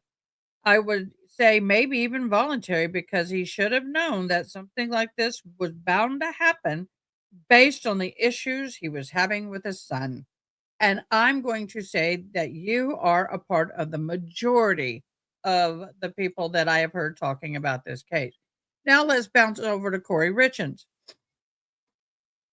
In her trial, we have been hearing a lot of testimony on the hardcore evidence from the home, the search warrants, and all of that. I got to tell you, I think the CSI investigator is a cutie patootie, and I'm really loving the way she ran her crime scene. I agree with a comment that was said earlier that Canton, Mass, pay attention. This is how it's done. I really do like her. I'm loving the scan technique, the meta something. It's type of camera that sits in the home and it does scans of the rooms and it kind of moves through the home, putting together a virtual tour of the home, almost like you would if you had a drone. Um, I don't know, drones would do just as good, but it has the ability that after the scan is done, that they can put little pins or little marks where evidence was found. Now, I don't know about you, but let's look at this. You have people in and out of the bedroom, in and out of the house all night long after the decedent was found. And then they did an investigation. Now, they did do a walkthrough. They didn't have a search warrant, so they could only look at what was visible to the naked eye, meaning they couldn't open drawers, they couldn't open up cabinets, but if they saw a jacket hanging on the outside of a closet door and that jacket had gummies sticking out of the pocket, then they could see that. That is something they could document. But they could not open things, they couldn't close things to search. So they got warrants. So they went in and they started finding some things, but the warrant was days later. They had a total, I think, of 5 warrants over a period of approximately 4 or 5 months. I don't know the exact dates, but they had multiple searches in the home. And I find it interesting that every time they go back, they're finding things that should have been found before. My question is, has anybody ever tested Corey Richens for THC? Because there's a lot of THC gummy packets being found in some of the strangest places. And in fact, some of the places they're finding it were in low areas where young children could have gotten hold of said packages.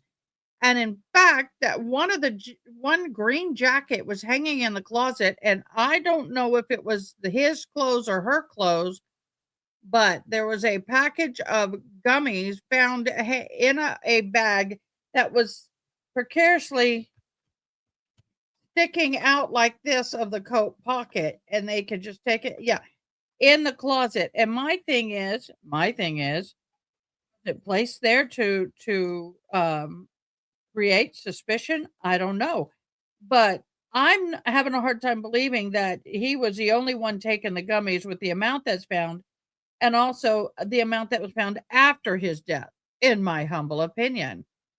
The other thing, again, is along the same lines of that, is I'm very concerned that these were in a lower cabinet on, it's like, it looked like a cabinet with some baking sheets.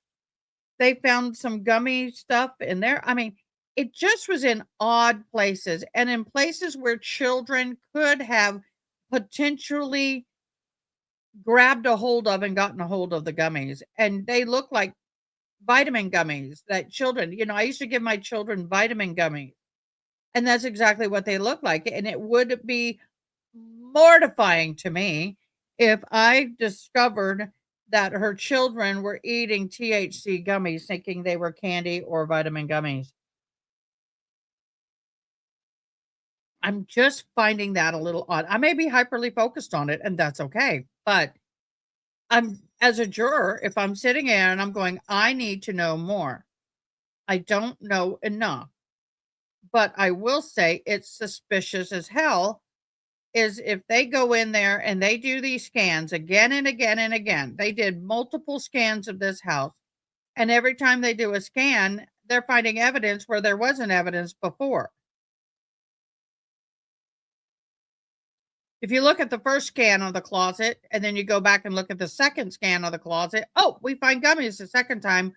Well, the first scan and the second scan. So I eventually would love to see mods. I don't know if, do they, some cases post their evidence. Do we have evidence posting in this case? I may have to go back and just look at the trial again and screen record some of this because I want to look at the first scan of that closet and the second scan and the third until they find the gummies. I want to see, was that packet sticking out there all this time, or was it only sticking out when they came back and did this the subsequent warrant? They found some multiple cell phones, and one of the cell phones was found in a drawer, hidden, kind of laid underneath and beside some sweatpants. They found multiple cell phones. Now, it's not unusual for people who have businesses to have multiple cell phones. I get it. But it's like, how many? 5, I think, cell phones? How many cell phones do you need? And they were where they were found as well. And were they currently being used, or were they old, broken cell phones? Like, I still have some of my old broken cell phones, but I have them all in one box in my home. So I can always, if I get a new one, I just throw it in there. Yes, Angela, I'm going there right now, actually, while we're speaking. I'm trying to pull it up, but I was wondering, do we have the video?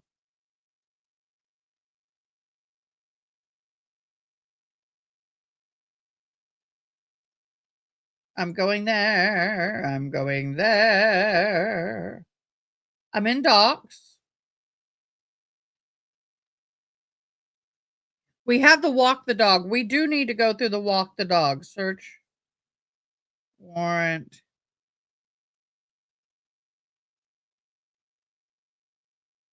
Now, in the search warrant, I'm going to go ahead and show this to you guys because, well, people like to see what I'm looking at. In the search warrant, okay? Underline affidavit. This is the search warrant that was done when?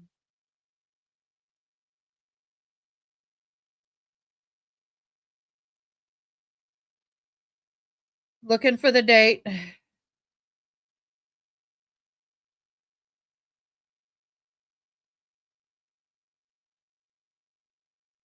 Looking for the date. Oh, there it is. May 23rd, May 9th of 2023. We'll keep going.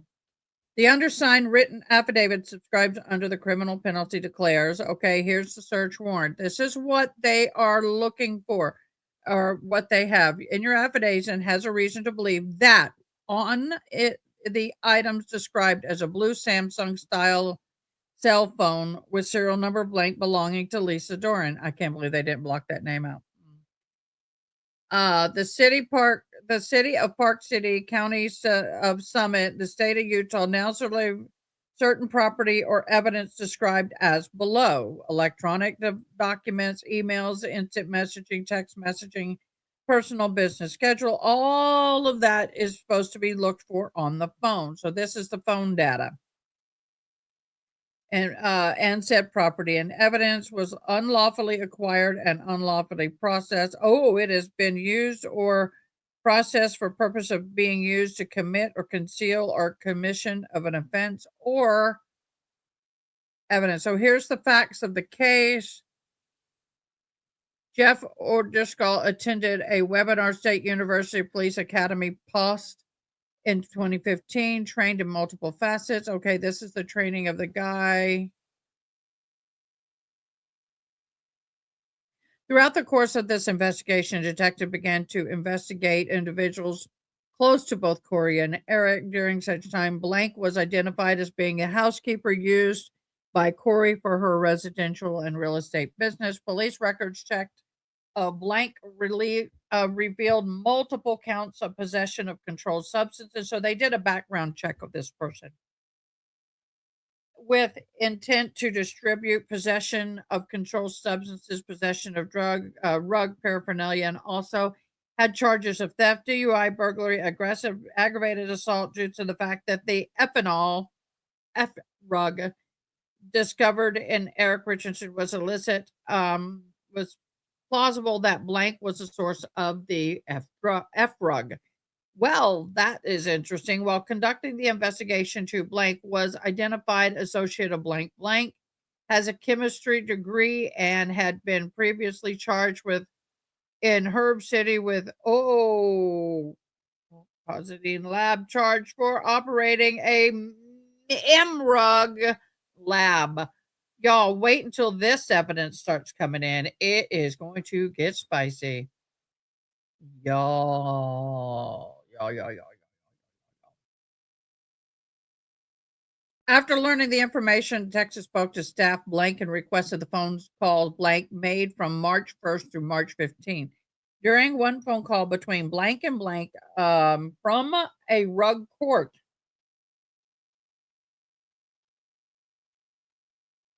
I know.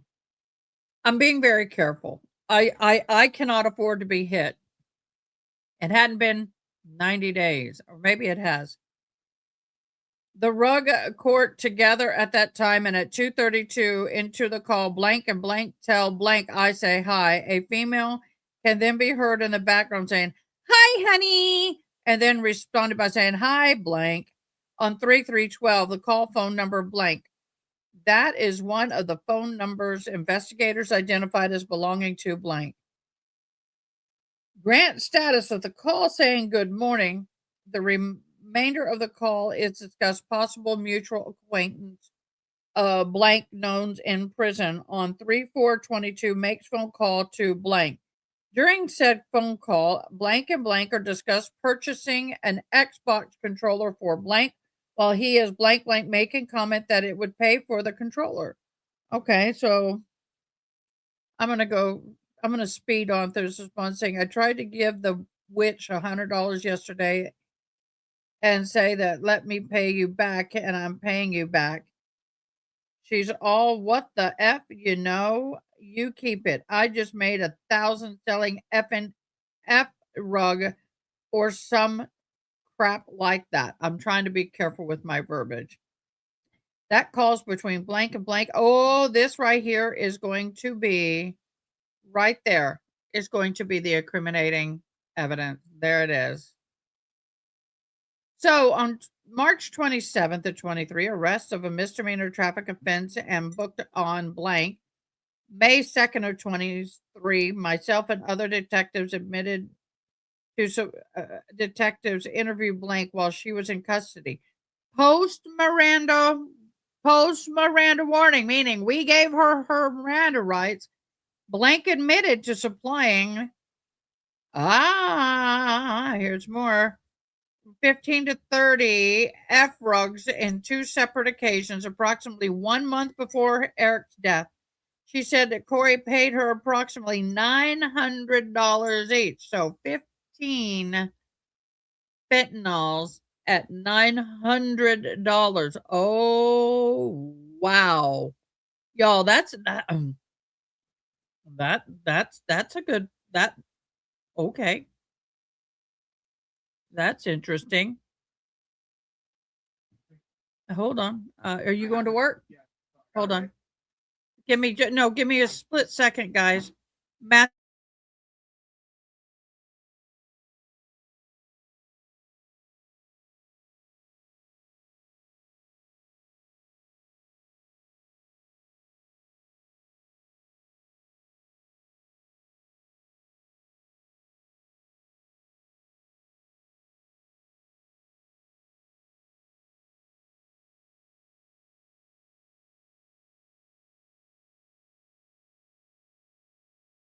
Guys, my son's on the way to work and had something important to tell me. So, post Miranda, I mean, she was read her rights, confessed, and admitted to supplying those. Oh my gosh, y'all.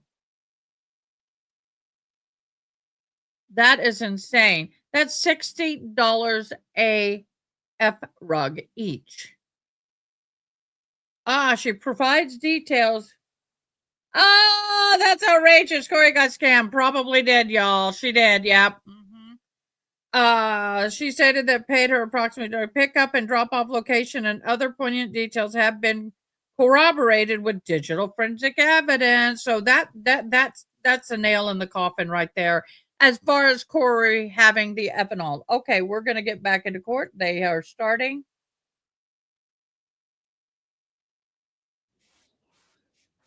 Let me share this tab. Share this tab.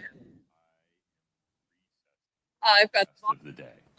We will have you come back tomorrow morning, ready to go at 8:30 a.m. Between now and then, same instructions. Please do not speak about this case with anyone. Please do not allow anyone to speak about the case to you. Please do not read, listen to, or watch any reports about this case from no any promises. source. You have to affirmatively avoid those things. Please don't do any searches on the internet about this case at all. Thank you for your patience. Please travel safe. We'll see you tomorrow morning, 8:30 a.m. Please rise for the jury.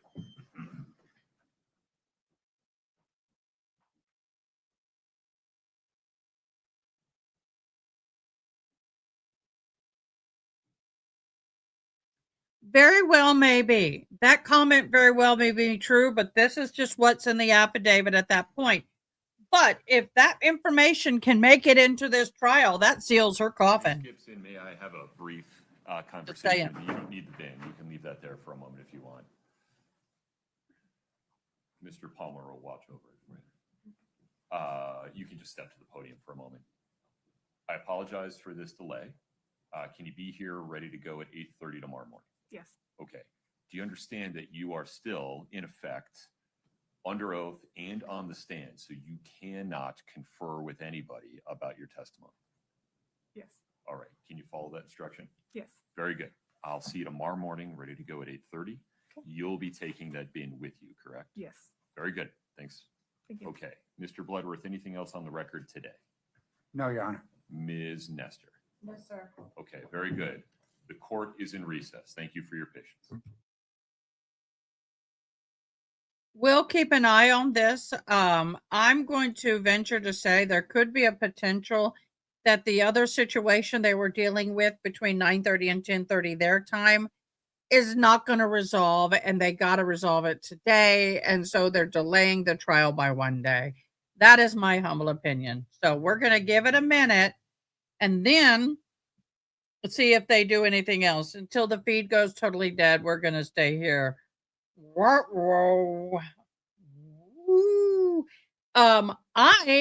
am kind of relieved only because this trial runs to 6:30 my time and I need to be somewhere at 6:30 tonight. And starting tomorrow, we're going to start heavily packing up around the house. And so I'm in a good place, y'all. And I want to thank all of you for your love and support. It's been a hard, rocky road, but I'm happy where we're moving into. Not happy about what we're paying, but I'm happy about where we're moving into. I think it'll be good. The only problem is the kitchen literally is an 8-foot by 6-foot kitchen. Yep, that's the end of that. Okie dokie, guys. We're over here. Okay, we're gonna be in break coming up shortly with I think they're in lunch break for about another 15, 20 minutes. So what I'm going to do is we're going to say goodbye here. Corey Richards is going to be saying goodbye. We're going to stay in Colin Gray. You guys come join us if you wish. I think what I may do is find a document in the Colin Gray to go over. We'll go over something and to fill in the time for lunch. So in the meantime, over at Corey Richards, thank you for joining us. We'll see you again tomorrow morning with bells on. And I can only wait for some of these witnesses to come up because it's going to get spicy. See you then. Thanks for watching. Bye.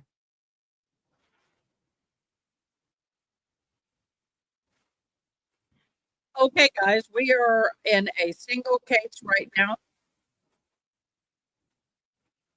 Sorry, it's hard to hear and talk when I got boink, boink, boink, boink, boink, boink, boink, boink going off in my ear. Okay, so now we are in one case, and that makes it my day a whole lot easier. Hallelujah. That makes it a whole lot easier for my mods. I'm sure they're very happy. Miss June, I have a question. Would you like to just take it off the top of my head so you can say no, don't but would you like to with Avatar come on and talk about the Colin Gray case with me? Just let's talk about the evidence that we've seen, especially this interview. I love your viewpoint. You have a great viewpoint. Meanwhile, and if I hear an answer on that, I am going to be pulling up the Colin Gray trial and Colin thumbnail. I'm trying to go to documents. My mods are so fabulous. They have organized this like you would not believe. They've got a good organization on these documents.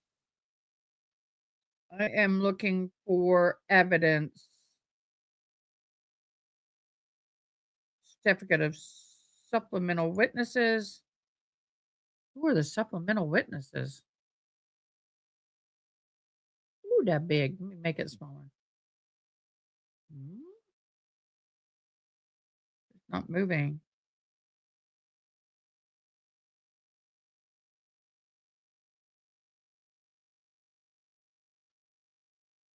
Okay, that's serving attorney of record. That's not what I'm looking for.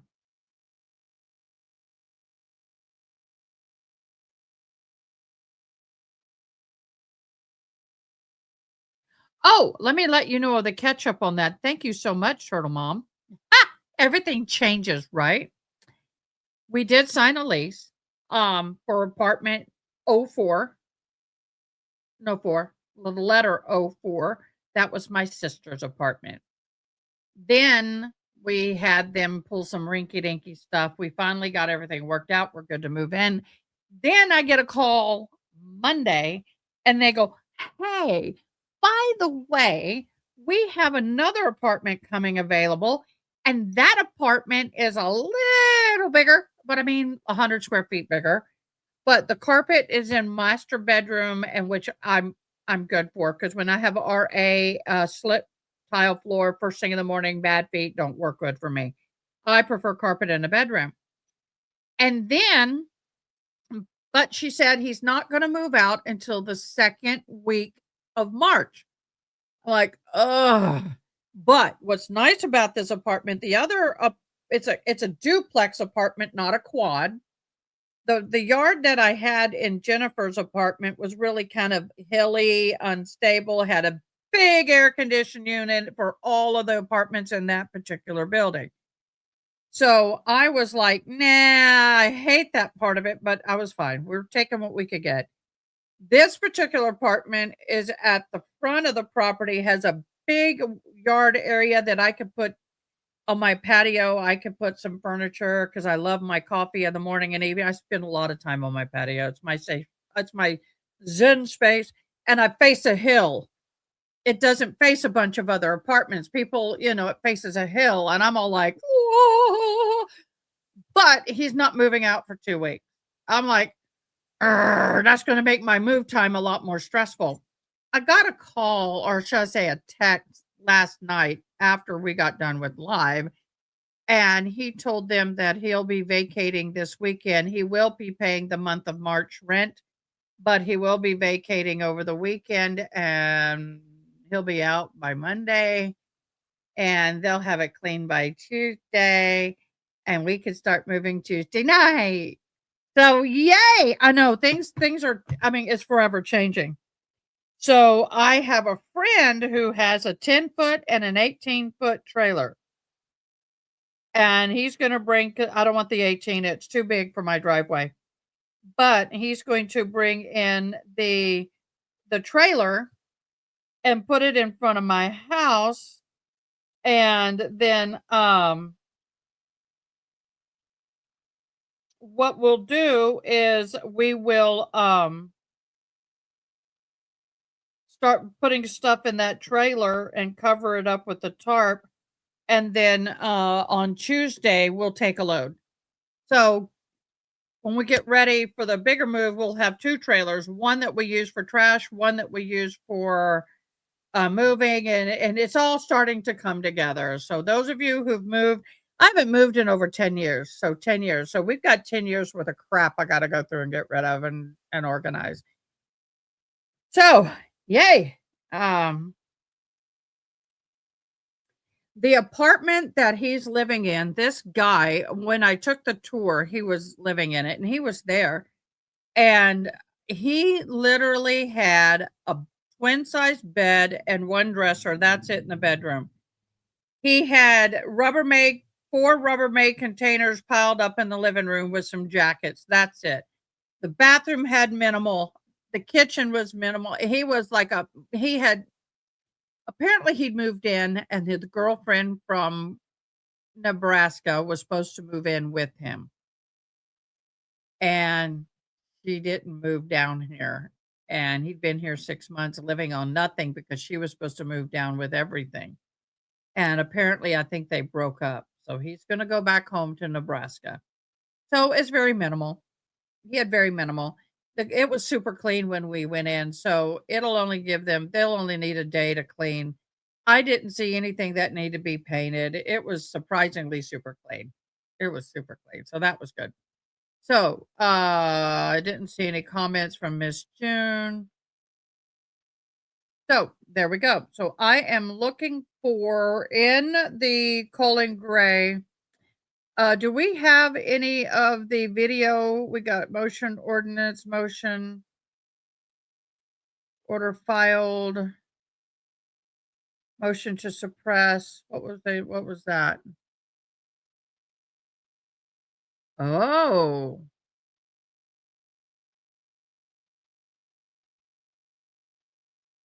Motion to suppress might be interesting to look at. Let me share this screen.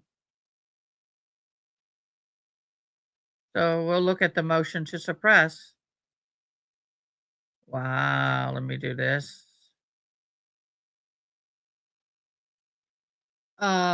Miss June, is my sound coming across okay? Because I'm using these ears and I can't hear myself. I just need to make sure that my sound is comfortable to everybody, not too loud, because I have it on 1. All right, now the defendant Colin Gray respectfully move the court a hearing pursuant of Jackson versus Demos cited to determine if the statement allegedly given by the defendant to law enforcement officers were voluntary. So he's claiming Miranda, which is interesting because, guys, I just did 2 papers and 2 quizzes on the 5th Amendment and Miranda rights. Yeah, my master's program. We're really diving deep. And these quizzes are hard, man, because they're sitting here giving you scenarios and you got to fit things in. So I'm learning a lot about Miranda rights right now. It's cool. Just saying. All right. So the defendant is alleged to have given multiple statements to Special Agent Ward and Special Agent Maddox in Georgia Bureau of Investigation, the GBI, on the 4th day of September 24. The defense maintains that the affirmative statements and any other statements made by defendants to law enforcement were not freely and voluntarily given. What? Yeah, were given during custodial interrogation and that the defendant was not informed nor did not understand his rights under the Miranda versus Arizona. Well, we'll see about that. The defendant requested hearing on the motion prior to the trial of this case to determine if any statements made by the defendant made voluntarily and that was not a product of the slight of hope of benefit, the slightest hope of benefit, or the remote fear of injury.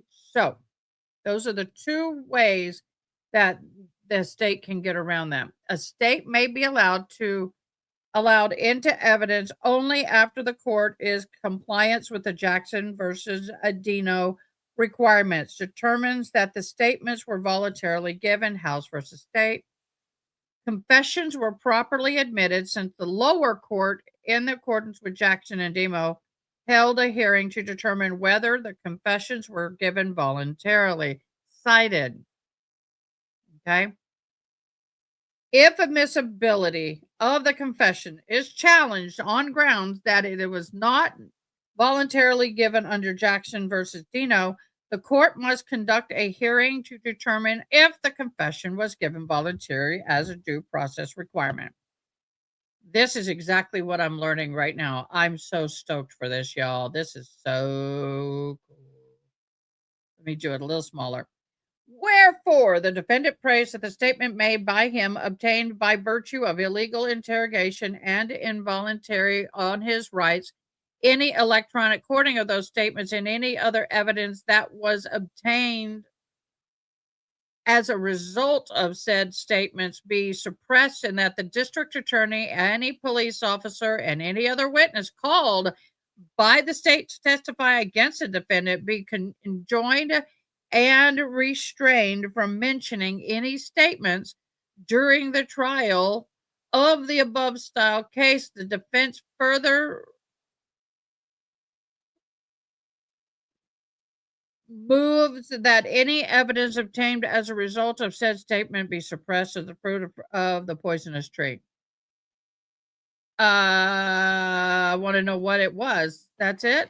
So we did have that going on. I don't think, let me make that smaller for the moment.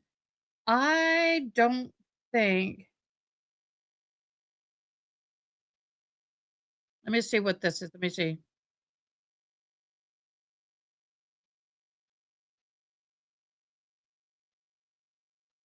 Let me look at this one.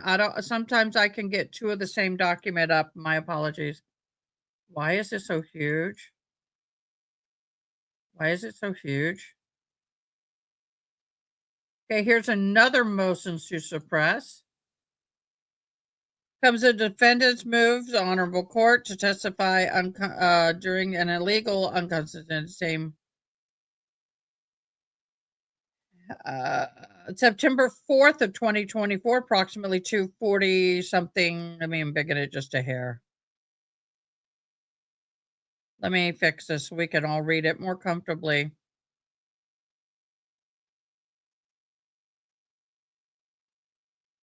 There we go. Approximately 12:46-ish 5 p.m., the defendant was outside of his residence at blank. However, he was not allowed to access his residence. Upon entry, the officers began searching the premises. Items of the evidentiary value were discovered under the state purpose of searching the home. Other individuals thought there were neither evidence or persons in the house, nor evidence that anyone else other than Colt Gray was a person of interest who might be in the home. The officers had neither searched a warrant nor an arrest warrant for the defense at the time of the encounter of the subsequent search of the defendant's home. So what they're saying here is that there was no evidence, no search warrant in hand when they went into the home. The officer had neither the search warrant, okay, or an arrest warrant when they entered the home.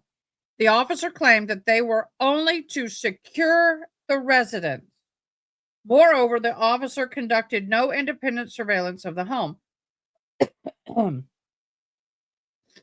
Wherefore, the defendant requests that the court inquire into the matter and the issue order restricting district attorney from submitting evidence seized during a legal search.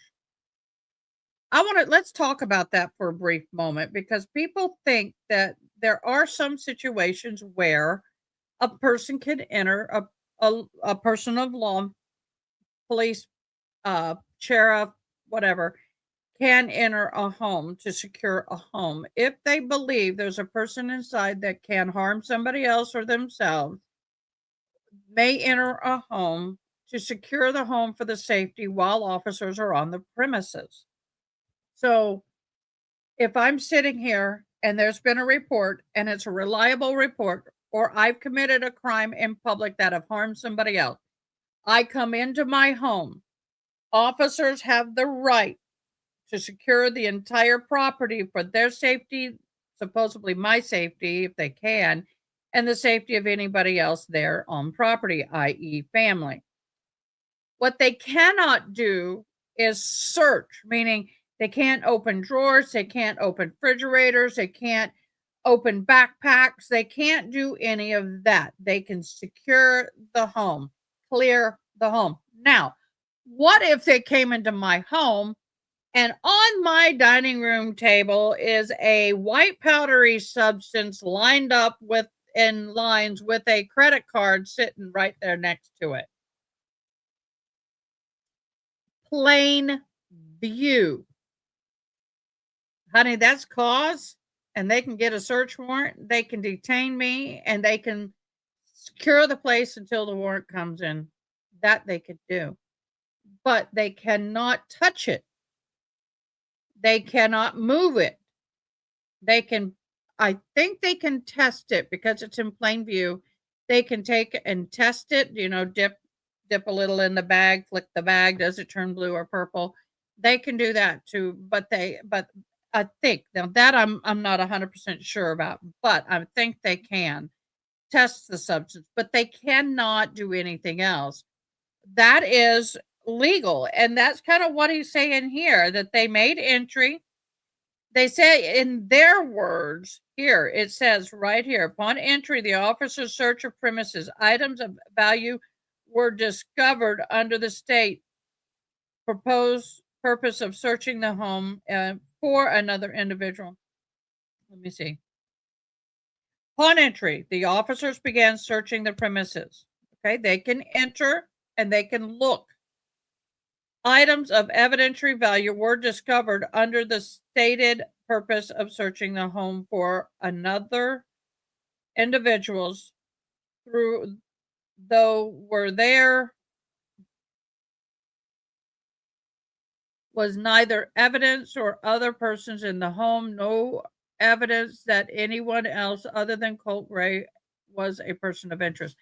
So, for example, if they believe that the person in the home can provide a threat, in my humble opinion, this is all my humble opinion and my limited knowledge. I am not a lawyer, but it's my understanding they have the right to enter to secure property. Make sure it's safe for them. So we'll see what, obviously this is going to come in. June, is there something else that I can look at? I'm looking at all these documents.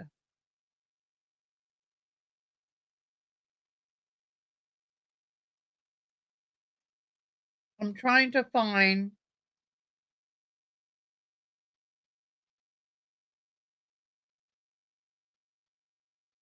Hold on, I'm pulling up. Oh, this is interesting. I didn't know. June, did you? I guess you knew the files. You read them all. This is one that I did not see. State notice to accuse the council to reframe from contacting victims.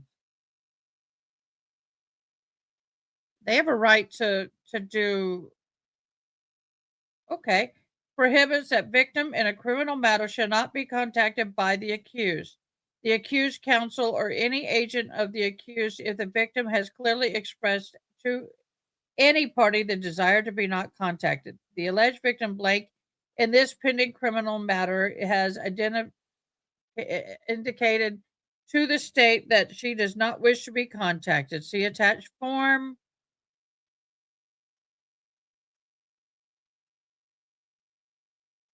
Okay. As a victim of a crime, you have the right to refuse or agree to be interviewed by the accused in this case, the accused attorney, or anyone who represents or contacts you on behalf of counsel. Wait a minute. But if the prosecution is using the victim as a witness on the stand, then the defense has a right to do a deposition, right? So that's confusing to me. If you agree to be interviewed, you may set conditions of the interview, such as time, date, and location of the interview, who may be represented, including representative district attorney, the security arrangements for the interview, and whether or not the interview may be recorded. You also have the right to terminate the interview at any time and refuse to answer any questions during the interview. If you have any questions, blah, blah, blah, blah, blah. The accused is Colin Gray. The name is redacted. Okay, well, but that doesn't hold water if the state pulls them in as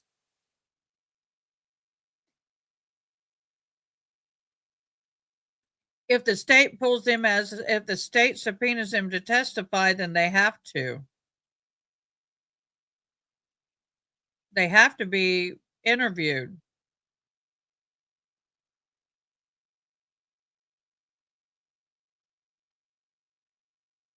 Here's the response to this. Here's the response. I need to embiggen it a little bit for you guys, don't I? Let me see. June, is this coming across okay on your end? We are still in break as far as I've still got it up and running. Provides that the condition of permitting a response to an inquiry as to victim's current address, telephone number, place of employment, court may require counsel for the defendant not to transmit or permit transmission to the defendant of that information. Okay, now that information is, that's true. As someone who's been a victim in a major case, they cannot give out my personal information to the defendant. If I am subpoenaed and will be testifying on behalf of the prosecution, they do have a right to do a it just left my brain. The defense has a right to question me, okay? But they don't have a right to communicate. The prosecution will set it up for the deposition. The prosecution calls me as a witness. The defense has a right to depose me. What the defense does not have a right to is my personal information for my protection. This matter has indicated her desire to have this connection apply to any discovery provided to the defense or state. Therefore, it's ordered that counsel nor any other officer of the court nor any employee, agent, representative, counsel, or any officer of the court shall not so transmit, permit, or transmit current address, phone number, or place of employment of the alleged victim to the accused of this matter. So ordered. Thank you so much. There it is. It's signed, sealed, delivered. It's theirs. That is very fair. That is appropriate and fair. That is one thing that I absolutely hate, when attorneys get witnesses up on the stand and tell them, hey, where do you live? Where do you work? What do you do? I would look at them and say, I live in Texas. Where do you work? Medical industry. Be more specific for my safety? No. Well, it depends on the case, but I would not want that personal information out there. Let me see what this is. We have court coming in. Let me get the feed up. So that was just a little bit of fun of a document dive. We'll continue to do that later.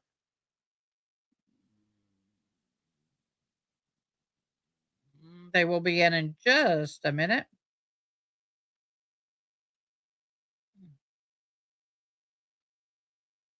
My feed, one feed is slightly ahead of another feed, just ever so slightly. So come on. Thank you very much. Sorry, Judge, you snuck in on me. How funny is that?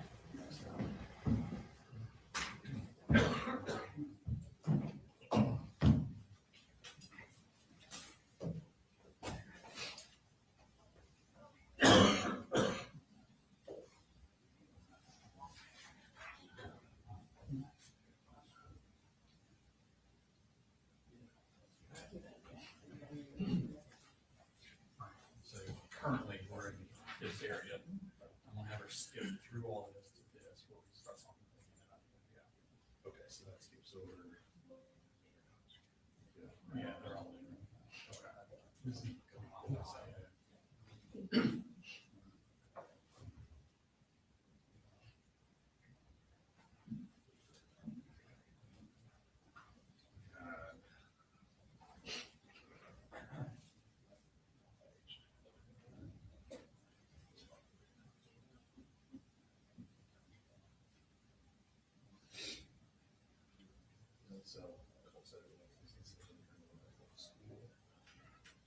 Oh, you're ahead of me. Okay. We're getting to that. So just kind of finishing up what we were just talking about. Okay. So we'll start here. And then that kicks in here. Well, hold up, there's something here. What's this? Okay, so this is Jenny. Yes. I would argue that since she testified to this. We're okay with Jenny. Excellent. Because we're like trying to put her to So the next part with Cole is when he goes through what Cole said happened. at Yes. School. And I don't think that's confidential. He's just describing what happened. Well, we gotta be consistent. Well, the reason we're asking for it is because then it leads into this conversation where he says, the only thing I know about it is blah, blah, blah. And it kind of just gives the context of it. And then, And after that, I believe it's just Jimmy Morrison. well, there's this thing where Paul describes how he did it. That's what I'm talking Okay, so you're trying to get into that. about. I mean, I think, No, it's okay. I don't think it's, Yes. I don't think it's prejudicial. He's describing what happened at school. So no one's arguing. But it leads into, I think the last thing he says is. Voices are we want to do. He asks, oh, if you got mental disorders.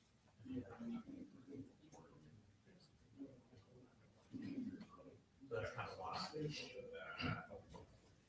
are you gonna stop? Right, just because he feels that's a little clear why he thinks he's.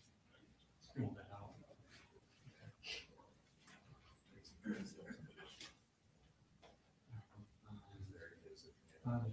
Where you want it stopped?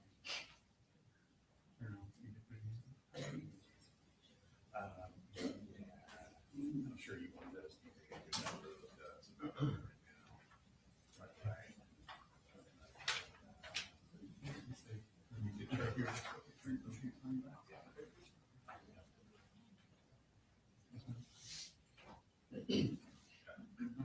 You want to approach the judge on the. Yes.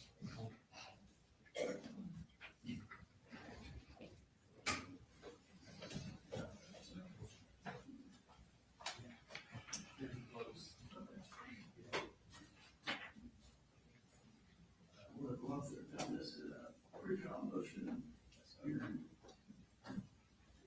Real sure what they were gonna do. You knew they were going to interview. So, we're.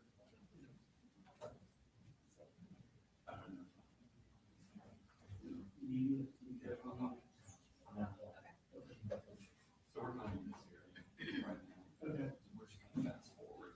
That here, this starts at the top. Okay. So the only other time Cole calls here, I'll let you read it down.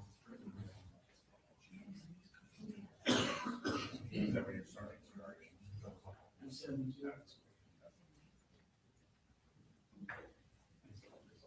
We're on this, sorry.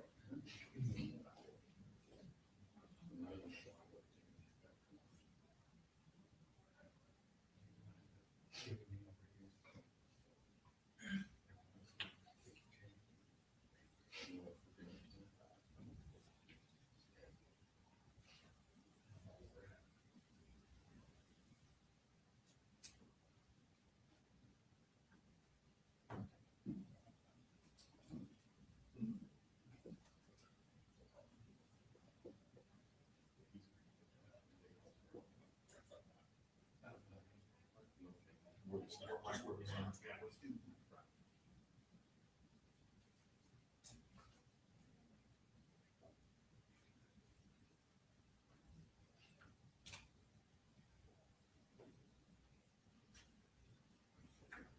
So, A72, we've got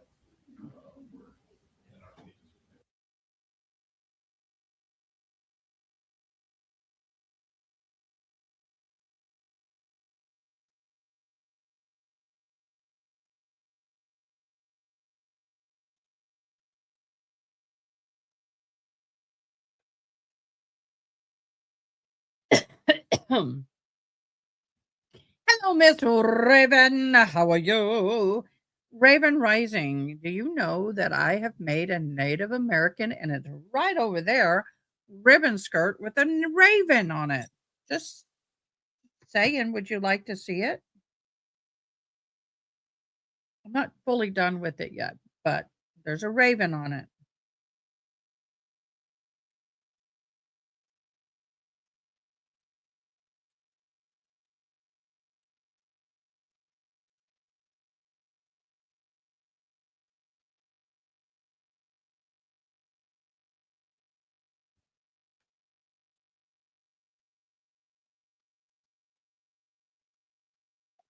And I'm also y'all know I'm in college and I got a paper due. I just took a test. I missed one question. And it was on literally the test was on the Miranda warnings. And one question kind of tricked me up. I hate it when you get two of them that look identical, but one little word is off. My dyslexic brain go when I see those kinds of things. It's like explosion. But right now, I have a paper that's due, and this paper is on research on recidivism. I can never say that word. And the lawmakers. You don't want to hear it. It's boring. The reentry reconsidered. The article of Jeremy Travis and John Priscilla is taken hard, unflinching look at how United States has reshaped the meaning of prisoners' reentry over the past several decades, making their work more predominant. Talking about the citizen, talking about parole and reentry. Yep, that's what it's talking about. Parole and reentry. Second paragraph. It's interesting. I'm learning a lot, but what kills me is all the research reading that we have to do. Oh.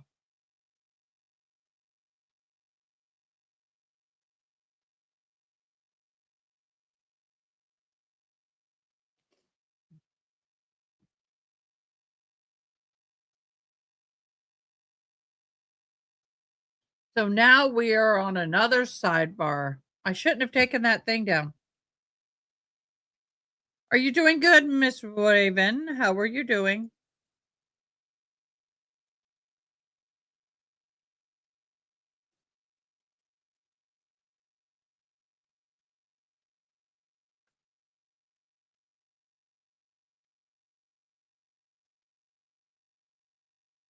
I gotta redo this.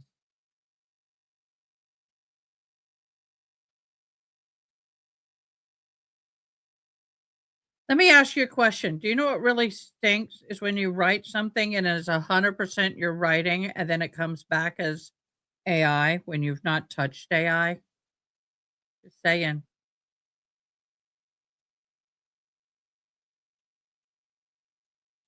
Just say.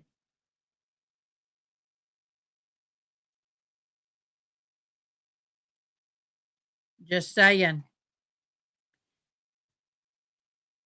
I'm good. I'm good. How many of us are going to college, been to college, or write things, and you know darn well you've written every single. You sat there and did this for an hour, and then you run it through spell check, and it goes, ma'am, we're sorry. This has possible AI indications, and I'm like, I'm running it through Grammarly. And that's the one that, does all of the commas and the citations because you have to do the citations and all of that. And it's 2% of this looks like possible AI influence. I'm like, so if you actually have decent writing skills, boom, it's going to nail you. I actually had this conversation with my professor. And my professor runs everything through AI detection. Everything. And he compares papers because some people go in and, But he actually said that they start getting used to seeing how you write, and once these professors know me, I went through my bachelor's with them. They're also in the master's program. So when they see something that pings like 1%, 2%, they ignore it. If it pings 50%, they pay attention. You're doing well. Thank you for asking. So, are you a raisin rising? Can you explain that? Do you like ravens or is that some other significance? Just curious.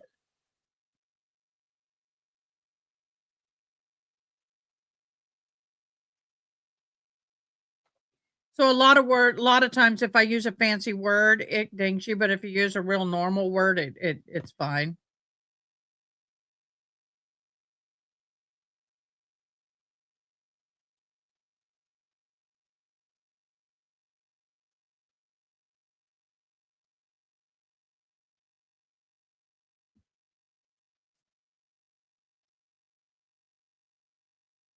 Just depends. Um, thank you so much. Somebody in my Facebook had sent a question in and they asked about my ears. Yes, everything got approved. And okay, thank you, June. And because I'll use it during breaks. And they have this here is an Ubi deal, but look how big and thick. It is a communication device for the deaf. It separates and each person types and on these screens you can read what each other's saying. So like if I don't have my hearing aids and I go to a doctor and I can't hear anything, the doctor types on one half, I type on the other, and we communicate back and forth. It's a cool device, but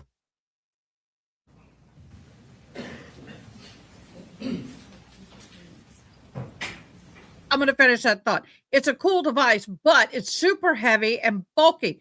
My counselor at the Workforce Rehabilitative Services say, "What about using an iPad instead?"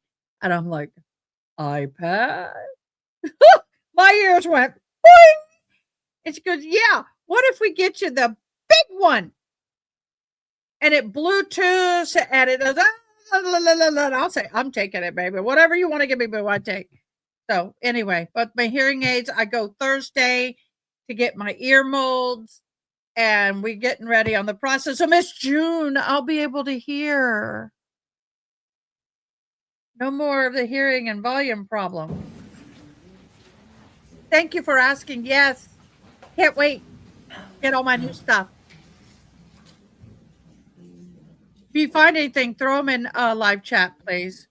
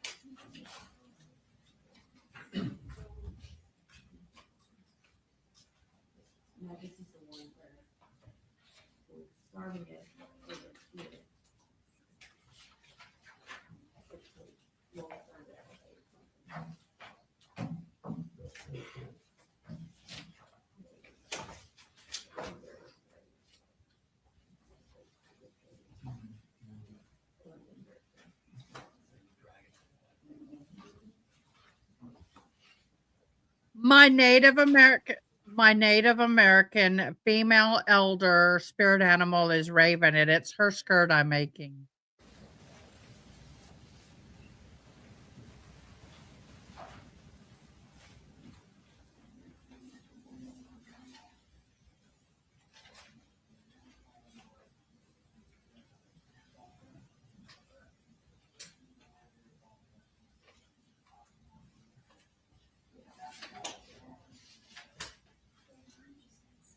while they're just digging through paperwork. Not done. But ribbon skirts have ribbons. This is Native American traditional. When they're touching, they're married. When they're separate, they're single. When they're not touching. But I've done, this is for Raven. The first time I've ever done applique, and I'm doing, let me get it, a Raven.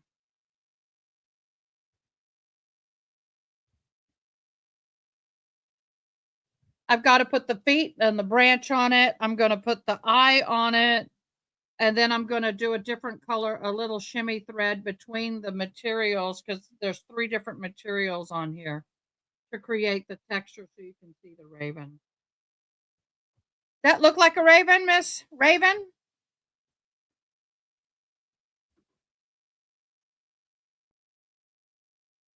Thank you so much. Go in there now.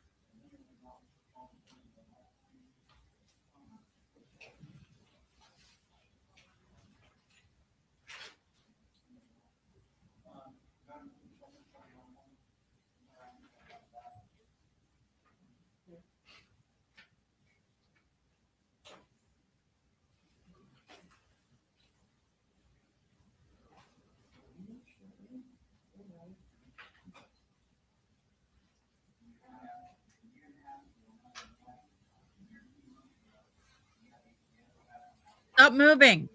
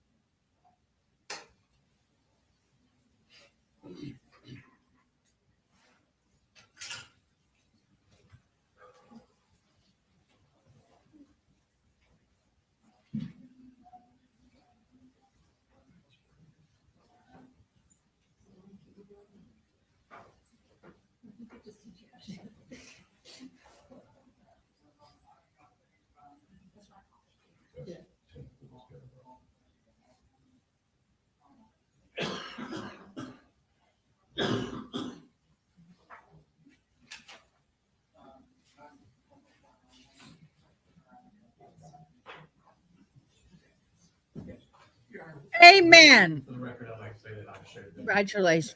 Good job. Amen. For the record, I would like you to know that that's why they need me. I did computer stuff.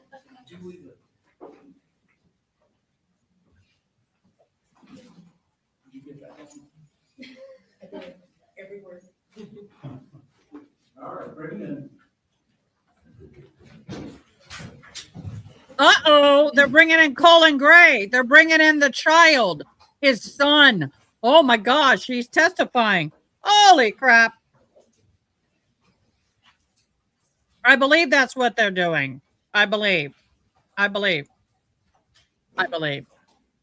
humble opinion. Probably the first time he's seen his father in ages. I got to commend you. Having a deaf child, we had to learn to adapt and take in change while also teaching him that deafness can't be used as an excuse or as a disability. Well, it can be a disability depending on the situation. But I commend you on that 100%. It should not be automatic disability. Not everybody who's deaf is disabled. in and of itself, disability, deafness is not a disability. Amen. Amen. Proud of you. Don't be scared. Investigator Smith around?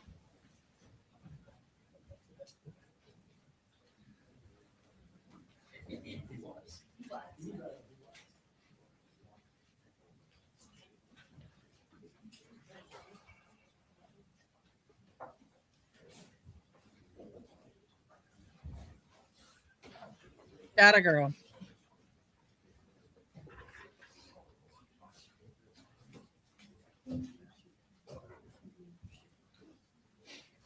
So in the next break, we're going to go through another document. Thanks, Miss June.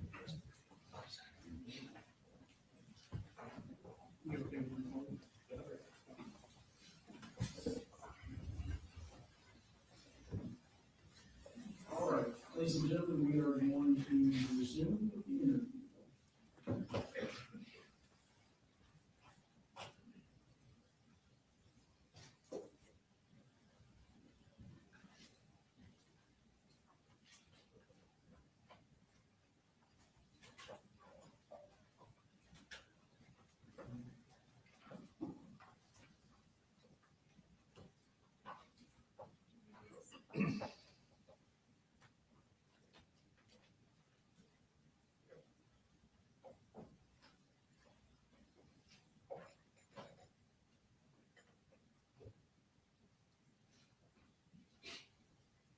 Ladies and gentlemen, we're going to resume with the interview.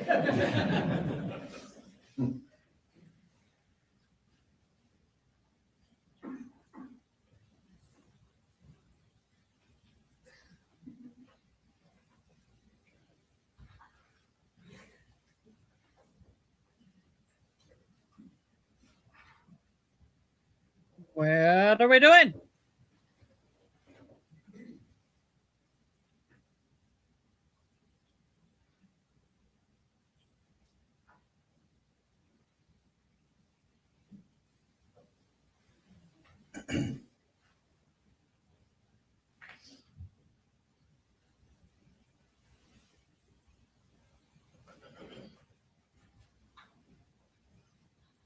A year and a half ago, well, not even quite a year and a half, but a year and a few months ago, you got the FBI coming out there, or TFO agent from the FBI coming out to your house, and saying your son's for a school. No, he said it was in that thing. And I'm telling you, we went round and round. I was like, I need to know what he was. And I'll get I'll pull the report from him.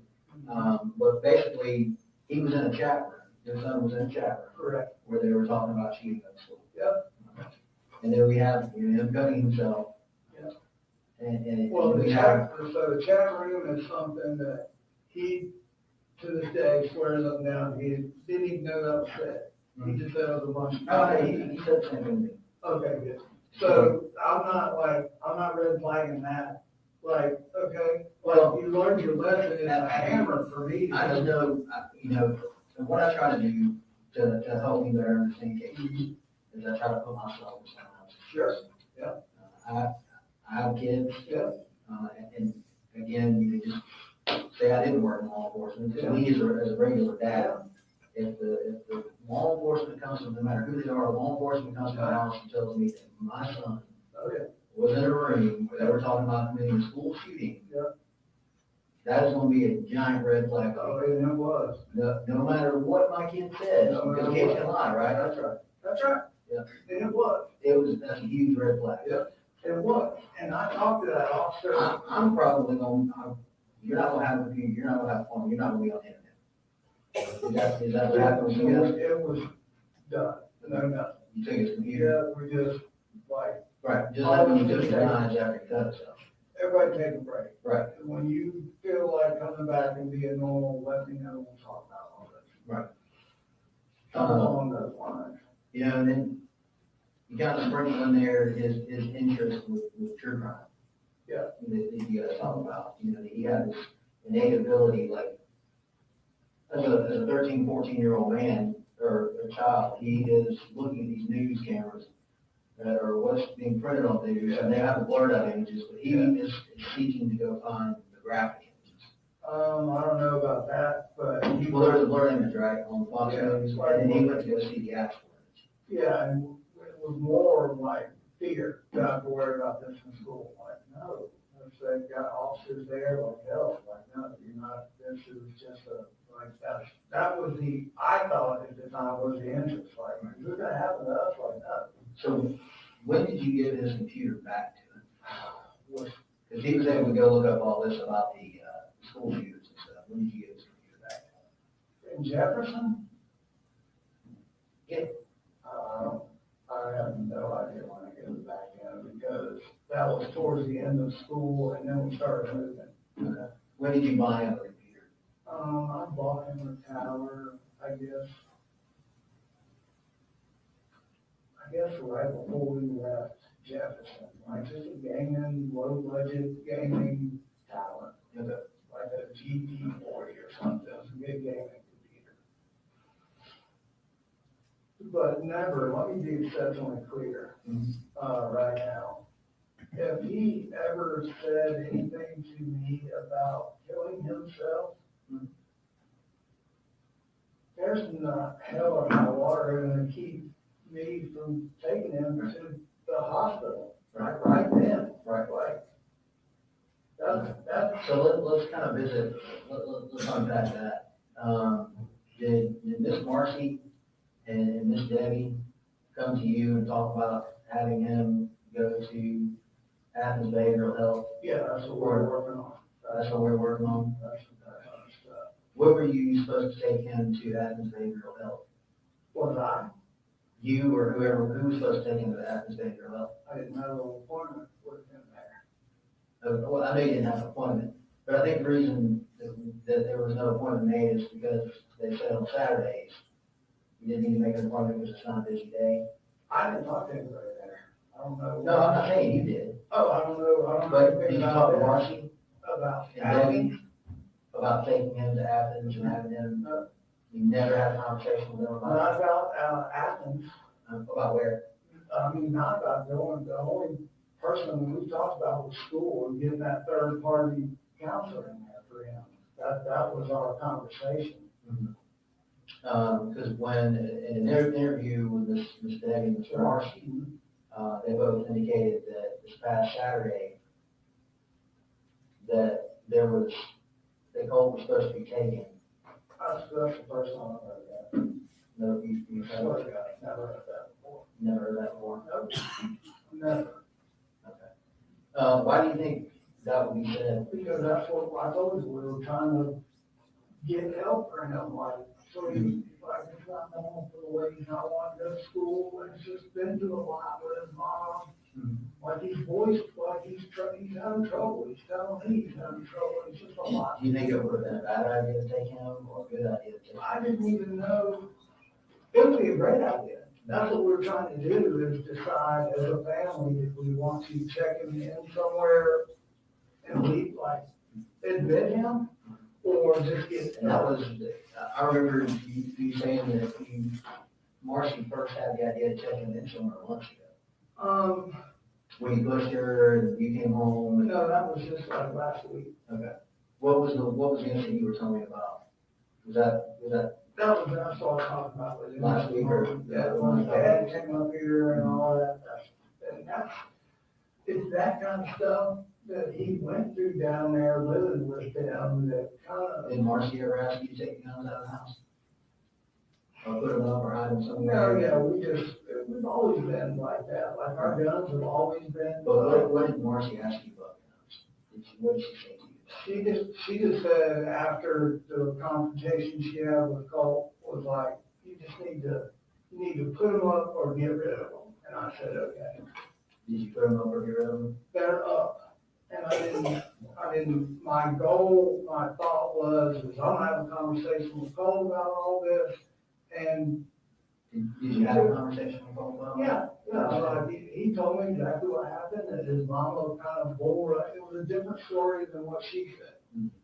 And she kind of came charging in there, calling him an MFer and got in his face and like, okay, that's what happened. I'm like, okay. But this acting thing, nobody, I was not, swear to God, where he was supposed to go, like, for Christ's sake, I would have taken him there. That would have been great. But no, that was never, nobody ever said there is a set appointment for him anywhere. So we've all been worried. Yeah, I mean, there wasn't an appointment made, no. I mean, like, it's all my insurance, but I would have to know about it. Nobody ever said, hey, go. Like, we're set up to bring him. Like, I didn't know that they talked to Athens. Like, Okay. So tell me about Jenny. How is Jenny? Like, they're really close, right? they're close. She was super quiet. She is? Yeah, real reserved and, Is she a pretty truthful kid? yeah, she's good. She's good. She is. You know, Have you ever taught her in a lie before? Jenny, nothing major that I can think What does she of. lie about? So I'm saying, no. I can't think of anything like major. Have you ever caught Colton in a lie? I'm sure I have. No, can't, Can't think of anything off the top of your head. no. Like, kind of a lot of time process here, and these questions are like, I don't know, like, I don't know.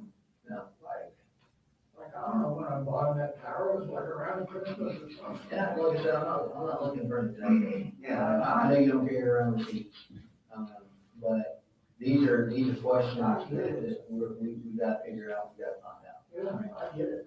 Because you know, a lot of people want answers to these questions. Yeah, I do too. Yeah. You know, like, I do too. So these are some things that, you know, you kind of need to be thinking about. Well, we did talk with Jenny today. Yeah. And, she did very well, today. And we kind of, when we talked to her, and she's very close to the brother, she goes in this room and they play video games together, so on and so forth. One of the things that she stated, was that, was the cult kept his firearm in his room. It's not all the time, though. Okay, so how often? It was never, there was never an inkling or a thought of anything like this ever happening. That's not like, Well, there was an inkling. well, I mean, There not really for him. This for him, this was our escape out into the wilderness kind of thing. That's all this was. Like, if we were getting guns down to clean them or scope or something like that, it was purely range or deer hunting. That's what this was. I thought, but apparently not. So,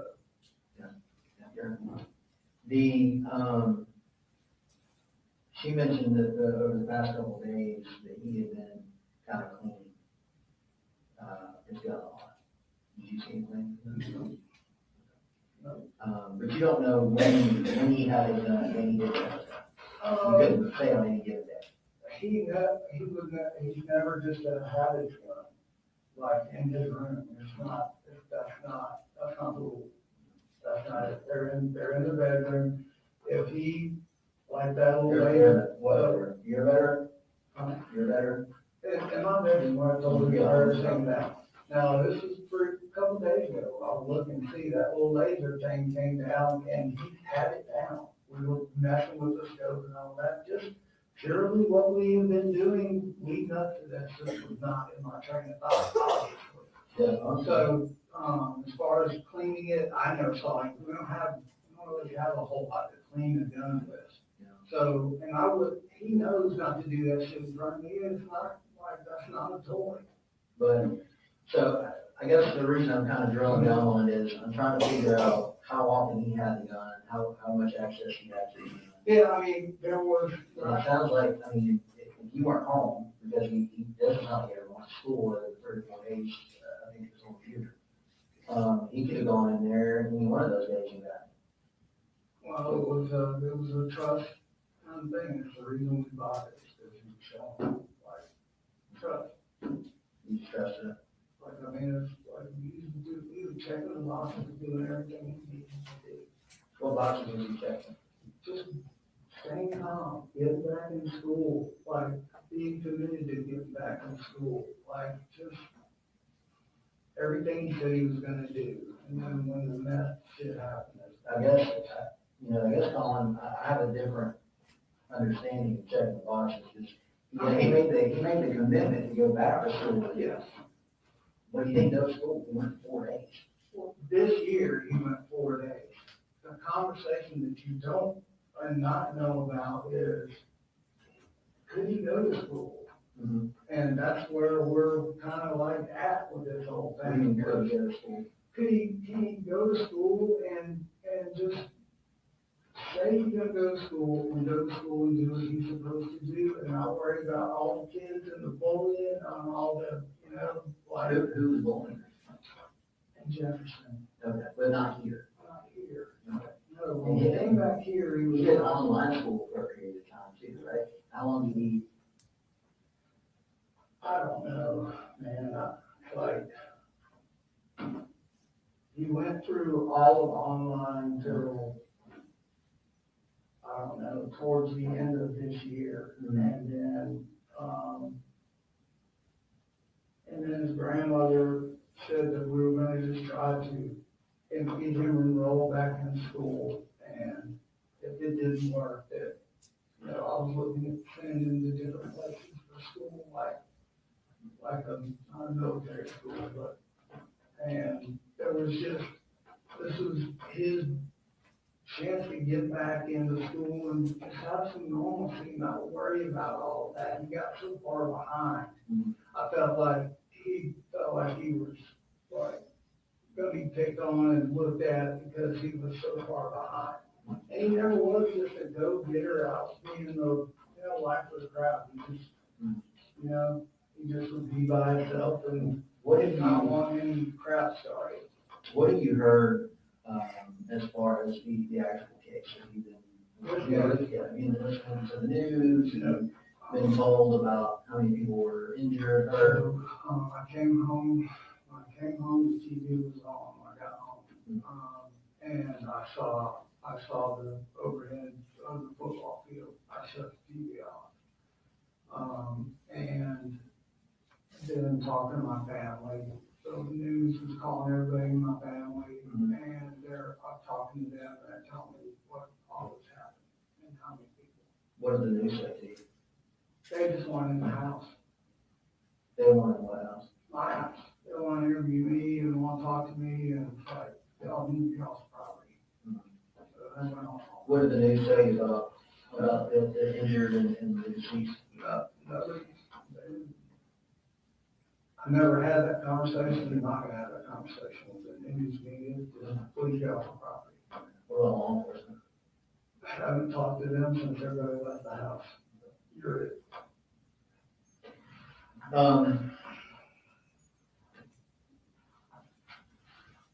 So I'm gonna share with you the warrants that we're taking. Okay. So right now, he has, I've taken 4 warrants for his arrest. Okay, and they are, and this is preliminarily because we're still processing evidence. We're still going over the evidence. There are 4 warrants for his arrest for the offense of felony murder. As an adult.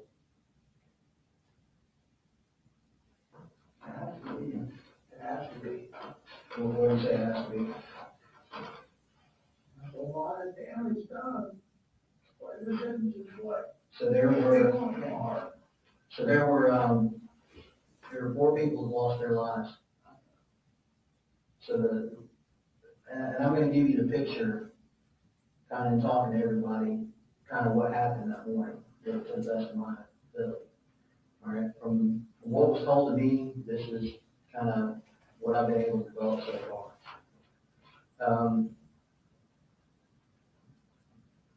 So Colt says that he made this decision to bring this rifle to school. How do you get a long rifle on a bus and in school? don't understand that. Well, he took some steps to do that, right? So he puts the rifle in his book bag. And not only does he put the rifle in his book bag, he goes and he takes poster board and he wraps the top of the rifle that's sticking out of the book bag in poster board. And then he takes on top of that and puts some kind of hat over the top of the top of the poster board. And he told everyone that it was a project. And the poster was a Happy Mother's Day poster that I had them made. How did you know that? Because it was in his room, like it was our thing to try to help her. So he wraps this up in poster board. And he gets on the bus. And he tells everybody it's a project. He goes to class. He tells them it's a project. And then he goes to his second period class where he makes the decision to go into the bathroom and, in his words, to get ready. And asked him what that meant. And he stated that he had formulated this plan that, and then his initial plan was to bring a hat. And his initial plan was he has a airsoft vest, is that correct? He was gonna wear his airsoft vest, but he opted not to. He forgot his hat, but he brought with him some gloves. He said the reason that he brought the gloves was to distance himself from the rifle. So what? Distance himself from the rifle, does that mean anything to you?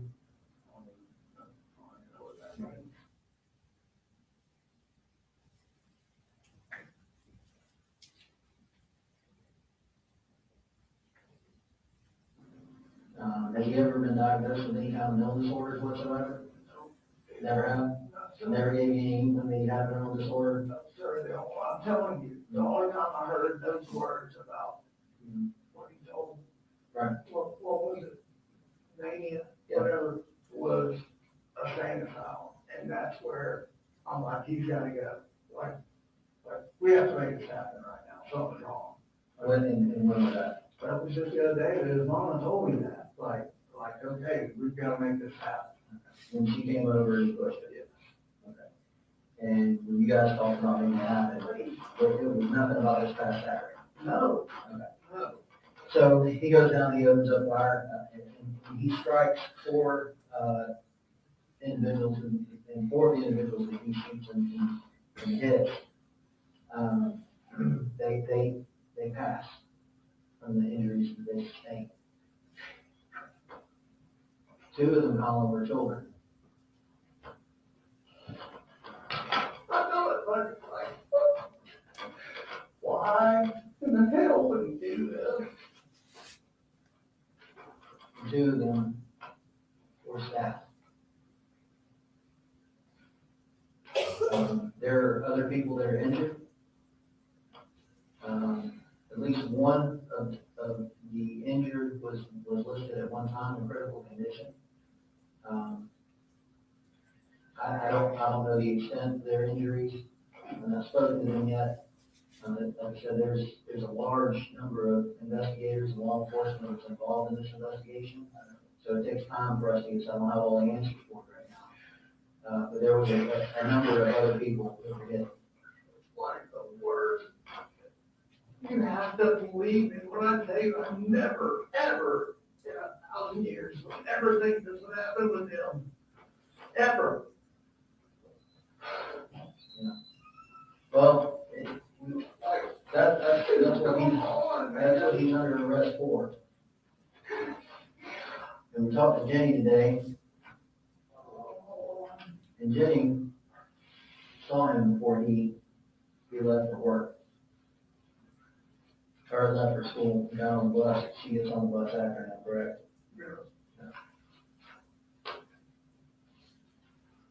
This is the picture Jenny drew for us of his backpack. His backpack, open, poster board, and rolled up paper. She even put the J on there for Jenny's board. I just bought him that book. Jenny is very talented. She's a very talented artist, and she's a very smart young lady. She's the whole reason She's no reason you're what? That I am committed to do whatever I have to get my kids a good life. They did not deserve to go through all that shit with their mama and all the shit they saw and had to deal with. Right. So when they went through all that stuff with her mom and all that stuff they had to deal with, did you ever get in, think about getting in counseling or anything? You did? Who did they go to? No, we didn't formally send them to a counselor. They talked with defect counselors multiple times. And to the point where I was talking to Jim, like, hey, DFCS counselors or DFCS workers? both. They were both involved. And Fitzgerald. And she, that everything that I do, or, Hope, your brother and your sister are watching, you're the role model. Mm-hmm. And if there was any constant frustration, it was like that, like blame everything on his mama for what she put us through and just kind of, like, I know it's tough, but we've got to push forward. We have to keep doing the right thing. And Jenny and Little Cole, man, I'm telling you, when I look at those two kids, I know for me, it's like, okay, I know I'm a good dad, I'm doing the right thing, I'm trying to get Colt into the right people. I've only got so much money, so much time, like, but you're right, she's guilty, and Will Cole is too, and they don't deserve any of this. Like, we were sitting there on the floor last night, like, I'm scared. I'm like, I'm scared too. And she's like, is my life ruined? I'm like, no, your life is not ruined. I said, we will get through this. I will be your support. What do you talk to me about this? The only thing I said to her was, don't get on social media, which I know she has. And I asked her, I said, have you looked at any of this? What social media accounts does she have? I don't know. I don't think she has any. I don't think she does. She doesn't like no Facebook, nothing like that. But I told her today, I said, she started texting, oh, y'all got my phone. When he said that last thing to me the other day, I left work and was texting him repeatedly, like, call me, like, something's wrong. I knew something was wrong. And when I got to her, Did you call 911 and figure out something was wrong? it all happened like bang, bang, bang. Talked to Jenny and she said, we're in lockdown. As soon as she said we're in lockdown, I started getting off the roof of the building I was on, like, I gotta go. And then it was just trying to contact him, her, him, his mama, grandmother, we gotta go get the kids. Like, I gotta get home, something's wrong, I don't know. And, Marcy's like, I got a bad feeling about this. And I'm like, I do too. I'm like, I pray to God, I don't know. Well, one of the things that Jenny said in her interview, and I want to bring up some notes that I took.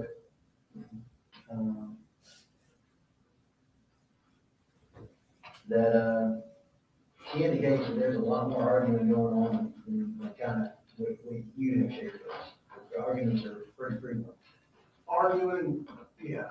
And, Right. And yelling at you, and she told us about the incident where he chased her into his room, and she said it scared her. It scared me. Yeah, and you and her have talked multiple times about getting him help. Yeah. Going back for a while.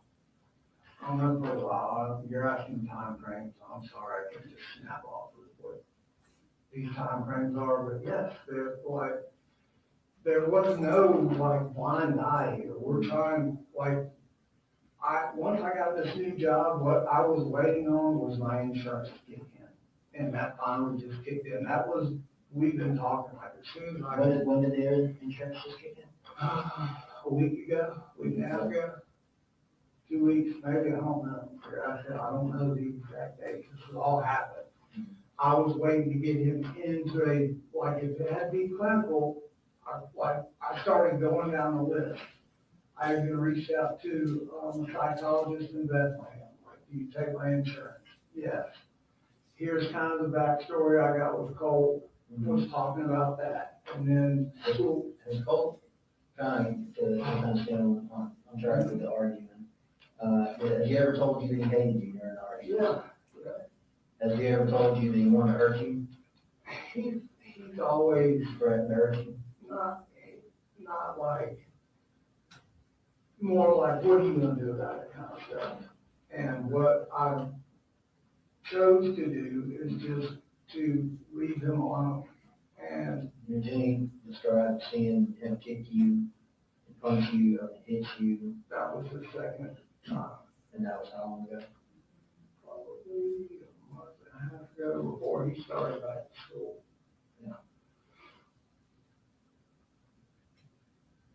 And that's when I pulled in every, Did you ever throw anything at him? say, hey, threw a screwdriver at me. What did he say to you before he did that? He didn't, I didn't hear him say anything to me at all, but, when I picked up the screwdriver, I probably should have said, you're going, I said, I need to call the law. So Jenny knew that he had a lot of social media accounts. He actually had a lot of them. And he would create them, delete them, and create them, and delete them. In your talks with Jenny, did she ever share that with you? She never told me, and like, I'm all about, social media, so Help me understand how the conversations with Jenny would go. When, we wouldn't sit down and just sit there and have a long conversation about Cole. I mean, that's not, it was more about just, hey, we're getting him help, insurance kicks in, he's going, like, I'm trying to just see it coming and be neutral, and, I feel like he's gonna get that way, then we'll go to the park and he'll calm down and he'll give me a call and say, hey, I'm sorry, I just lost my temper, blah, blah, blah. That's typically how it would go. But it was a lot of back and forth about his mom and,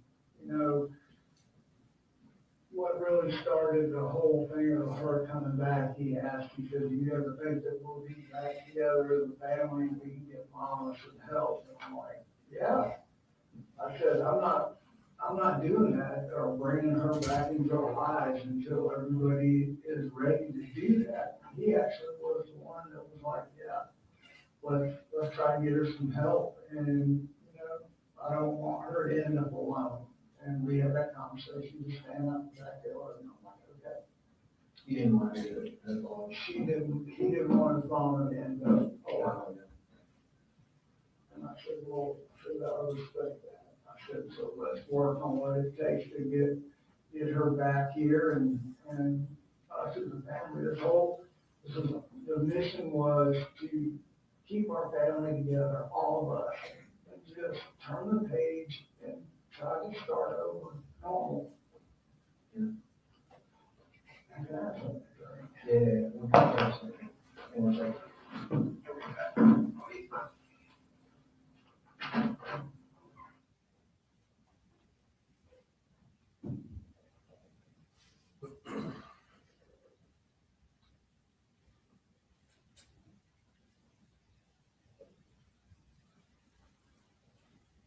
For the record, Your Honor, the investigator stepped out of the room, we're fast forwarding until when he comes back.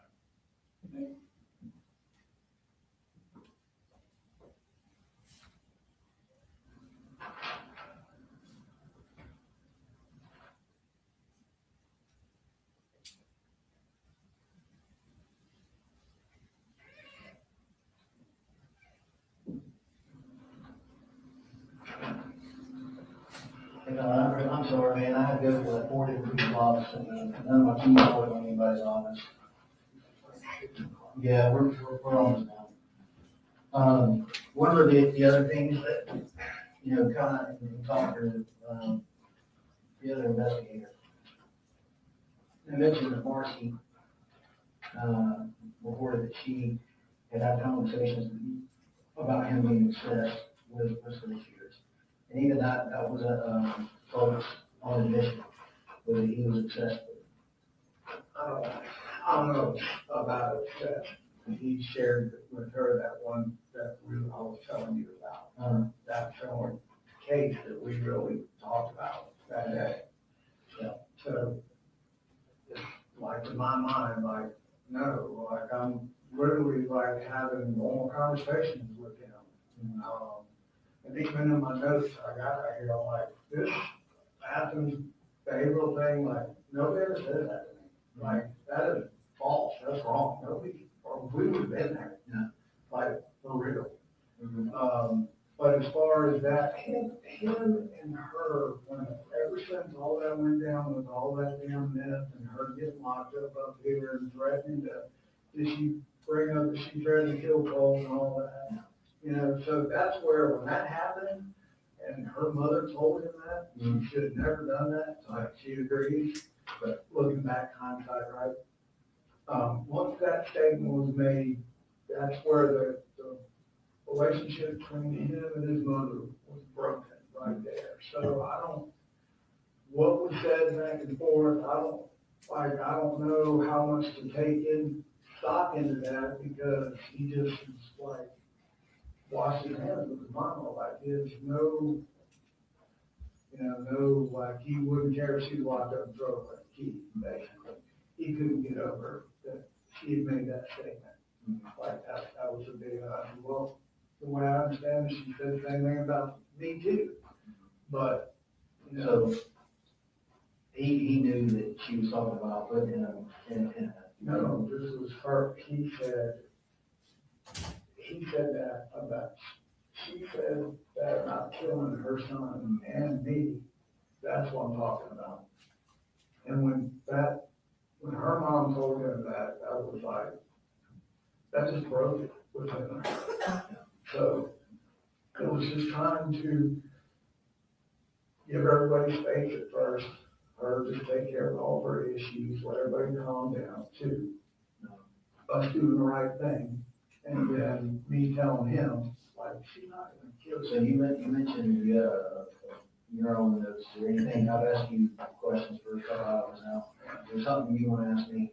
I just only thing I wanna ask you is what I'm taking back here, I'm listening, and it's like, you're doing your job, I get it. The way I feel like I'm being portrayed is like just hey, who gives a shit kind of dad, that's not.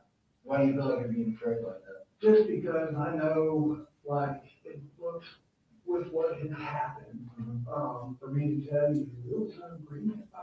We never had those weapons in our house. Like, we had long conversations called, but they would have never been there, ever. And it was just, it was like, blood, other things, like, this is our escape.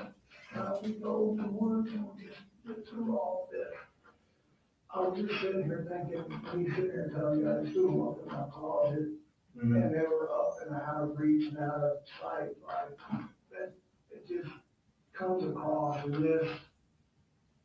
this camera film, I guess, like, I should have done more, yeah, and I'm like, Do you feel like you should have done more? well, as soon as I felt like something was different, like with him, that's immediate when I was like, I need to buy this gun case, and if he continues to kind of not be who he said he was. Why did you buy the gun case? It fit in my cart, and I couldn't afford it. Well, what was the catalyst for that? I remember you telling me about that. I was just saying that I could get him going back to school. Was that after Marcy told you to put the guns up? No, this was after him and her had that big old thing. There was a red flag that went off for you, like, hey, I need to lock this guns up. Well, there was okay, until we can get him some help and everybody calm, I just need to do the right thing, and just get him put up or out of the house, like either way. Like, and that was known, that was coming, I had to pay $74 for sweet to buy it. So it's still sitting on Amazon cart for $134. And that was after the incident last week with With him. Marcy, Okay. with him and his mom, so And she really. came up last week. Yeah, and really I was debating like this week, like, well, if he goes to school, then I may just come home and take everything up to Mike and just tell him to hold on to it for a while, just to like make sure everybody's like, you know. Why didn't you do that last week?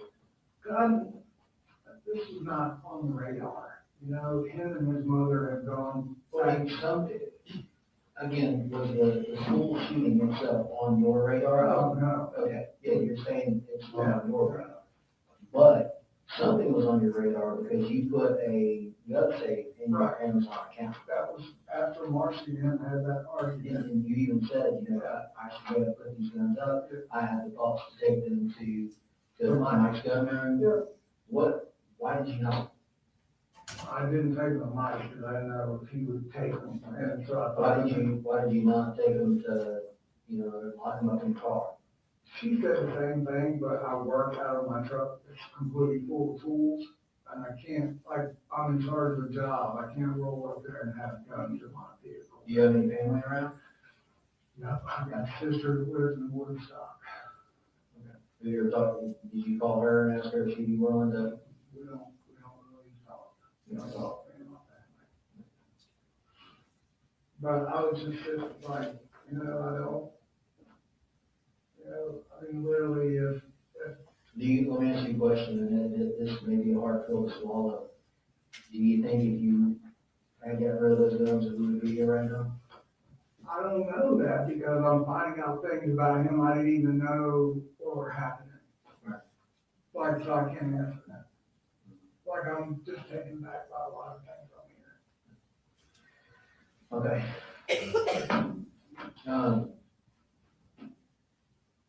I think that's about all the questions I have for you.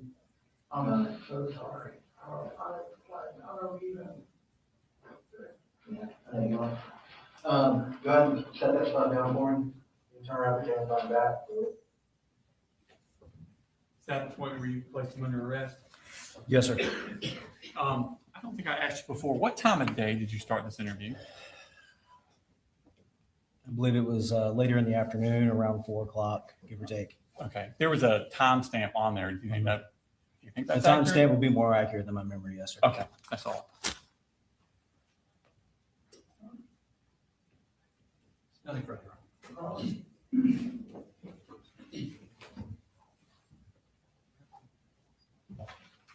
Yes, Judge.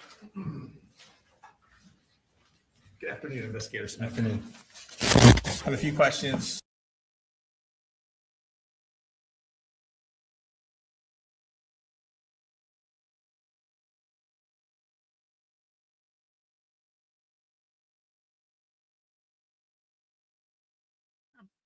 Thank you.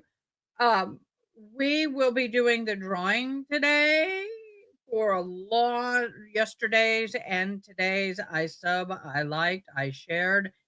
I do not have a lot of that here today. So if you've not I liked, I subbed and all that, please go ahead and do so now. Because I'm going to start doing those drawings for the past days. And then at the end of this case today, I'm going to do today's drawing. So y'all don't forget, we do that. Okay. It's free. We have a sponsor for our gift card giveaways. And it is an Amazon gift card. Thank you, Red Dog Ranch, this month's gift card giveaway. Like the stream and then comment in all caps, ILIKED. I'll run the banner for a minute to remind y'all. Please do so because I'd like, and if you've already done it, do it again just to make sure. All right, back into court. Not a ton. If I ask a question that is ambiguous, just let me know and I'll try and clarify, okay? Yes, sir. All right. So this interview with Colin Gray was done is the same day that the interview with Jenny Gray was done at the Treehouse. Is Yes, that sir. correct? That's correct. Okay. And just for timing purposes, it sounds like interview at the Treehouse was done first. Correct.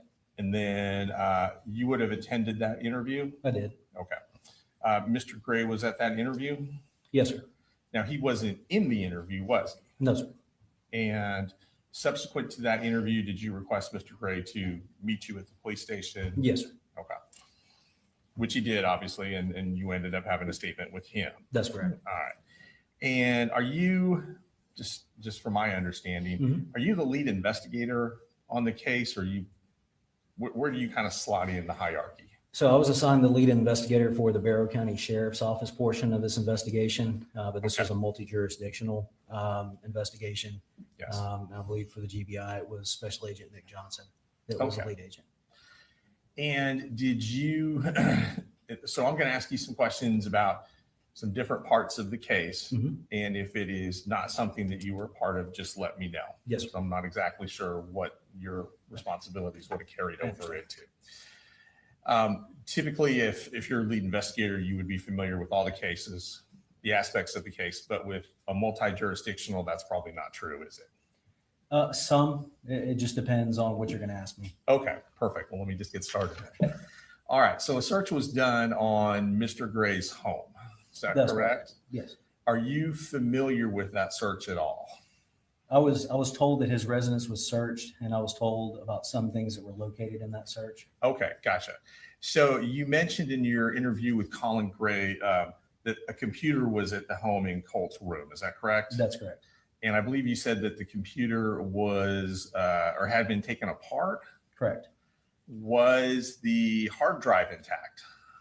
That would be a better question for the GBI. Okay, gotcha. So as far as you know, the computer was taken apart, but you're not sure what the condition of the hard drive was. Correct. I just knew that it was taken apart. Okay. And there were some,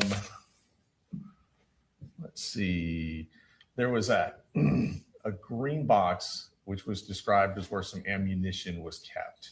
Yes, sir. Are you familiar with that green box? I'm familiar with what Colin told me about that green box. Okay. So you don't know from your investigation what type of ammunition would have been, what type of caliber ammunition would have been found in the box? That, Okay. Again, that would be a better question for the GBI. Yes, sir.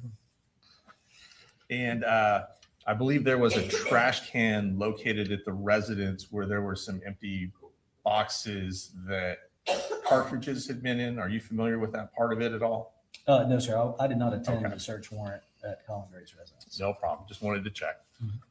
Thank you. You got into a lot during that interview, and a lot of it was some historical information about the family and where they had lived and things like that. Yes, sir. One of the issues you talked about, and we saw a photograph, is of some cutting incidents regarding Colt Gray. Correct. And those would have happened in Fitzgerald, Georgia. Is that your understanding? According to what Colin Gray said, yes. Okay. And do you have any information that would contradict that they happened in Fitzgerald? No, sir. Okay. And do you have information in terms of what year that would have occurred in? I don't. That's okay. Again, Colin Gray, I believe he said it was a previous year. Okay. And the previous year, so Colt had just started ninth grade in September of 2024. That's correct. Roughly within a month or so. Correct. Okay. And then eighth grade, we skip past eighth grade, we go to seventh grade. That would have been at, was it Jefferson Middle School, you recall?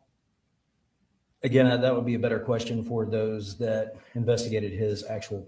That's okay. And I appreciate, just let me know if I'm covering stuff that wouldn't have been part of your responsibilities. Okay. And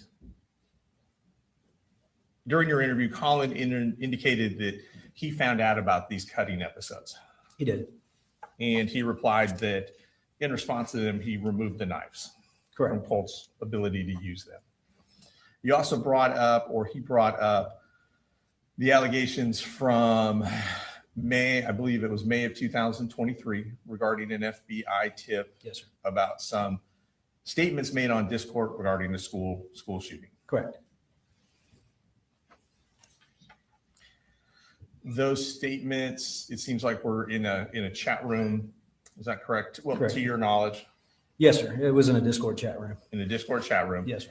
And it's possible that that chat room was accessed by use of a computer. Correct. And there would have been an IP address, most likely, that put it back to a certain address, which is how the FBI investigates those types of tips. Yes, sir.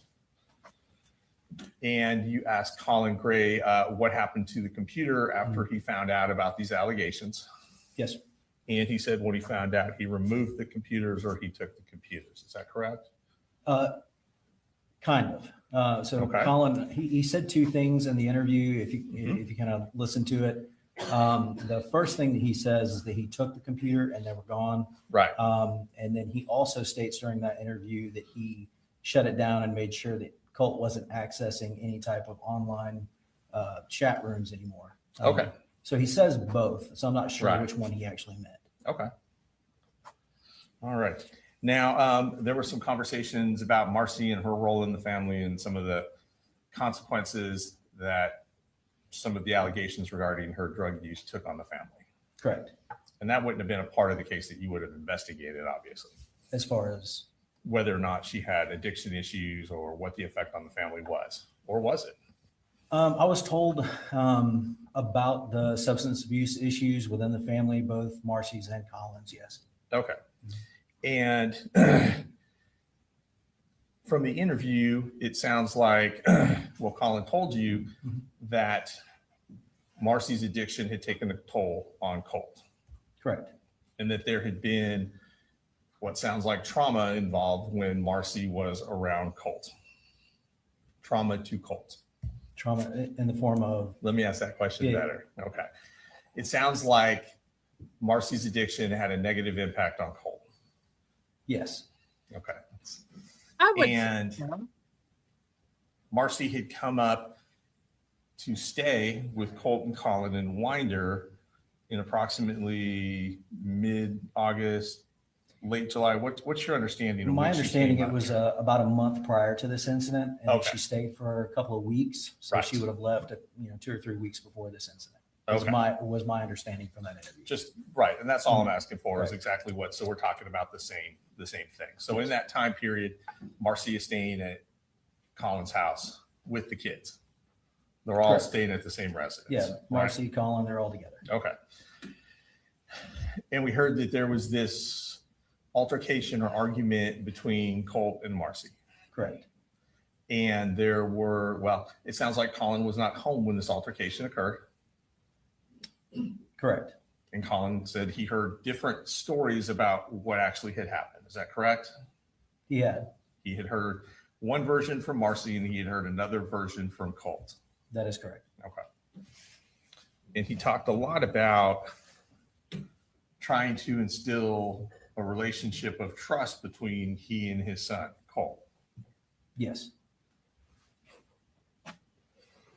And as part of the trust, well, as part of the trust building, it sounds like his explanation for not removing the guns, as Marcy had asked, was because he was in fact listening to both sides, figuring out what exactly had happened. That would not be my interpretation of it. Okay. Not mine either. Now, after this altercation with Marcy, Marcy left the home. Is that correct? That is correct. And it went back, the home went back to what it had been in terms of the residents being Colin Colt, Jenny, and Colby. Correct. Little Colby. Yes. Okay. Now I'm going to ask you just a couple quick questions about Jenny's interview. Okay. So you were at Treehouse when the interview happened. Yes, sir. You were able to observe the interview in its I was. entirety. Yes, sir. Was the interview videotaped? It was. And did you have a chance to review the videotape? I have. Was it a fair and accurate representation of that interview? Yes, sir. Okay. Judge, at this time, we would like to play that interview. I can either, I don't know how cooperative you all want to be. I can either hook it up to my computer or. First, how's it, are you marking it? It's defense exhibit 1, Judge. My understanding from the court reporter, I put it on a hard drive, so I'll do that. Mark it as defense exhibit 1. What's the state of an objection? Hang on. All right, defendant's one is admitted. And if you need access on your side, you need to switch to the computer. Yes, sir. You need me to switch it to you? It sounds like I do, Judge. Okay. I will hook it up to momentarily.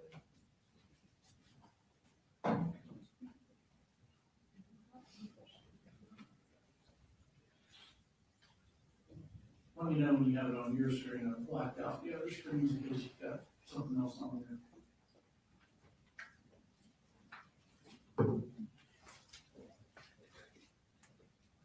You guys okay?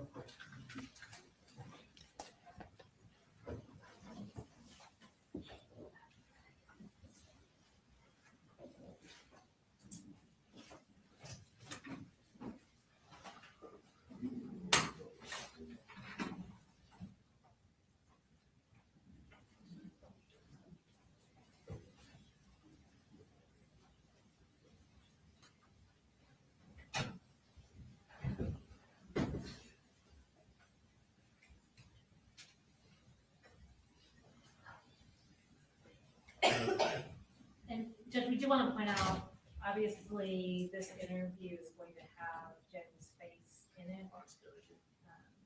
So I think maybe we need to proceed. So you're not with WSB, right? You're A&F.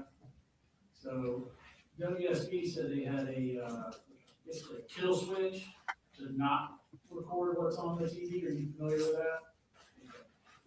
Because the interview has the face of a minor here, we will make sure the kill switch is activated so that you're not recording the images that will be on the screen. You can have audio, but no video, same for any other media. Recording or photographing the images of the minor for broadcasting or dissemination. I think they're going to show the interview of Colt Gray, Colin, I get him, Colt Gray. And if that's the case, then they can't show his face. So we'll see what happens. Cross fingers, y'all. If you see me literally do that real quick, because they show their face. Now, I do know they're going into a break in a minute. I believe we're ready. All right. So you want me to go live for the TV? Yes, sir.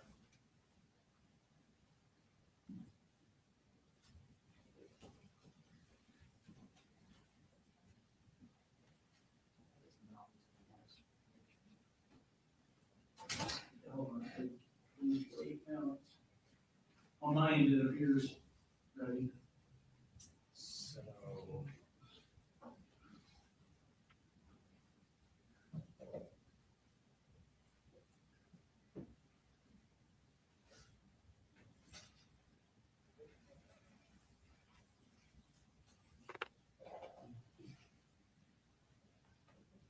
You plugged into a computer over there, is that right? Yes, sir. You guys just look up the HDMI.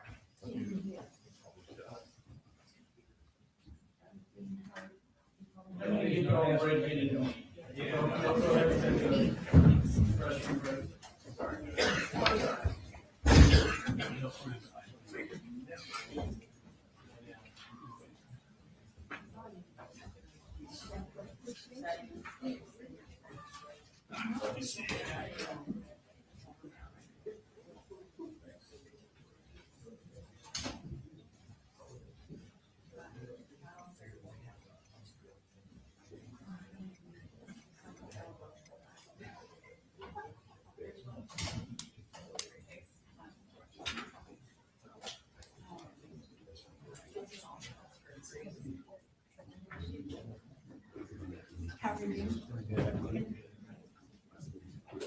Stuck over there around here.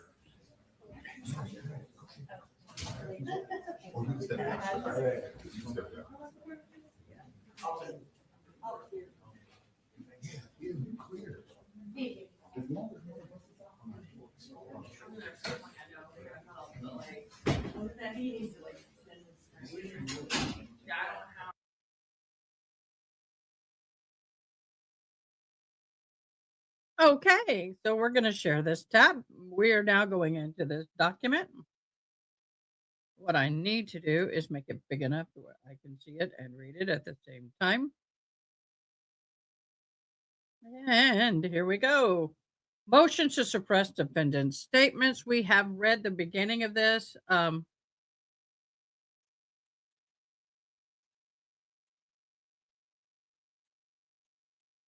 Okay, we've done some, that's the same. Wherefore, the defendant prays that the statements made by him obtained by virtue of illegal interrogation and in violation of his rights, any electronic recordings of these, we've already read that. It was served. Here we go. Now, I'm going to have to bring this over in front here. So I won't be able to see what you guys say or do. If you're still watching, Crystal, let me see. Crystal, are you still here? Yes, please put I liked again. It didn't catch you.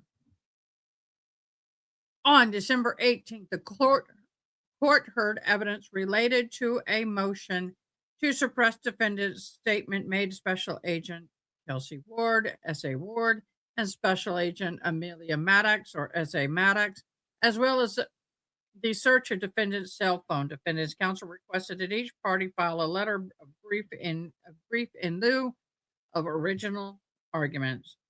The state therefore filed its letter in brief support of the denying of both motions. I'm gonna sneeze again. The motion to suppress statement made S.A. Ward and S.A. Maddox. Defendant statements S.A. Ward and Maddox are admissible. Not only was the defendant not in custody, but Miranda warnings were not required. Okay, here we go. Not required, but the statement was also voluntarily made. A person is in custody for the purpose of Miranda when he is 1, formally arrested, or 2, retained to the degree associated with formal arrest. Unless reasonable person in the suspect situation would perceive he was in custody. Miranda warnings are not necessary. When determining whether defendant was in custody for the purpose of Miranda, courts must consider totality of the circumstances. Pursuant to cited relevant factors for this analysis includes the location of the questioning. So that is true too. Where were they having this conversation and questioning? How long was the duration, the statement made during the interview, and the presence or absence of physical restraints during the questioning, and the release of an interviewee at the end of the questioning. So I will say, case in point, I went into the police, a legal police sheriff, one of those type places, and I was asked about a situation. My Miranda rights were never read to me. I thought I was going in as a witness. Well, they were investigating me as well as everybody else, but they tried to do this with me, but because I was released, I was not, they told me I was free to go at any time, yada, yada, yada. They just wanted to hear my side. I filled out a statement of events, like an affidavit. I did do an affidavit, but they were trying to say that some of the things I said that were not in the affidavit should be able to be used as and they were in. So long story short, I was never brought against charges. I didn't do anything wrong, but they were trying to pressure me with a threat. And then they said they were going to read me my rights after the fact. Then they read me my rights. And then I said, well, am I free to go? They go, well, yeah.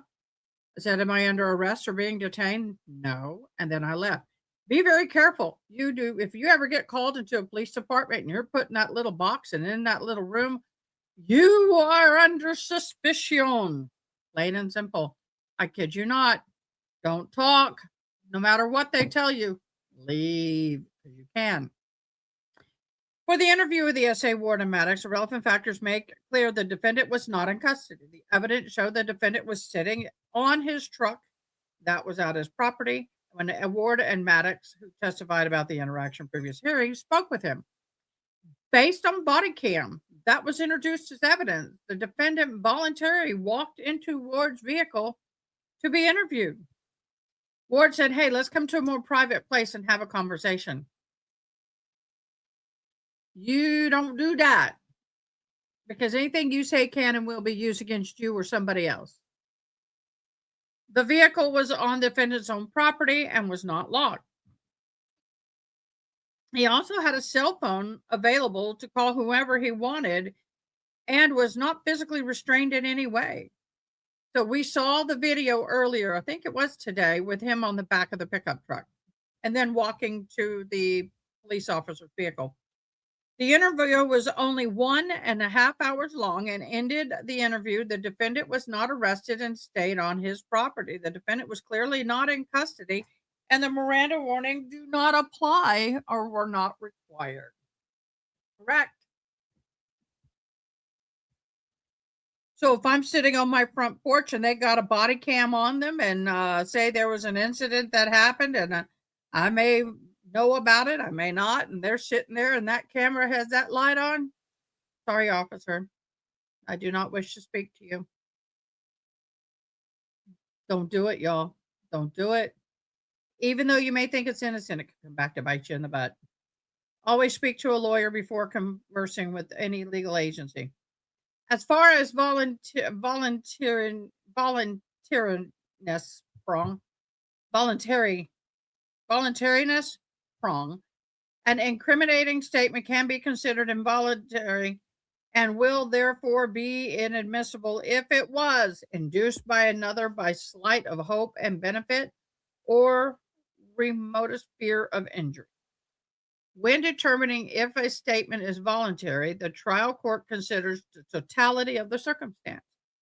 So were you coerced? Were you threatened? Were there insinuation that if you don't give this information, you too can be brought against charges, you too can have charges brought against you? That is another thing that they do. They do it very well. I'm having to check my camera. They do it very well. And outlined in Hayes versus State, important factors considered in determining voluntariness includes location of the interview, the way the defendant arrived at the interview, the tone of the questioning, the presence or absence of threat cited. In Hayes, Supreme Court upheld the denial of a motion to suppress defendant's statements where the defendant voluntarily went to the sheriff's office to be interviewed, i.e. me. The investigator had a conversational tone with the defendant, and the investigator never coerced or promised the defendant anything, i.e. me. Similarly, in the case, the statement of Ward and Maddox, there was voluntary, i.e. me. Learned to never do that again. I didn't get in any trouble. Don't worry, I'm fine.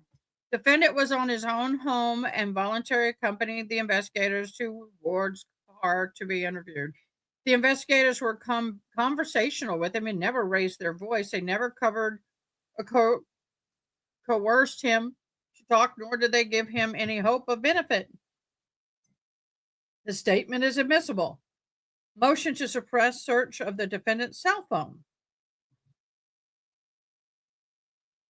The search and seizure of defendant's cell phone did not violate the Fourth Amendment right as he voluntarily consented to the search of the cell phone. Now, I have never had that, but I give you a story that is so freaking true and scary.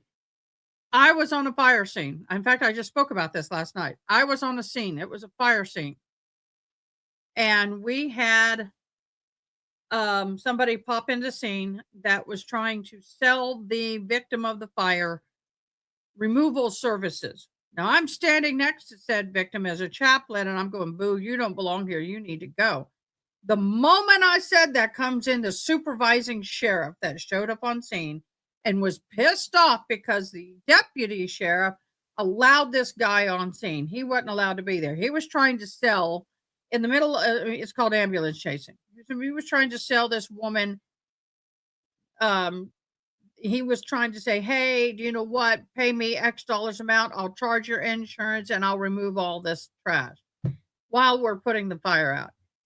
Well, the deputy sheriff pulled not only him, but me aside and brought us off of property. He kicked him out. And this guy was new to the position. He never met me before. Everybody else knew me there.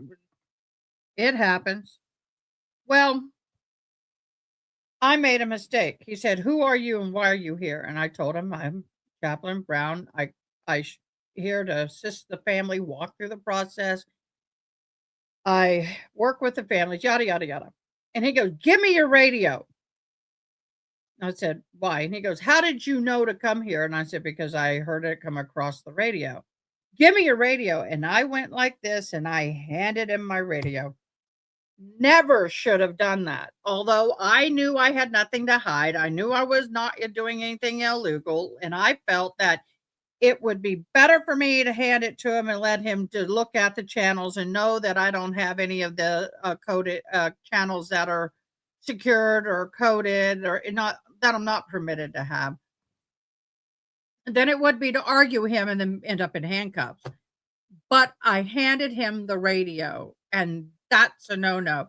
He can never do that. That was something he wasn't permitted to do until I handed him the radio. And the same thing with your phone. If you are ever anywhere near a police officer or sheriff and they say, "Let me see your phone," it's no, sir.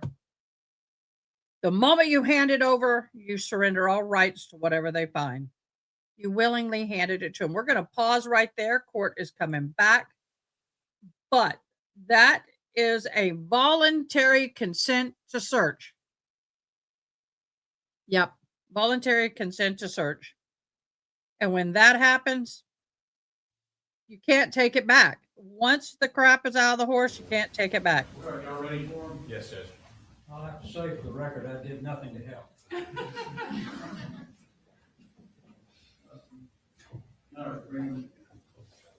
So again, never give them anything without a warrant. Purse, phone, radio, all ended up fine, but still. What I should have done is called the person above him who I had their phone number, but it was 3:00 in the morning. Next break, we'll keep going. We're halfway through the document.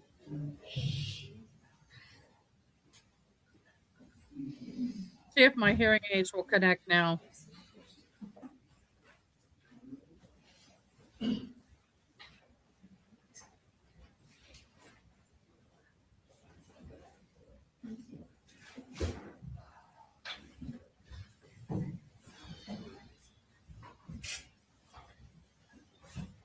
Oh, better. Oh my gosh. Let's see how long they stay connected though. All right, y'all can be seated. Thank you, Judge. Mr. Hobbs, D1 was admitted. Yes, sir. Publishing it now. Yes, Judge, please.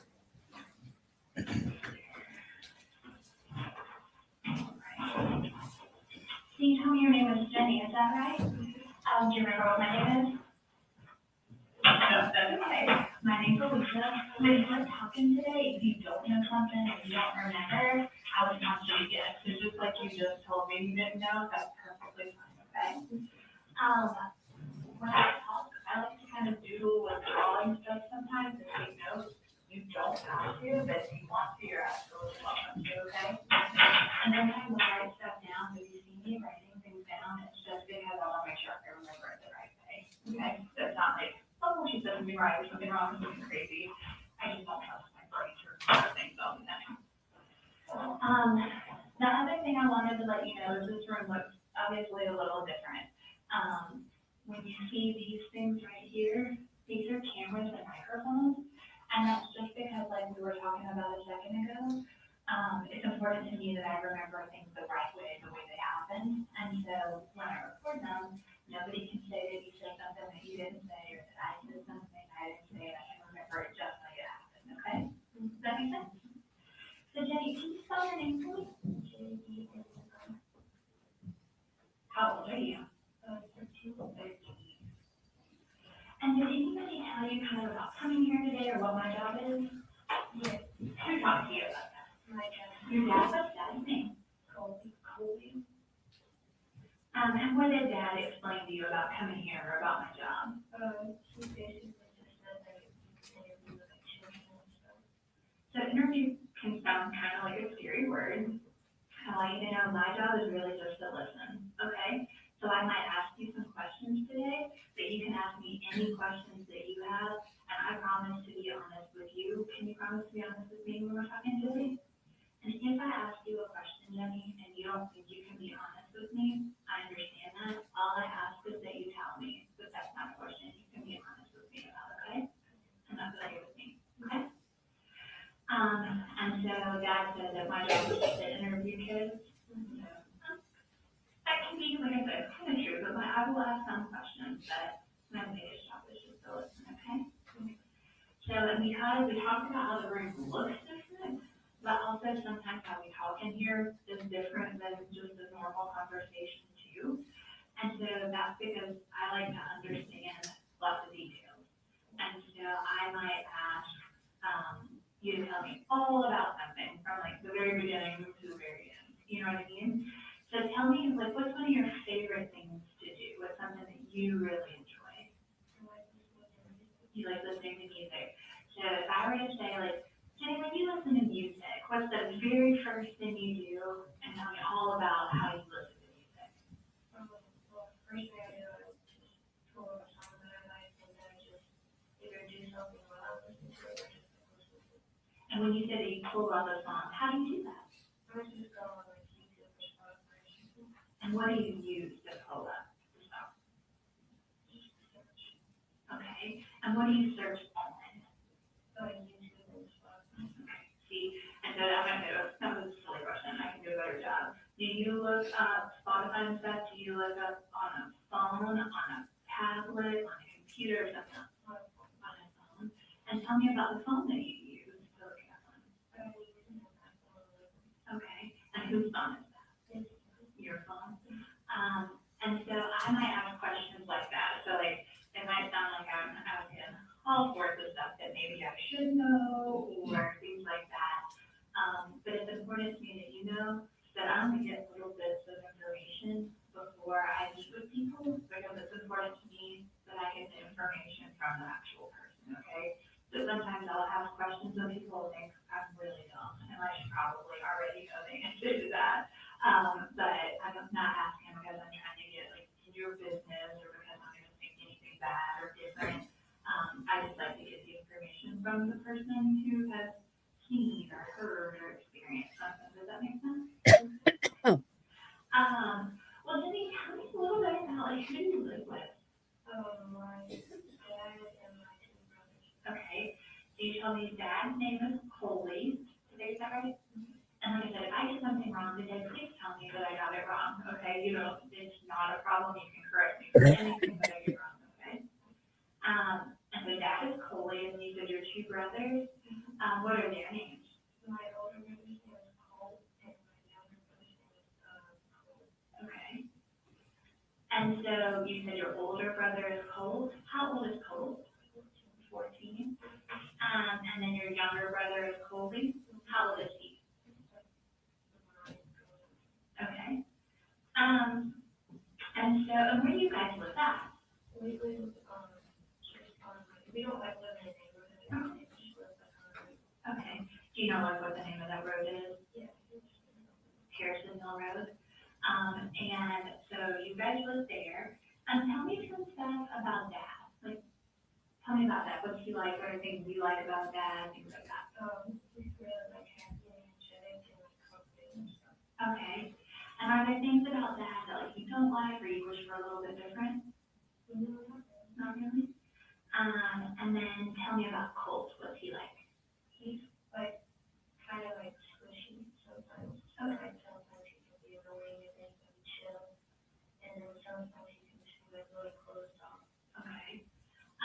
And so when he's happy and chill, what does that look like? He usually just playing games with me and like, you know, not being bored and stuff. When you guys play games, what kind of games do you play? Just like Minecraft and stuff. Okay. So like video game type stuff? Okay. And when you play Minecraft, is that on like how do y'all play Minecraft? He uses his phone. I use my PlayStation and I use it. He uses his phone. Okay. And so like do y'all play like sometimes when you play Minecraft, like you only talk to people like you know on there, and then other times when you play Minecraft, you can play with people from all over the world. How do you guys do it? He made like a server for us. Okay. Like we can like play together even though we're on different like electronics. Okay. Well, that sounds smart. Do you know how to make servers and stuff? No. How did you learn how to do that? There's probably somewhere like settings or something. Okay. Yeah, I'm not very good at that kind of stuff. So he made a server on his PC, did you say? And then you guys can play together through that. Is there other stuff that you guys can do, like with the servers and stuff like that? Okay. And when you say build stuff, tell me what that means. Structures, Like in Minecraft, you build stuff. Got it. Thank you for helping me understand that. And so, but then you said sometimes he can be switchy. And so sometimes he's happy and chill, and other times he's closed off. Help me understand what that looks like. like, when he's like close off, he's usually like always in his room and not really talking much. And then sometimes he can be like really like annoying and like pestering. Okay. When you guys play like Minecraft together, where do you play that at? And other stuff. Okay, so you guys aren't even in the same room. Where do you play from? You play from your room, and where does he play from? His room. And then you said, but when he's like closed off, he stays in his room.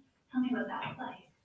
Well, like, we can still like go and usually like stay and like talk much. Okay. You can still go in there, he just sounds like maybe he doesn't respond like he normally would. Does that sound right? Well, he responds like listening, but it's just like kind of brief. Okay, thank you. And Jenny, I might ask you some more about that, in a little bit, but I wanna learn more about the rest of your family too, okay? And so, tell me about holding. Okay, But sometimes he doesn't really understand what's really like going on around him and stuff. help me, can you give me some examples of that? Like, he's like young, obviously, and, so like with like major stuff that kind of happens, he just like doesn't really pay attention to it. Are there some examples of stuff that has happened that have been like major things that he doesn't like kind of get what's going on? Kind of like moving houses and stuff. Okay, tell me about moving houses. We've been to like a lot of houses with like switching back and forth, and like now we're kind of like settled into a place. Okay, tell me, help me understand how come you switched back, you said between a lot of houses, can you tell me about that? Sometimes it's like with financial struggles, Yeah. it's just like with community and stuff. Okay. So when you switch back and forth between houses, is it always the same people that live in the houses? Sometimes my mom comes and lives with us, but most of the time, like now she can. Okay, what is mom's name? Marcy. But you said right now mom doesn't live with you guys? Okay. Do you still talk to mom and see mom? Mm-hmm. Okay. Where does mom live at? She kind of like is between my house and my grandma's house. Okay. And when you say your house, so you just want to write stuff down. I already forgot what road you said you lived on. Can you tell me that again? Harrison Mill. When you say that mom lives between your house and grandma's house, No, she's like switches back and forth. okay. Like she lives in one house and she lives in the Okay, so does she ever live in the Harrison Mill house? Okay. And when was the last time that mom lived with you? like, obviously, or just like, Both. Okay, you can both. well, she was out here like a month or two ago. Okay. And when she was up here like a month or two ago, did she stay like in the house with you guys? And where does she stay in the house when she's there? Okay. And then when she doesn't stay there, where does she go? She usually, like at the house or like in a different part of the house. Like when she's not living at the house where you're at, where will she live? She usually lives at my grandma's house. Okay. And where's grandma's house at? In Fitzgerald, okay. And so, when mom was here a month or two ago, how long did she live with you then? Like a couple of weeks. A couple of weeks? And how would you describe, like, how is it like when mom and dad and all of you guys live together? Was it like in the house? It was pretty like frustrating because everyone like in a really big house. But, it was pretty like a fun time. Okay. I think sometimes when, I talk to boys and girls, and they talk about like different people moving in and out of the house, but sometimes it can be good, and then sometimes it makes people, not get along or have troubles and stuff like that. Does that ever happen in your house? Sometimes, can you tell me about that? Like, if my mom, she's kind of cold, but like not like that big. She, like, sometimes she can be kind of like annoying and frustrating. Okay. And when you say like annoying and pestering, that can mean a lot of different things. Can you tell me about what that looks like when they're being annoying or pestering? Usually just like being like overbearing and not like listening. Okay. What you tell them to. Okay. Jenny, do people ever, in your house, do they ever like get in fights? And sometimes when we talk to boys and girls about fights, it can be fights with their words, it can be fights with like hands where they get hits or kicks or punches or chokes. It can be where people fight, but like they don't talk at all, like they just stay silent, go, you know what I mean? There's a lot of different ways that can look. Do people in your house ever fight? Like most of the time it's just like arguments and stuff. Okay. But sometimes it can get physical. Okay. And when people have arguments, who has the arguments in your house? So like with my dad and my brother and my mom and my brother. Okay. And which brother? Is it different brothers or it's always cool? Can you give me some examples of fights or arguments that have happened between Dad and Colt? It's usually when he's like in one of those moods and he like tries to instigate stuff. And who tries to instigate Colt? And what are some things that Colt will do to instigate those things? Like he like doesn't leave my dad alone, so always like in his room and like being like mean and stuff. And can you help me understand like maybe some examples of times that you've seen Colt be mean, like what he's saying or doing, things that you may have seen or heard? He's usually just saying how like, you know, like, his dad was a issue with himself and how he like hates his dad and stuff. Okay. And what kind of things does Colt mean when he says like his life is a struggle? In the past he says like, well, like multiple schools that he's mentioned he's in trouble with bullying and stuff. Okay. And have you ever seen people bullying Colt? No, but I've heard of that. Okay. And what are the things that you've heard? He had to be transferred out of the school because he was like being bullied by the school from like people. My dad tried to talk to the school, but they never do anything. Okay. Do you know what school that was? It's the one I go to. Okay. And so, he had been bullied there and Dad tried to talk to them, but it didn't feel like anybody did anything. Did I get that right? Mm-hmm. Okay. Are there other examples that Colt has given of his life being a struggle? Like frustrated about stuff, he usually just like gets like angry and stuff, like does that stuff. You said that he yelled out that and please correct me if I get this wrong, that he yelled out that he hates your dad or his dad. Did I get that right? Has he ever yelled out any other things to them? No, because when they argue, I usually just go on kind of So he does yell other things, you just remove yourself from the situation so you don't know what those things were. Has Colt, when he's upset, has he ever threatened to like hurt Dad or do anything like that? Can you tell me about that? like I don't really know what I was saying. And I'm not trying to comment, it's important to me, Jenny, that you understand, I know I'm asking a lot of really hard questions, okay? And it's important to me that you know that I know that I'm asking questions about your family, okay? And I am not here to place judgment on you or your brothers, either one of them, or your mom or your dad, okay? I just want to understand. And so I have to ask a lot of questions so that,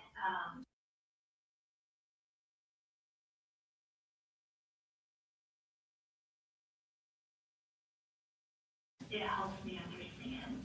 And because you live there, I can understand it better when I talk to you, okay? but I want you to know it's not because I'm trying to judge them or make me think different about you or your family or anything like that, okay? But I do know that I'm asking some really hard questions, okay? And I do have Kleenex, okay? And it is absolutely okay in this room if you can say any words that you want to say. There's no words that are not allowed or anything in here. If you get frustrated or sad or anything like that, that's okay, okay? It won't make me think different, and I promise I can handle it, okay? So I just want you to know I understand that I'm asking tough questions, okay? That you were saying that there are times that Colt has threatened Dad. Can you tell me about some of those times? Well, it's mostly times where stuff is like, not like a normal argument, like a really big one that like escalates and stuff. Okay, so it's not one of the just kind of like yelling arguments, but it's the ones that are more serious than that. Can you tell me about some of those? They usually like start because he's like very like fascinated with like computer stuff. Okay. And it's usually like always asking for something with his computer and, you know, like that just like no, we have to watch something now. Usually it's like frustrating. Okay, and then when he gets frustrated, what happens next? He usually just does that and then he like goes to his room. Okay, and the times that it's been where he's threatened Dad, what are some of the things that he's threatened Dad, like he's threatened to do to Dad? He just says like very stuff, not like detailed things, but like maybe like hurt him or like he wants to fight. Okay, and so he said hurt, he said fight, has he ever said like kill, or I don't want you to be my dad, or something like that? No, and they usually get to that when he's like not around. Okay. Have there been times, well, I understand because you said that there has, but I understand there are times where it has become physical. Can you tell me about the last time that it was physical?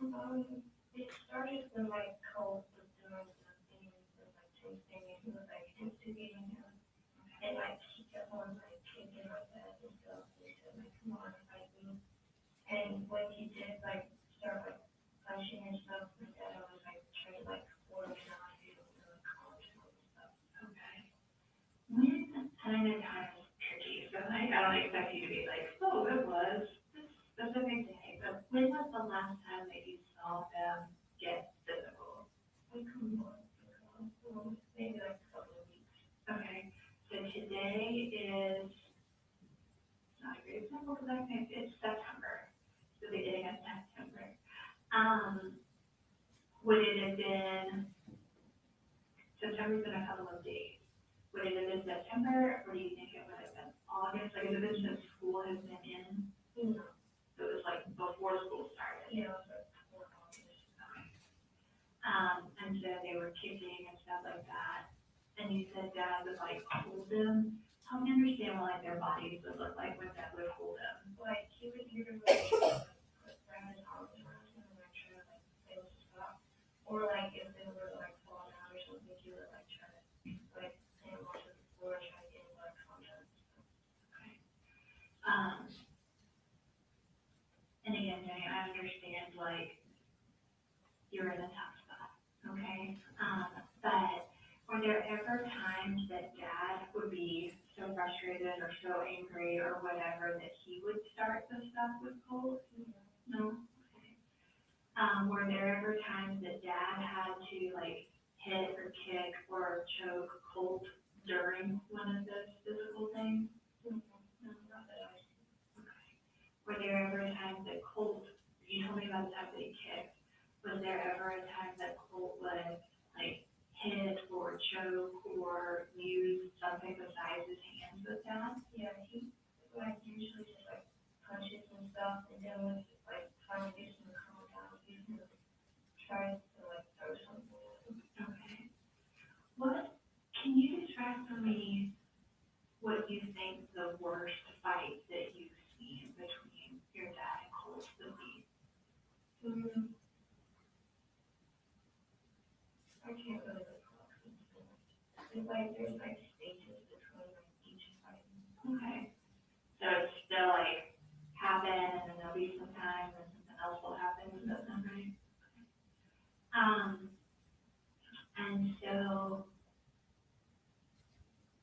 had a fight maybe a month ago, like before school started.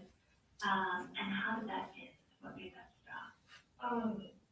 Like, it branched out and stuff, like it grew, and well, not grew in bad way, but my dad was probably it was a college out or something like that. And usually when he calls us, he just goes into his room, and, when he comes back out, he usually won't. Have there been times that Dad and Colby have ever fought? What about has there been times that you've seen Dad and Mom fight? They never get physical, they just have arguments. Okay, but they'll argue. I understand you said that Colt was really obsessed with computers. Is that the word that you used? And I know that he can build them and that he would ask Dad for stuff, but Dad would say we're having to watch money for some things. Were there things that Colt would do with his computer or on his computer that Dad was okay with? He usually never tells my dad anything that he does with his computer. But he does really wash sheets about his privacy and stuff. Help me understand what that looks like. So he usually just uses burner accounts and stuff, and he usually just delete accounts after a week or two. Okay. And is that stuff that Colt would talk to you about that he would do? Mm-hmm. Tell me about some of those conversations. Well, sometimes he makes an account on some email, and a week later he says, "Oh, I deleted my account again." Okay. And I would say just pretend like I'm real done with this stuff, but also I'm real done with this stuff. You may have to really walk me through some of it, okay? And so the games, I know you guys would play Minecraft. Where else did he have? I know he can make servers, and there's a lot of different platforms and stuff that people would use those servers on. What were some of the platforms that Colt would use his accounts on? He was all over the place. Most the things that I see are usually just websites Tumblr and YouTube and Twitch and stuff. Okay, so Tumblr, YouTube, Twitch, And Pinterest.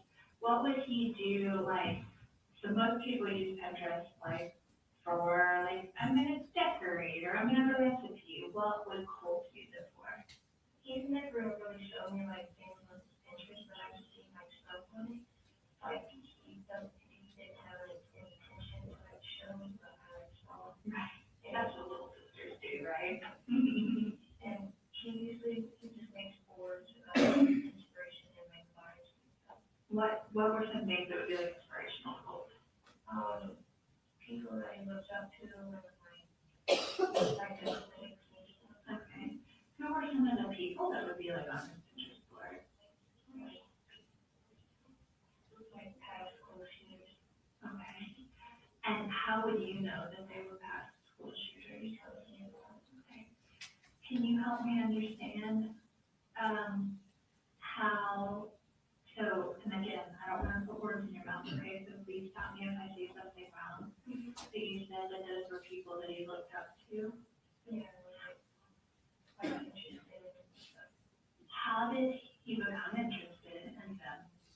I think it's something on mental issues, because of all moving around all the time, and all the bullying and stuff, it kind of hurt him. Okay. Did he talk to you about that? No, she just talks to me about, other stuff. Tell me what he would talk to you, when he would talk to you about the school shooters. Tell me what those conversations would look like. He would honestly just talk to me about them, and he would act as if I knew who they were and stuff.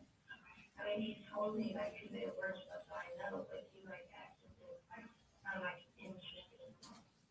And other people would just, it was, did he act like it was just common knowledge that everybody, no, okay. And then, was that stuff that you talked to your dad about at all? No.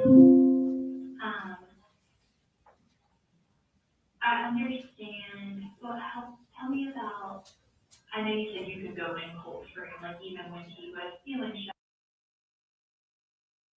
down, you could still go in there, he just might not like talk the same way and stuff. And he made the Pinterest boards about, the people that he looked up to and stuff. Were there things in his room that were similar to that? Yeah, he, prints out like photos of them and like articles and stuff and then puts it on. Okay. And I know you would go in there, would Coley go in there sometimes? He usually never goes with her. Okay. And what about Dad? Yeah, I goes in there, but he like doesn't want that night to come to the room. And so you talked to me about Pinterest. Tell me about his YouTube stuff. He doesn't really post anything, he just watches. Okay. Do you know when you say that he would change accounts, would he change his account names on those things regularly too, or just like in Minecraft and stuff like that? I assume like regularly. Okay. I think I know why he would change his stuff a lot, but why do you think it is? Because I don't know. Because he like very like scared. I wouldn't say like scared, but like kind of like nervous with like police and the FBI and stuff. He's really like kind of like eerie about it. And when you say that, help me understand what that's meant to him when he would be like eerie about it. He would be like trying to avoid anything that is like connected to them, and he was trying to like do it like, you know, try his best to hide himself. Okay. Did he think that people from like Afghan stuff were like looking for him, or he just wanted to make sure that they didn't know? I don't really know, but I would assume that he just didn't want to know. Okay. Do you know what some of the account names that like he would use were? It's just usually a bunch of clusters and numbers and letters and stuff. Okay, so nothing like any particular words or versions of I mean, words. sometimes he does, but most of the time it's just like When he would use words, what kind of words would he use? random words saying it's together. Okay. And what kind of stuff would he watch on YouTube? He usually watches YouTubers, but he also watches like, you know, court videos and like, you know, like footage of like other people. And what kind of other people's court stuff? You know, people who are stuff. And then tell me a little bit about Twitch. He just watches live streams. Okay. And again, I'm sorry, I'm so many questions that are kind of repetitive, but would it be like live streams of like people they look up to or different stuff? Just different stuff. Okay. What about, did he ever use like Discord or what would he do on Discord? He usually just talks to me on Discord. Okay. But Discord's one of those things where he like changes his username and stuff like crazy. Okay. Do you know what his most recent Discord name is that he would talk to you with? Do you have, like, could you look it up? Like, do you have a way that you could from where, like, the last time you guys talked on it? I either think he got shut down or it's just like close to you. Okay. You mentioned that he used, like, a PC. What else did he use? Like, did he have a cell phone or other devices? Yeah, he had a cell phone, he had an Xbox, and And he would communicate on all of those things with stuff? he would usually communicate on his computer and his phone. Okay. Do you, I mean, 'cause I know some people would use the Xbox to communicate. Did he ever do that or just use that not as much? Yeah, so we don't communicate on it because we have different consoles. Okay. Would he use the Xbox to talk to other people this sometimes? Okay. Are there any other platforms besides like Discord or anything else that he would use? Not that I know. So we talked a good bit about how he looked up to some of these people and they were inspirational and he thought that it was normal, you know, to have all of this information. Did he ever talk to other people in like in person besides you about those things? What about like online? Were there other people that were like friends with him online that he was? Tell me about that. He usually goes like, he like looks at stuff about, you know, people on like Reddit and stuff. Okay. And sometimes he like finds people and he like friends them on like Discord and stuff. And then they would talk about that same stuff. And so we talked a good bit about like knowing that those were some people that he looked up to. Did he ever talk to you? Well, I guess, let me back up real quick. How much do you understand about how come we're here today? I know pretty good.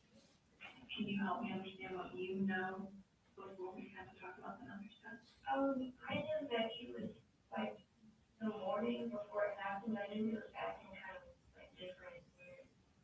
So I know a lot happens, so sometimes when a lot of things happen, days, like time feels even more tricky than normal. So today is Thursday. Yesterday was Wednesday. When you say the morning before, do you mean Wednesday morning or like a different morning? Yesterday. Okay, so yesterday's morning, he was acting different. Can you tell me, like, what made you feel like he was acting different? He was acting like, well, his bus comes before mine. Okay. So I was up, you know, on my console and stuff, and he was like talking to me, and he said like stuff about how I should make a video for you, like, in memory or something. He never told me about like what he was like memory about, but he said like, you should make a video of like memories and stuff. Okay. And how come that seemed weird or different? Because he usually like never talks about that kind of stuff. Okay. And so was there anything else that seemed different or off? When he was like walking out the door and like going to the bus, his book bag was like open and he had this like piece of paper, like this big one. He said he had a project that he had to turn in and he was like writing in a circle. Okay. And so tell me about, like, what kind of book bag does he have? He has a change for it. Okay. And do you know what, like, color or whatever it was? It was black. And so you said that the top of the jean sport was open Yeah, it was like, and that there was, what was sticking out of it? a big piece of paper and like used for projects and stuff. Okay. Do you know what color the paper was? It was white. And tell me about it, it was in a circle? Yeah, it was like rocks and stuff.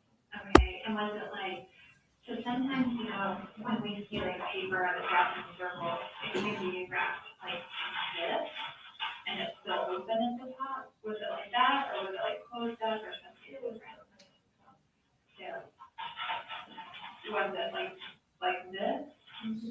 Was there anything sticking out of the top? not that I could see, Okay, like the lights were in. okay.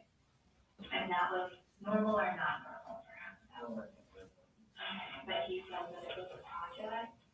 Did he tell you anything else about the project? No, but I went out of my room and when I saw him walking out the door, I tried to like ask him about it, so like, cause I wanted to see it, but I was already out the door. Okay. And then did you talk to him or see him or text him or anything else after he walked out the door? Have you heard anything from him since he walked out that door yesterday?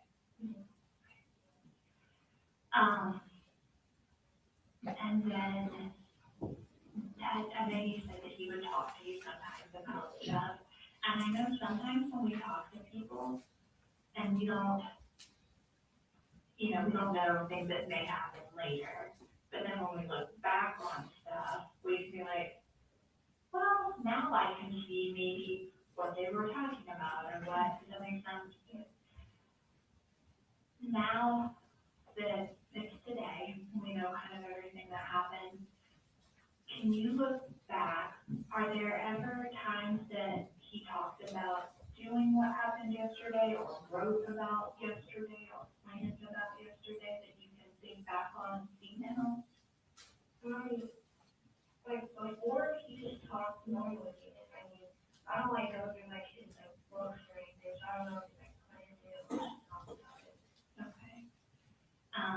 But there was nothing else that, like, kind of looking back now where you're like, I wonder if that's what he was talking about, or I saw something, a picture or a text or a notebook or something, and I wonder if that's what that was about, or anything like that.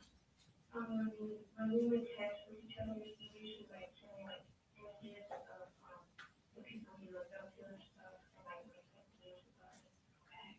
And were there memes where it was like, they shouldn't have done that, or memes where like, he thinks they should have done it, or something different?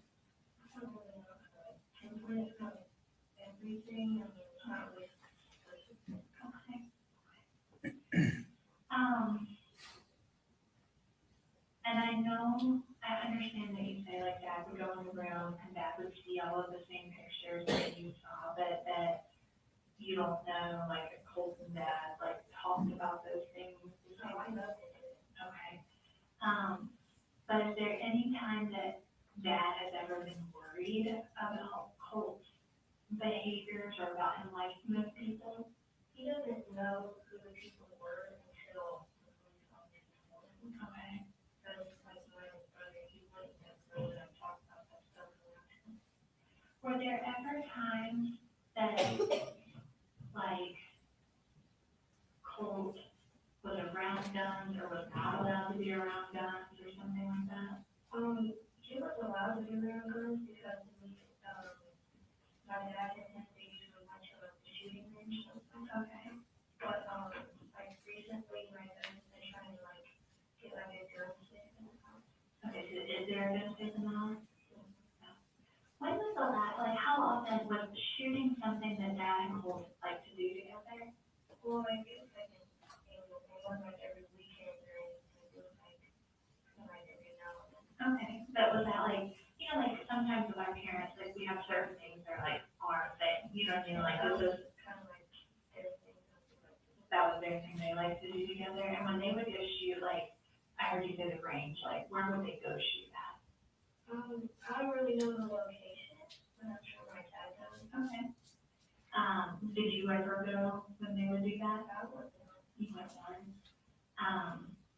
And then they went more than, like, they went sometime, but you didn't go, is that right? Okay. Do you know when the last time they went was? It definitely wasn't this month or in August or anything. Okay, so it was, I don't want you to guess, so if you don't know, it's okay to say I don't know. But to your knowledge, did they go like during the summer then, some?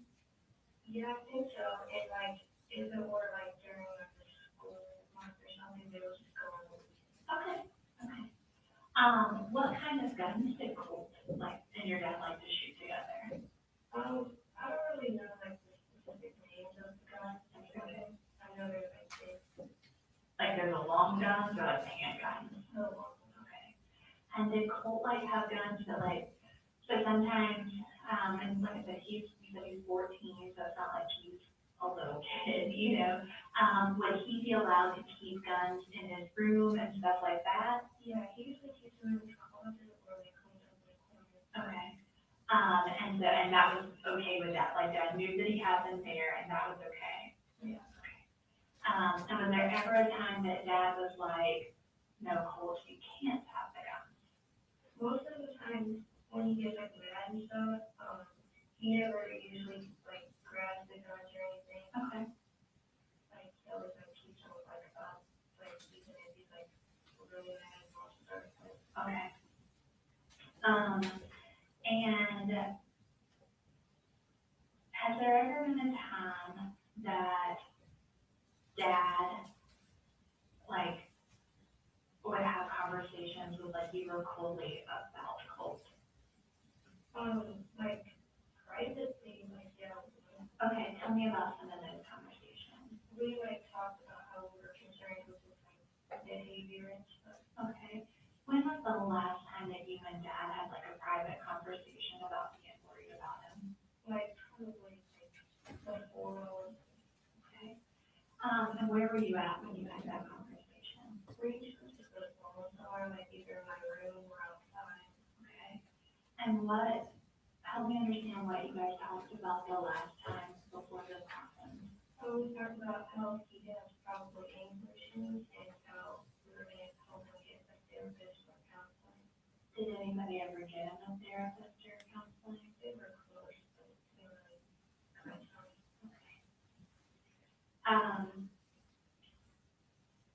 You told me about how Colt would be like, sometimes would fight with Dad. Did Colt ever, like fight with you or Coley?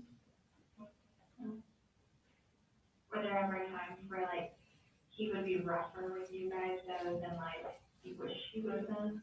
yeah, like sometimes, well, he's not really rough with my little brother, he's just like touching stuff. But with me, when he gets like mad and stuff, I usually just walk my door. Okay. And he usually just like thanks on me and stuff. And so sometimes like people are talking about like it started off okay, but then like it got taken too far. Yeah. Were there times where like that would happen with how he would treat you? Well, like, when it like gets too far, it usually ends with like, breaking something or like putting a hole in like my doors. Okay. How many times do you think he's put a hole in? Like, I heard you say the door, have you ever put a hole in a wall? Yeah. How many times do you think he's put holes in something when he's really upset? We only put like one hole in the wall, I think, and he put like 3 in the door. And were those all 3 happened at one time or different times? How come he would, so it seems like you said that you would lock the door, and then all 3 times were those times he was trying to get into your room that he put the holes in it? What would he be so upset about? Like sometimes we just have like big arguments about like games and stuff, and it just like gets bigger than it should be. Right. And then like, well, that's basically it, but like sometimes we have like actual arguments about stuff, and it Was there ever a time that like he was like putting a hole in the door or whatever that you were afraid and it made you feel uncomfortable or afraid? Can you tell me about that? well, I usually just like he's like banging on the door or something, just like crying on edge or something. And I usually just put my earbuds in so I can tune it out. And then has there ever been a time that you shut and locked the door that he was able to get in? Not that I know of. I mean, he tries to pick the lock with like a little knife that he has. Okay. Has there ever been a time, because I mean, we talked about, I know he has the guns, the guns that he pulled off, that have those. Did anyone know he had like the knife? Oh, yeah, everyone usually knows he has a pocket knife. Okay. And we talked about like him and Dad would get into a fight, and sometimes he would try to pick fights with you. Did he ever try to fight Mom? Usually when stuff like that happens, and both of them like And you said that, and again, please correct me if I'm wrong, but Dad has talked to you about being like nervous or whatever it was, and that maybe he needed a counselor. How many times do you think you guys had conversations where Dad said that he was either worried about Colt or that he, like, let me ask that in 2 parts. How many times do you think you and Dad talked about being nervous about Colt? It's usually like most of the time like after arguments and stuff. Okay. And so it sounds like when you say it's usually that it was multiple times that happened. How many times did Dad talk about that Colt needed a counselor? At first, like when they first started like arguments like that, he didn't really talk about it, but then he like started talking about it. And I know you okay, you said the last time you and Dad talked about him being worried was right before this happened. What had happened then that made you guys talk about it? It wasn't like the day like right before it was like a couple like weeks back. Okay. Was there something that happened that made you and Dad talk about it? It was just like a Who has a hard argument.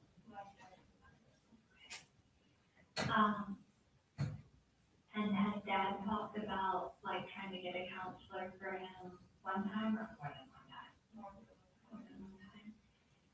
I know you said that Cole used to go to the school you're at now. When he was going to that school, did Dad ever talk about him needing a counselor? No, cause I like came up to live with him like the day after he like left the school. Okay, But like, when he's at school, he's usually just like not quiet. okay. Was there anything else when you and Dad talked that Dad talked about that he thought, like, maybe getting a counselor would help or things like that? Were there other, like, kind of steps or ideas that Dad had that might be able to help Cole? He definitely wanted to try to get him on some medication, so kind of relax. Okay. Was he able to get a doctor appointment for him? How many times did Dad talk about the medication? One time or more than one time? More than one time. When Cole would talk to you about looking up to the people that he looked up to, was there ever a time where like you or anyone else would tell him like not to look up to them or something like that? I tried to be like discreet about it, like saying like, oh, hey, those are kind of people I wouldn't really like, you know, invest in that kind of stuff. But I usually like keep my distance. I don't really like anger. And then how would you respond if you would try to say those things? He would just laugh at them, kind of like just ignore it. Did Dad ever tell him like not to have to do those things? He never did. And then, can you help me understand, like, what yesterday was like for you up until, like, today? Because I imagine that there's been a lot of talks and a lot of stuff like that. Can you kind of help me understand what's been talked about and, like, kind of what all you've been a part of? My dad, when he like talking about it, he said that he was shocked, and like kind of like angry that he did this. But honestly, in like my perspective, I kind of saw it coming. Okay. Help me understand the things that you saw that made you say, like, I could have seen it coming.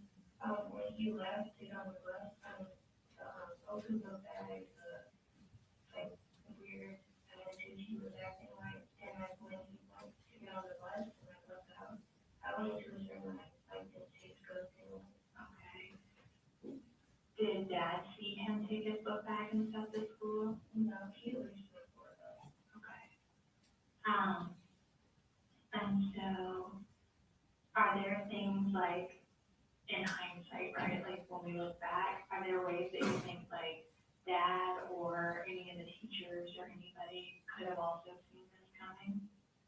I felt like not like immediately, but like I felt the school could notice something about, you know, something like this happening. Okay. What kinds of things do you think they could have done? Like, I was surprised when they was able to get on the bus, because I would have thought when I bus driver would have like seen, you know, his cousin because of that or something. What about Dad? What are things Dad could have seen? He is kind of like oblivious to every, like, you know, idolizing people and like thinking about this kind of stuff, but they never talked about it. Today I'm gonna ask you a really hard question, okay? And I know, like, nothing that happened yesterday is something that you did, okay? And so I want you to know that. But did you know that that was a gun in his book bag that he left yesterday? I felt like it was here, but I didn't see it. And how did he get that? Was that a gun that, like, how did he get the gun that he had yesterday? My dad bought it for him. Okay. When did Dad buy that gun for him? I don't know. Has it been since you've lived there that Dad, was it like a gift for him? Yeah, I think so. And is it, and since you've lived there, that that given to them as a guest?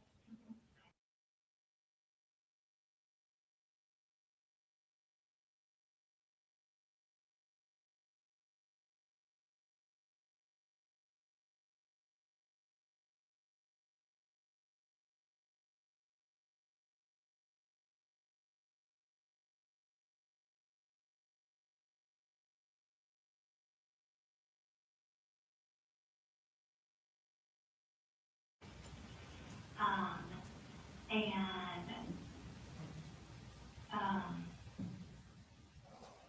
how has Dad and Lee been since this all happened? He's still kind of confused about what's all happening. Okay. My dad, he's been kind of struggling and like, you know, like, he's been like, really strong though about it. Like, he said that he could like believe like he did this kind of thing. Okay. But he like really see it like that. Okay. And what about, have you talked to Mom any since all this happened? Yeah, my grandma too. Okay, tell me about what are they saying or how are they feeling? They didn't really talk to me about it. They've been like all over the place and stuff. Okay. But I could tell that they were sad. Okay. And so a lot of times when I talk to people about stuff that happens in their house, we talk about like fights, like you and I have talked about. But then we also, you mentioned that Dad had talked about getting some medication for colds. So one of the other things that I talk to people about is like drugs, alcohol, and like medication stuff. Do you know when I say those things, what those things mean to you? Did anyone in your house ever drink alcohol? Mom would. And what kind of alcohol does Mom drink? My dad usually doesn't like alcohol in the house, but like she would usually drink like whiskey and like certain beers and stuff. Okay. And then when I say drugs, what do drugs mean to you? Like, okay.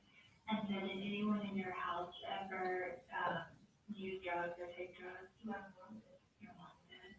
Okay. What would Mom do? She usually, as far as I know about it, she would usually just be on with it. Okay.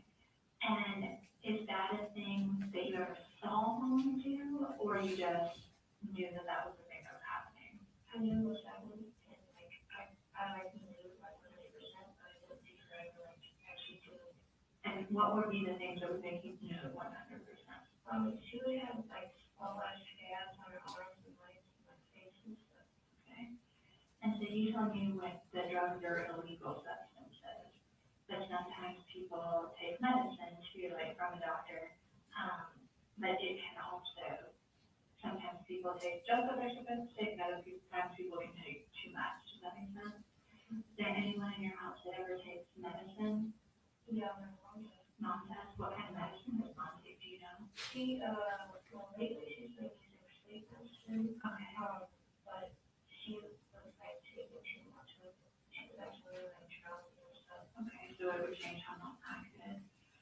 Did Dad ever take anything, that would change how he acted? Or not recently. Tell me about, like, the time before. When I was, like, still like a kid, like, my little brother's age, he would usually just drink. Okay. When's the last time that you seen Dad drink?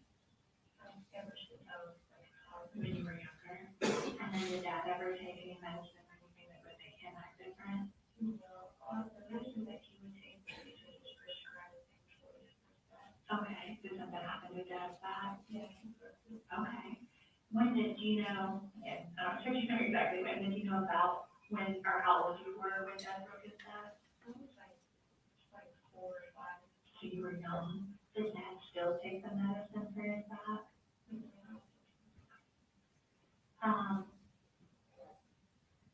Jenny, I asked a lot of questions. Is there anything that I haven't asked you yet that you think I need to know about to help understand what happened and understand your family and things like that? Okay. Do you have any questions for me?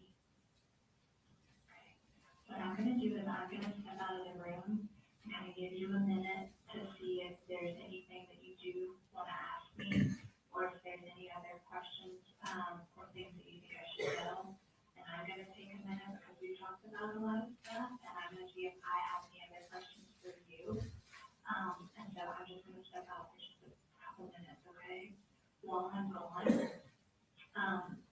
could you draw, and I'm not an artist, so I don't expect you to be a beautiful artist, but, could you draw for me, like, yesterday, the stuff that Hope left with? Like, I know you described for me his book bag and the paper. Did he have anything else with him when he left? I don't think so. Okay. Can you draw for me the book bag and what all of that looked like when you left the house yesterday?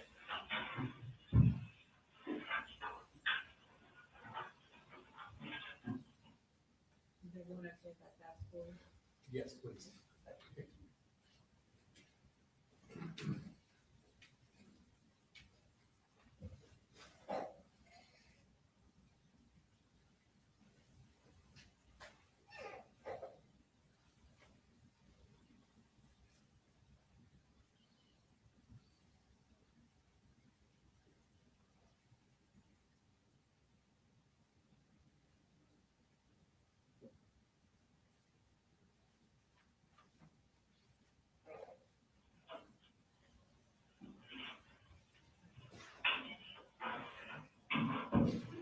Tell me what you're doing.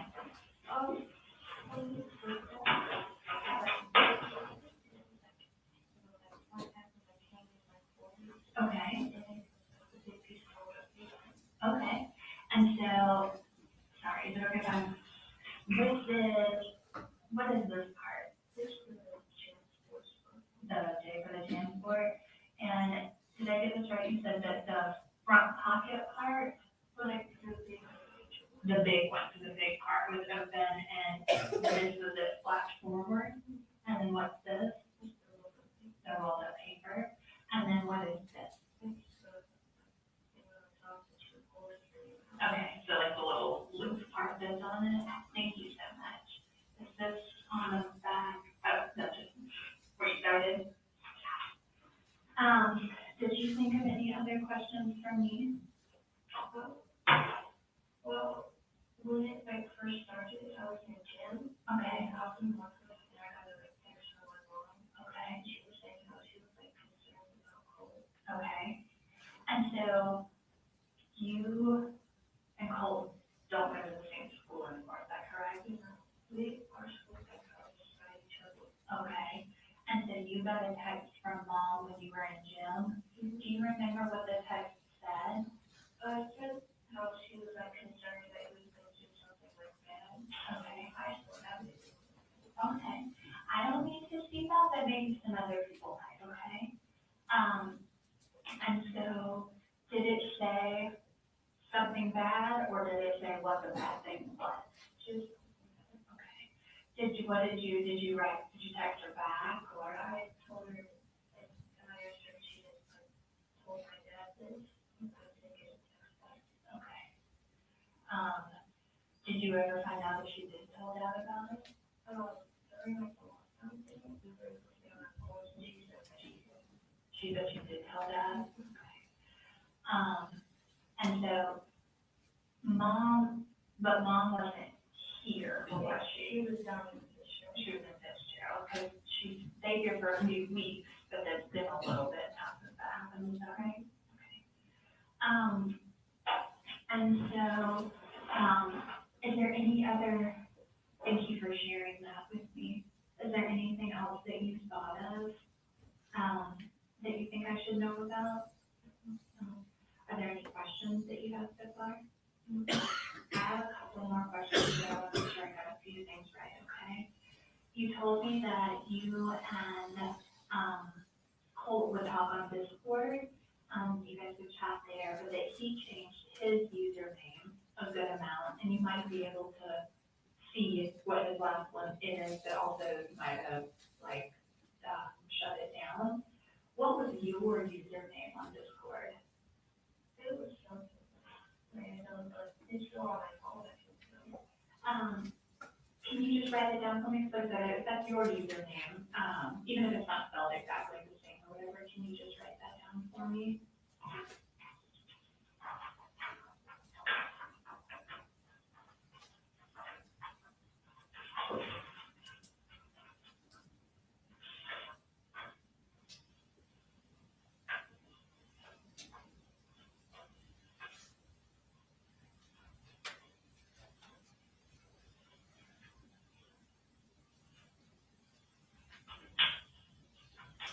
Thank you. I want to make sure I got it right. Is it Micah_Belly? Yes. Thank you. And then I know you said you and Dad had talked about, Cole maybe eating some medicine and stuff to help him. Did Cole ever talk about, or did you ever see Cole have, like besides the increase, was there any other stuff, like was he ever diagnosed with anything, or was there any like stuff that he thought was wrong with him, or something like that? I don't think he was diagnosed with anything. Okay. Did he ever talk to you about like feeling like something was wrong with him or anything like that? No? Okay. And then I understand that last night, that there were some cops at your house, is that right? And that while they were there, that you and Dad and Coley stayed in the truck together, is that right? Mm-hmm. Can you tell me what you guys talked about while you were in the truck? He was just explaining to me about, you know, the situation and stuff, and how long it would take and stuff. Okay. And when you say how long it would take, or like the cost of situation. Okay. And I know that you said he was explaining it to you, but was Coley also there when that was happening? Mm-hmm. He wasn't like in the truck when we were talking about it, he was sitting on the truck. Okay, thank you for helping me. So I imagine there was a lot going on, just like a lot of feelings, a lot of, you know, trying to understand, a lot of explaining. Can you kind of walk me through, like, what was the first thing Dad told you? And then kind of help me walk me through, like, the process of the stuff that we talked about. When I got home, he basically told me how he couldn't go to the house. And he was, like, talking about how, you know, what Cole did and stuff. And how long it was going to take, and outside of that, talking to him. Who did he have to talk to? Like Dad had to talk to other people? Okay. What words did Dad use to explain to you what Cole did yesterday? And, again, I know Jimmy, I know this is hard, okay? I'm so sorry to have to ask hard questions, okay? How did he describe what happened yesterday? Like, I know you would have used, like, kind of normal day-to-day words, but can you help me understand, like, how he described what happened?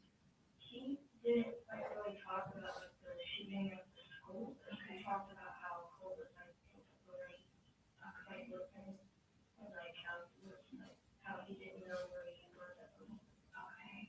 And I understand, how did you first find out about the actual shooting? Oh, we went in lockdown. Okay. And what did you find out? Because what school are you at now? And so that's right there. Is that right behind? It's like on a hill. Right. And so when the school went on lockdown, what did the school say? It just said what they usually do. They didn't really say anything specific, like how it's like okay. And then how did you know it was a shooting?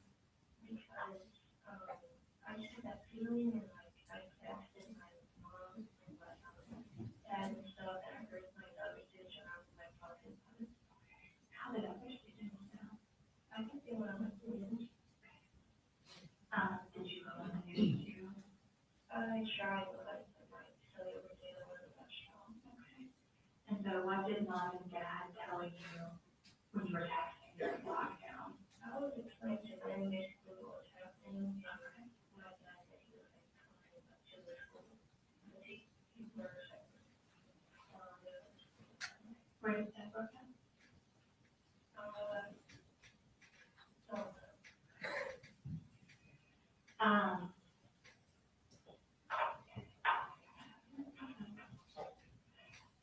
you told me that Dad got, or that Colt got that gun as a gift, right? When he got it as a gift, did he get any other parts with it? I think he got like the gun itself as a gift, and like over time, he got parts for it. What, and again, like, I know you said, like, you don't know all the names and times and stuff, and that's okay. But when we talk about, like, that he got other parts for it, do you know what he got for it? Like there were like groups and like players and stuff. Okay. And was that a thing that, like, that he would buy for himself, or Dad would buy, or Mom would buy, or? He was usually just asking for my mom, my dad, or my grandma. Okay. And so, like, when he would ask Grandma, would he ask her for money to get those things, or would he ask her to, like, buy this specific thing? I think he like actually like ordered. Okay. What kind of stuff did Grandma order for him? She mostly ordered electronic stuff for him, but she did buy some credit cards. Okay. And when you say Grandma, what is Grandma's name? Is it Mom? Debbie, is that Mom's mom or Dad's mom? Okay. And then what kind of stuff did Dad buy? Like, would he give him money, or would Dad buy the parts stuff? He would buy the parts. Do you know what kind of parts stuff Dad bought? Like things that you know like clips onto the gun, Okay. like upgraded stuff. Okay. You talked about lasers, did I get that right? Who bought the lasers? I think my dad did. Okay. And you talked about stuff that clips on the side. What would that be for? I don't really know what gun it's for, but I would think for like better like grip and like aim. Okay. If I talked about like a magazine, do you know what that is for a gun? Do you know where, Cole got the magazines for his gun? Your dad got some. Do you know how many he has? No, he usually, if he ever showed me one, he would just have one. Okay. And what about, and again, you don't say much because, but like bullets and stuff for it, do you know where he would get those?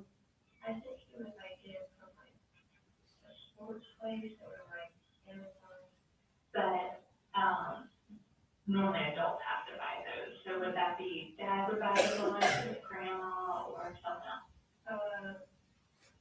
My grandma, like the only thing that she ever like really takes for his gun is ammunition. Okay. But my dad also likes ammunition. Okay. And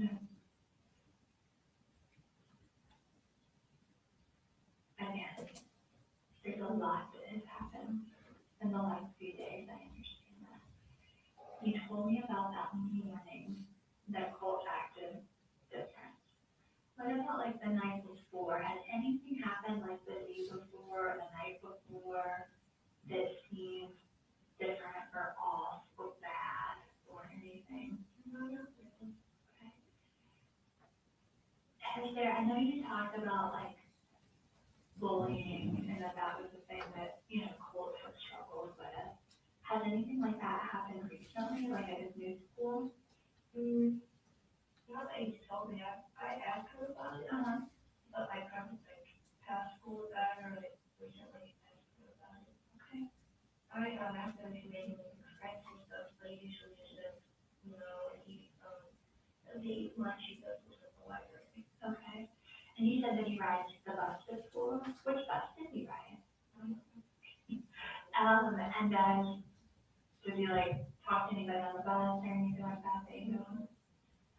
And so the bus picks you guys up like near your house? Yeah. And he leaves, how, like what order does everybody leave your house?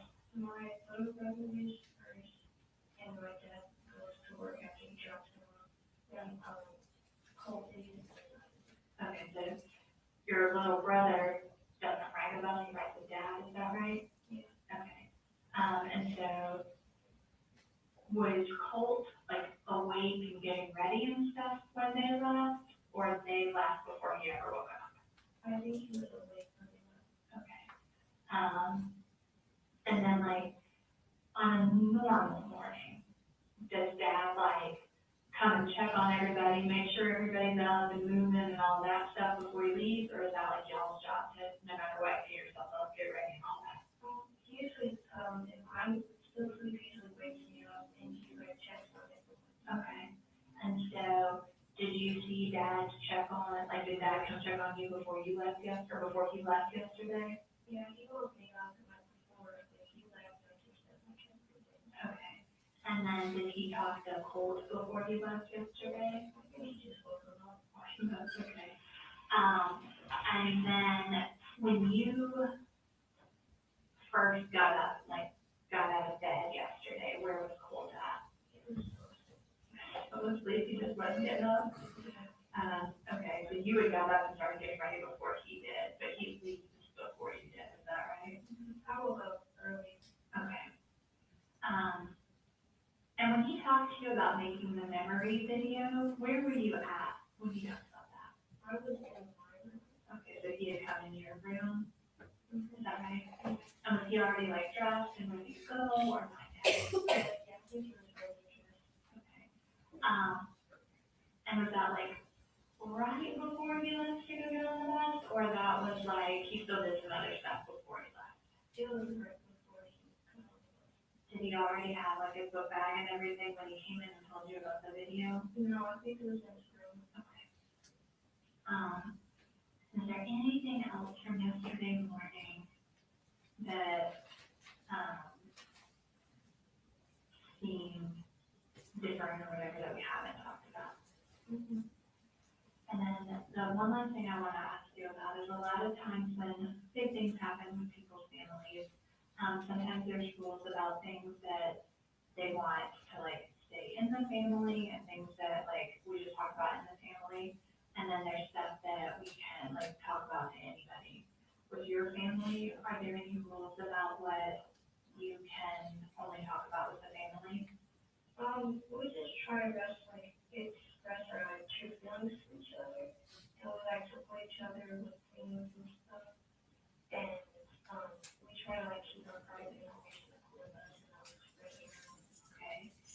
And when it comes to the stuff with Colt, like the worries about Colt and then what happened yesterday, is there anything that you guys are not supposed to talk about like to other people? Like, just like a normal, like, person or like, Either one.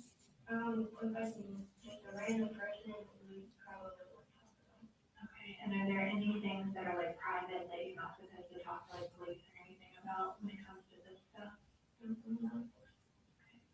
you guys talked yesterday, like in the truck, were there any rules about like what you can talk about and you can't talk about? No, he was just explaining to me and my family and I was worried about what was happening, how long it was going to take and stuff. Okay.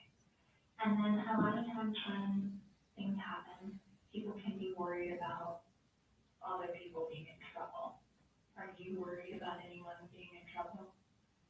I'm kind of worried about like my family, like being in trouble somehow. Okay, help me understand that. Like people thinking we're like bad people. Okay. Do you think people think you're a bad person? Sometimes, yeah. Okay. Like with like it being everywhere on my family and stuff, I would be surprised. Has anybody like said anything to you personally, like a text message or like online or anything like that? You know, but they like texted my mom right now. How do you know about that? Because my mom told. What did mom say people had texted? Yeah, but she was just saying like how they were texting on the things or crazy. Who was saying those things to her?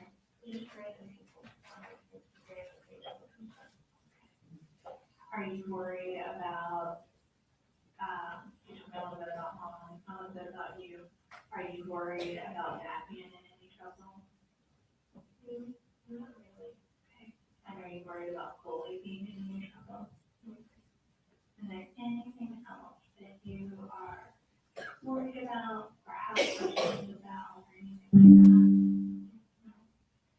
Do you know what, like, kind of is next for you guys? Like, what your plans are for the rest of the day or anything? We're gonna try like, you know, just like get through this like normally, like one day at a time.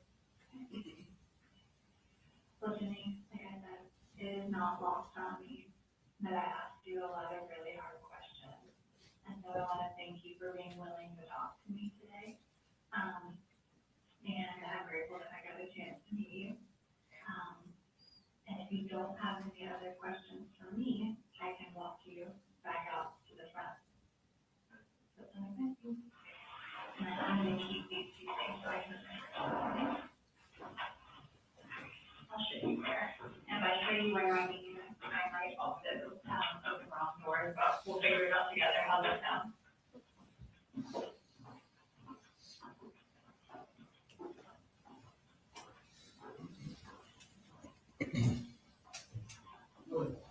Thank you, Judge.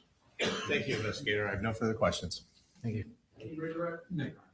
All right, thank you, sir. You're good. Thank you.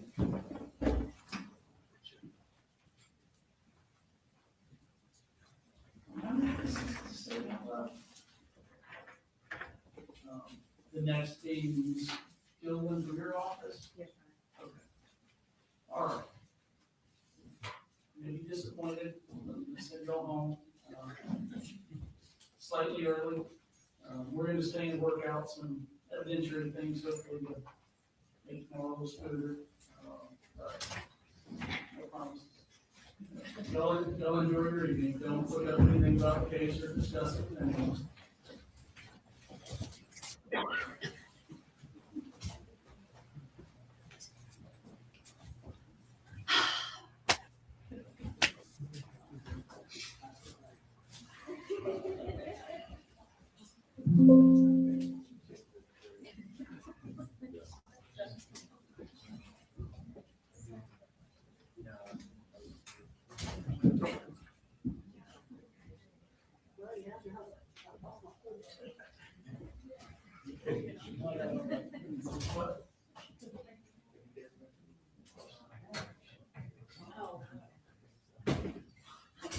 all right, do y'all need a little break before we go through?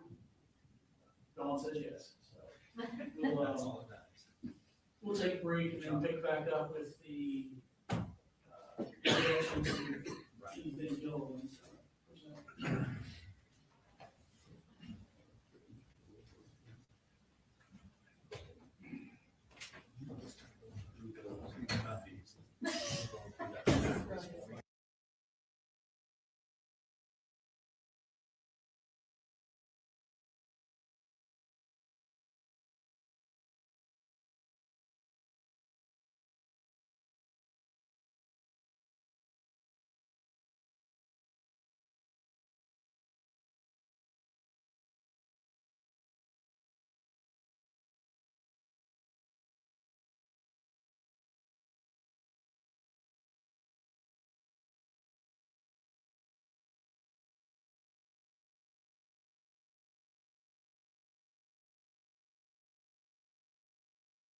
Okay, there we go.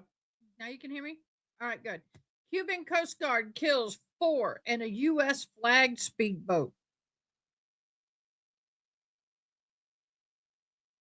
The Cuban Interior Ministry said the U.S. boat fired at Cuban Coast Guard, injuring one of the commanders on the vessel.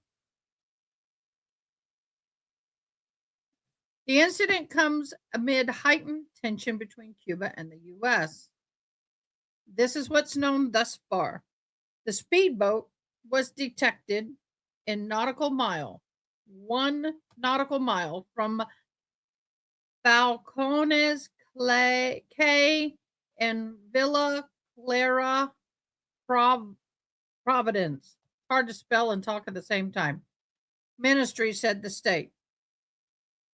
The Interior Ministry, or the IM, said the boat fired at the Coast Guard, or CG, injuring the commander on the vessel. Quote, as a result of the clash at the time of this report, on foreign side, 4 aggressors were unalive, 6 others were wounded, end quote. The ministry said, adding that the injured were evacuated and received medical assistance. The ministry said that it remained committed to protecting its territorial waters. Gimenez, Gimenez, the Cuban-born Republican member of the U.S. House from Florida, urged an immediate investigation to the massacre. The United States authorities must determine whether any of the victims were 1, U.S. citizens or 2, legal residents, and establish exactly what happened. In response to the Gimenez, Gimenez, Florida Attorney General, James Utmeier, Uthmeier, ordered the office statewide prosecution to, quote, work with federal, state, and law enforcement partners to begin an investigation. Now, this shooting comes as a U.S. cuts off Venezuelan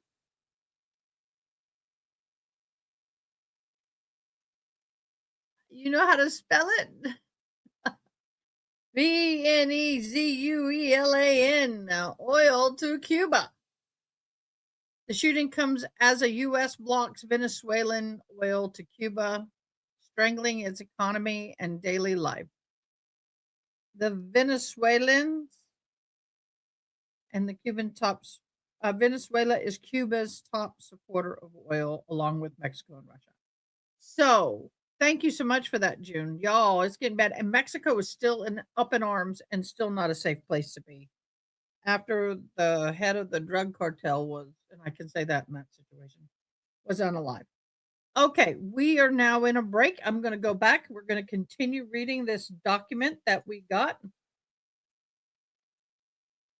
Let me get it up. Let me get it in full mode. Share screen. Get that over there. Get that over there. Get that over there. Get that. Oi, I got to put you and I somewhere. There we go. And let me see about moving this around a little bit. Oh, quit it.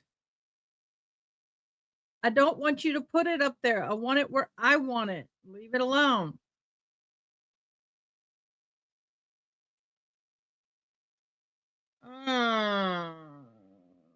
Let me move Miss Diane down.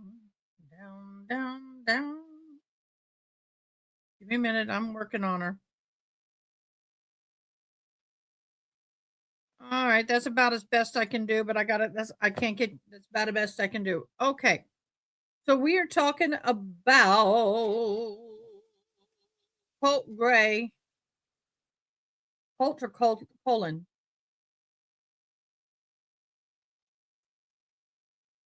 This is the state of Georgia versus Colin Gray, his motion.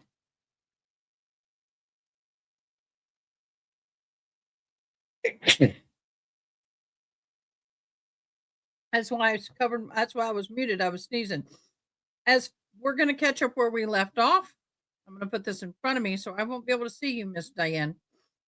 I got to make it big in front of me. As for voluntariness prong, according to state, an incriminating statement will be considered involuntary and will therefore be inadmissible if it was induced by another by slight hope, benefit, or remote fear of justice. Okay, we read that. We're right down here.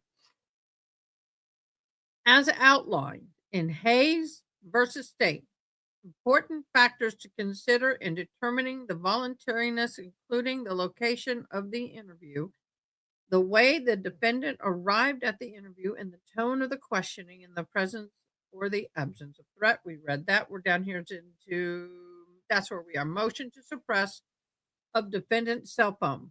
The search and seizure of the defendant's cell phone did not violate his Fourth Amendment right, as he voluntarily consented to search of his cell phone pursuant to Martinez and versus State, when relying on the consistent exception to the warrant requirement.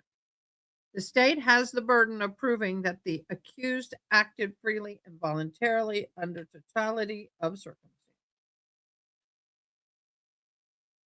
These circumstances, including officers' use of fear, intimidation, threat of physical punishment, or lengthy detainment to obtain consent. Further, the court should consider whether a reasonable person would feel free to decline the officer's request to search, otherwise terminate the encounter. In this case, under the totality of the circumstances, the defendant consented to have his cell phone search was voluntary. Again, S.A. Ward, W-A-R-D, requested consent at defendant's own property while he was not under arrest. He was outside and free to leave at any point, while the actual signing of the consent form is not. While the actual signing of the consent form is not on audio, the defendant consenting to S.A. Ward looking at his cell phone and photographing certain portions of it is on an audio recording. During her interview with him, the defendant brought up items on his cell phone that showed them to S.A. Maddox and allowed her to photograph those items. The particular facts of showing an investigator what is on a cell phone was relevant to voluntariness finding of Martinez. So he said, "Here, look, there it is. Here, take a picture." That's voluntary. Additional, S.A. Ward filled out a consent to search from the form with the defendant where he was informed of his right to refuse. So not only, okay, so why are we fighting this? You have a piece of paper that says consent to search and he's there. He gives consent. Finding that the defendant, specifically being informed of his right to refuse consent, was a factor in determining voluntariness of consent. He was also informed that the GBI would use extraction device to obtain any and all information from his cell phone, and that any information found on his cell phone could be used against him. Under Martinez, his consent was voluntary and the motion to suppress should be denied.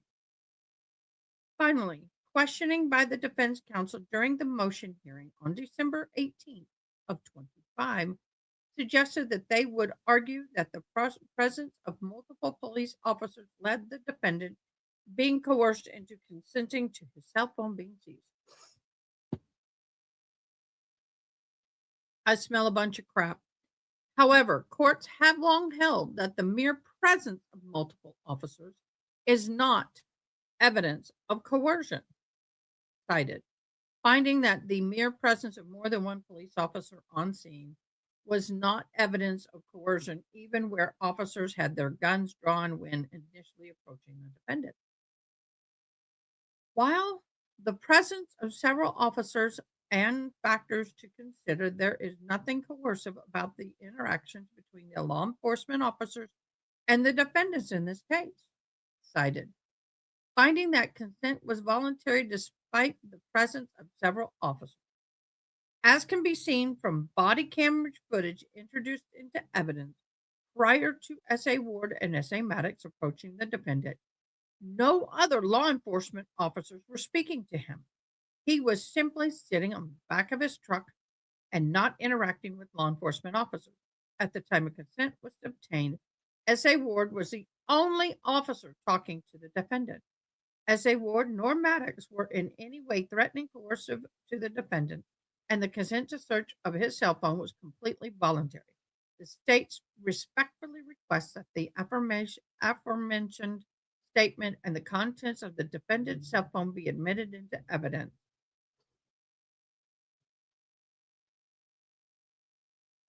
Order of the defendant's motion to suppress search of the defendant's cell phone and statements made to a special agent Maddox and Ward. The parties appeared December 18, 2025 for a hearing on the defendant's motion to suppress statements made by Special Agent Ward and Maddox. The defendant also moved to suppress the search of his cell phone. The defendant was represented by Attorney Berry and Hobbs. The state was represented by District Attorney Smith and Chief Assistant District Attorney Brooks, based on the evidence presented at the hearing and briefs submitted. The court finds and orders the following. I'm checking on Miss Diane because this takes up my whole screen. The finding of facts. On September 4, 24, a school shooting occurred at Apalachee High School in Winder, Georgia. The incident resulted in the death of 2 students, 2 teachers. 7 other individuals were injured. Colt Gray, the defendant's son, was arrested for the shooting. The court prior findings find the fact that regarding the defendant, okay, we'll pause here. This is a perfect place to pause. Well, we're getting back into court. We may finish this tomorrow because this is good. Thank you, Miss Joan. Where's it, Angela? I think it was Miss June. My mod. Thank you. Fabulous mods. Honey, 2800, how are you doing? She's a part of the mod team as well. We love y'all. Okay, I got great news for y'all, bad news for some, i.e. me. My computer tried to do a shutdown and I was able to stop it. It wanted to do its own little update and I stopped it. But when it did that, it froze all the likes, shared comments from yesterday. So what I'm doing is I'm going back through those lives, and if you commented I liked, I will put you in the drawing. You automatically get in. If you commented I like, you automatically get in. Today I only have 1 shared and it shows 0 liked. So I don't know why. I'm going to have to probably reboot my computer. That's probably why it's not catching it. So for yesterday and today, if you commented I liked, all in 1 word, spin steer, yours isn't counting because it's 2 words. It needs to be all 1 word in all caps. I will put you in the drawing at the end of the month. So good news for y'all. If you commented, you get in. Yay!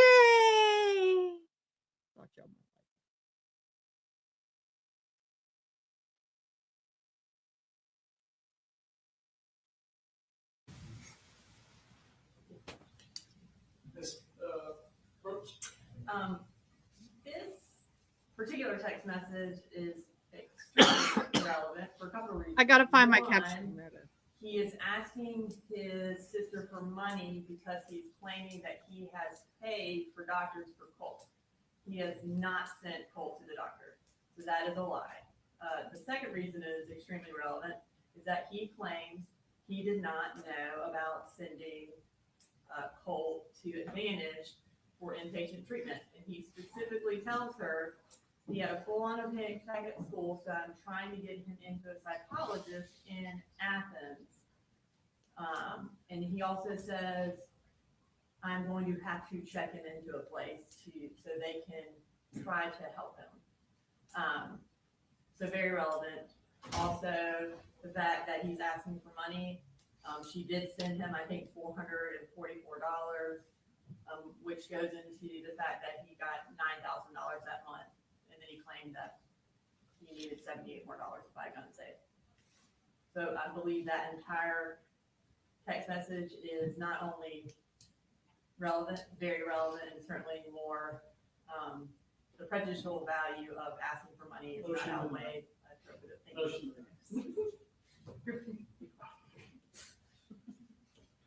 Next. I think other than the pictures of guns, that was it, right, Jimmy? I'm sorry. Is that the only other one? Do you want me to go through all the gun pictures, or? We just got the gun issues, Judge. That's the only text message. Other than that colloquy, which is on page 40, that's the text messages that Colt had sent to his grandmother about, going off because she hadn't bought him the chip for his computer.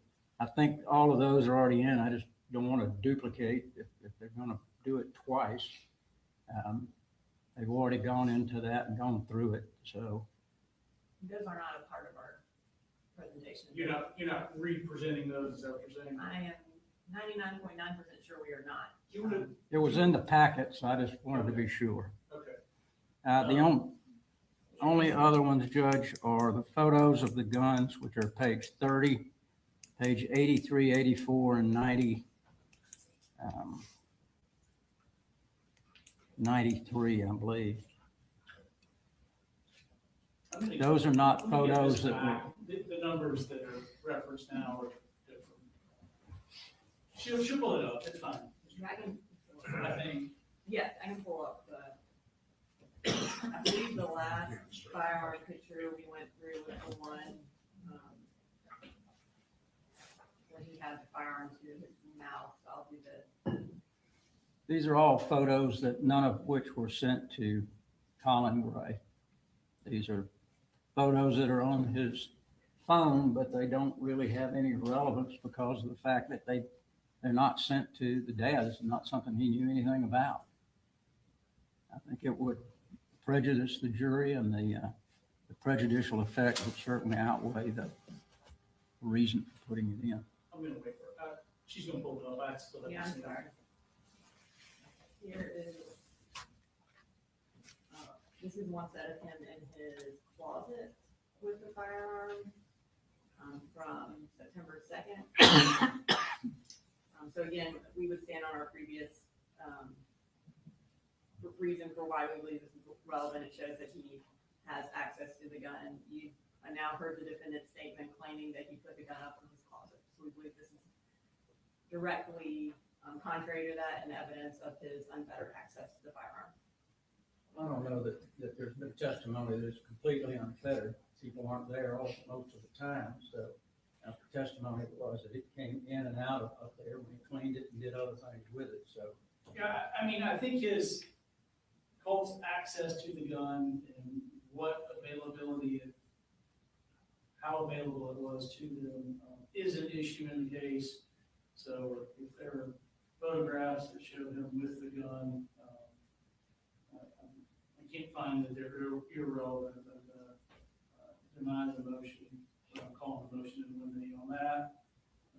And then, of course, Mr. Berry can point out that those photographs were never sent to or sent to Mr. Berry.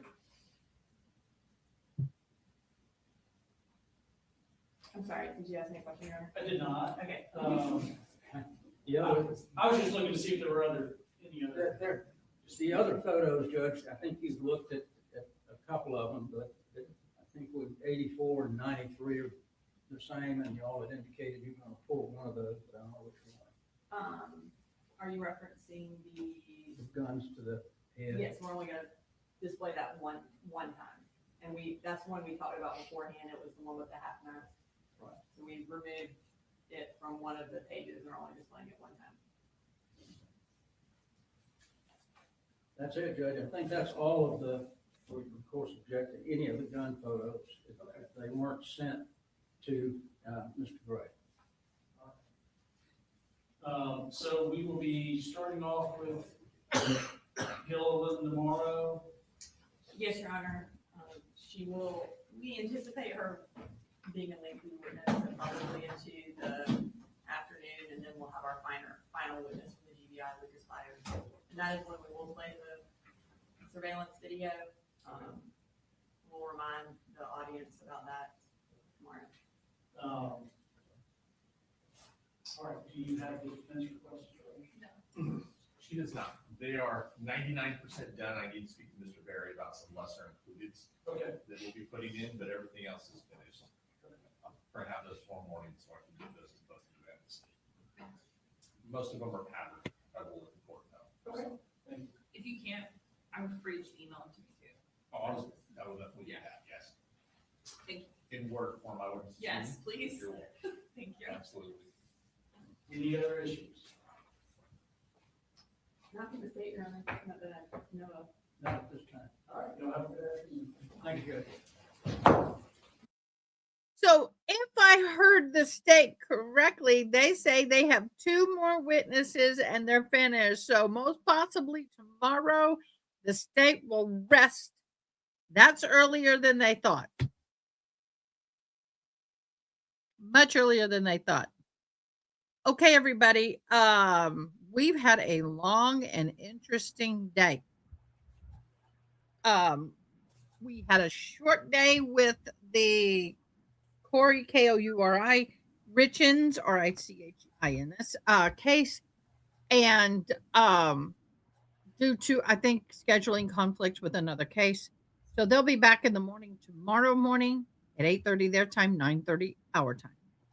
We will be back here tomorrow morning. Now, we've heard from a recording of the daughter's interview. We saw the physical interview of the defendant. I don't know how he can claim he didn't know his son was mentally unstable. I'm just saying, everything's just screaming. But gotta remain, non-partial because we have not seen the defense's case in chief. But I will tell you, it doesn't look good at this point, in my humble opinion. Miss June, Miss Angela, and Miss Honey, thank you for being fabulous mods today. As always, you've always got my back. I love and appreciate you. So what we're going to do now is I think I'm going to go ahead and where did it go? There it is. I think we're close to being done with the document. So let's finish with this document. And then we will close up for the day. I just feel that let's get the document done. I don't want to make y'all wait. So we're going to go ahead and finish up with the document, and then we'll finish up for the day. Picking up here, the court's prior findings of fact regarding the defendant's interactions with the law enforcement at his home following the shooting were addressed in earlier orders and are hereby incorporated herein by reference. On the day of the shooting, Special Agent Maddox, hereforth Maddox, and Special Agent Kelsey Ward, i.e. Ward, agents with the GBI approached the defendant while he was sitting on the tailgate of his truck in his driveway. The defendant was not restrained at the time in any manner. The defendant had a cell phone on his possession. Maddox and Ward made no demands of the defendant and asked him if he'd be willing to speak with them. With the defendant's consent, the three entered the agent's Chevy Tahoe parked on the premises for an interview. The defendant sat in the front passenger seat unrestrained, and the door to the Tahoe remained unlocked. The defendant maintained control of his phone during the interview and accessed it periodically to share an email or text with Ward. The interview took approximately 1.5 hours.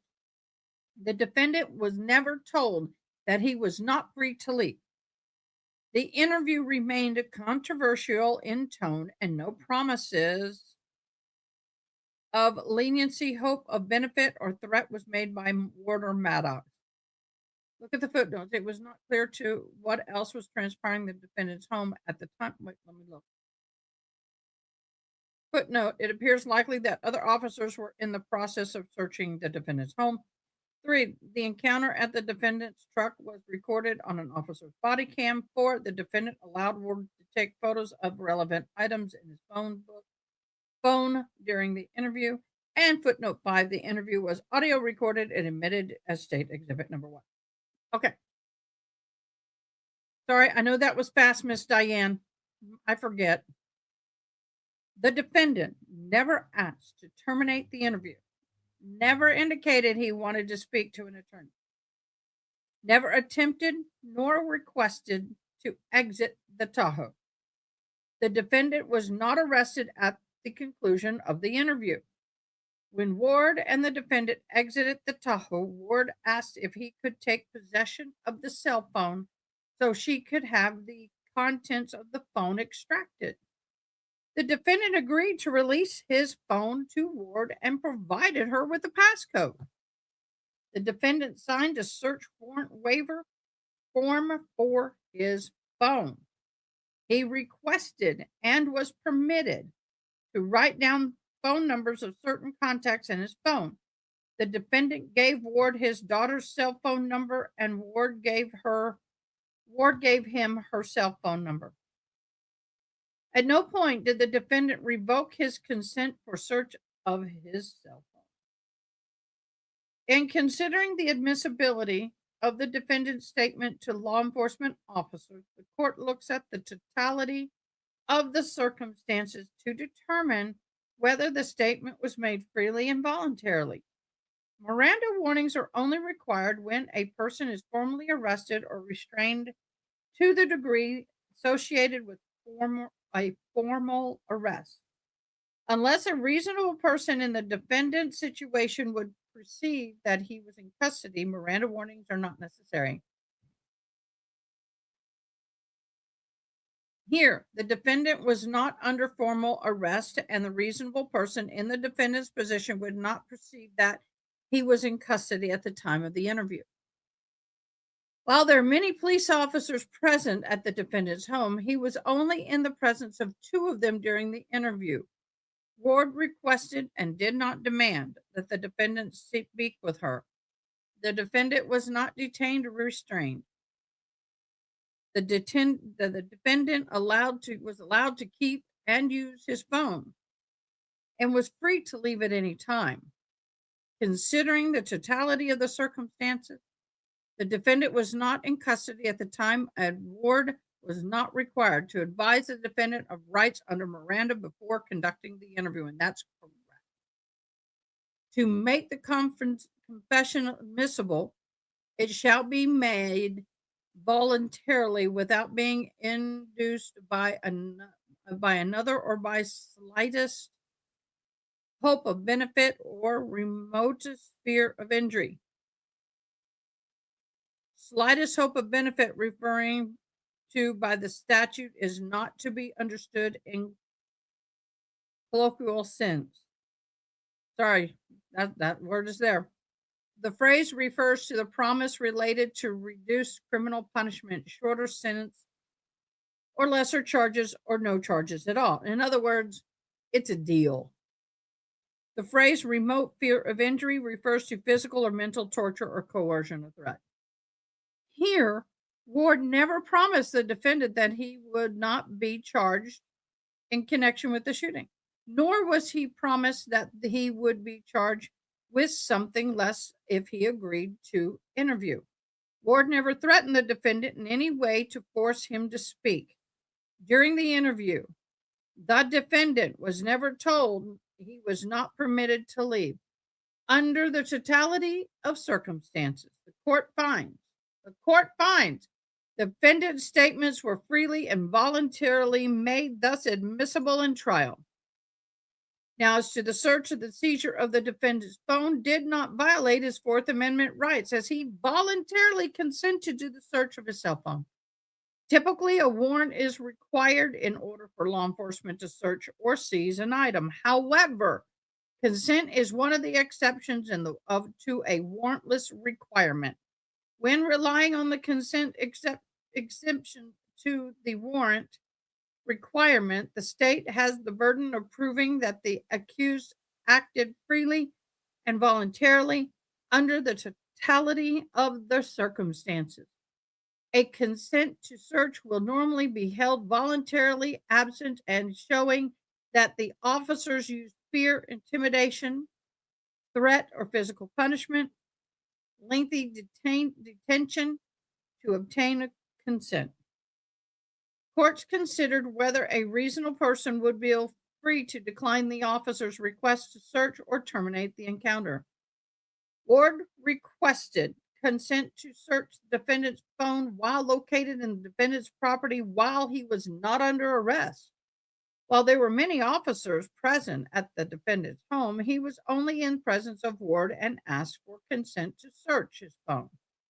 The defendant was outside the agent's vehicle and free to walk away from the agent at any time. While the actual signing of the consent form is not on the audio recording, the defendant can be heard in State Exhibit 1 consenting to Ward looking at his phone and photographing certain portions of it. During the agent's interview of him, the defendant selected items on his cell phone and allowed the agents to photograph the items. There was no use of force, duress, or to obtain consent, and the defendant was not manipulated or tricked into giving consent. The court finds the defendant consented to search his phone was voluntarily made and never revoked. The defendant's motion to suppress is hereby denied. and we're seeing it in court now.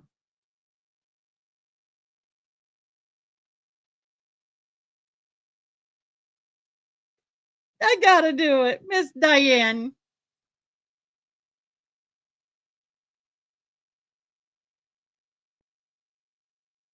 You can't hear the clapping? You can't hear what? Okay, we'll do it this way. Miss Diane.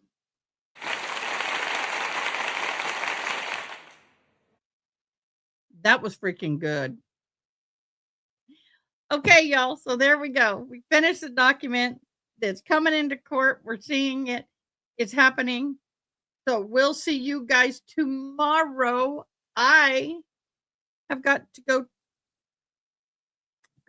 I don't want to go. I know it's early, but it's an awkward time for us right now.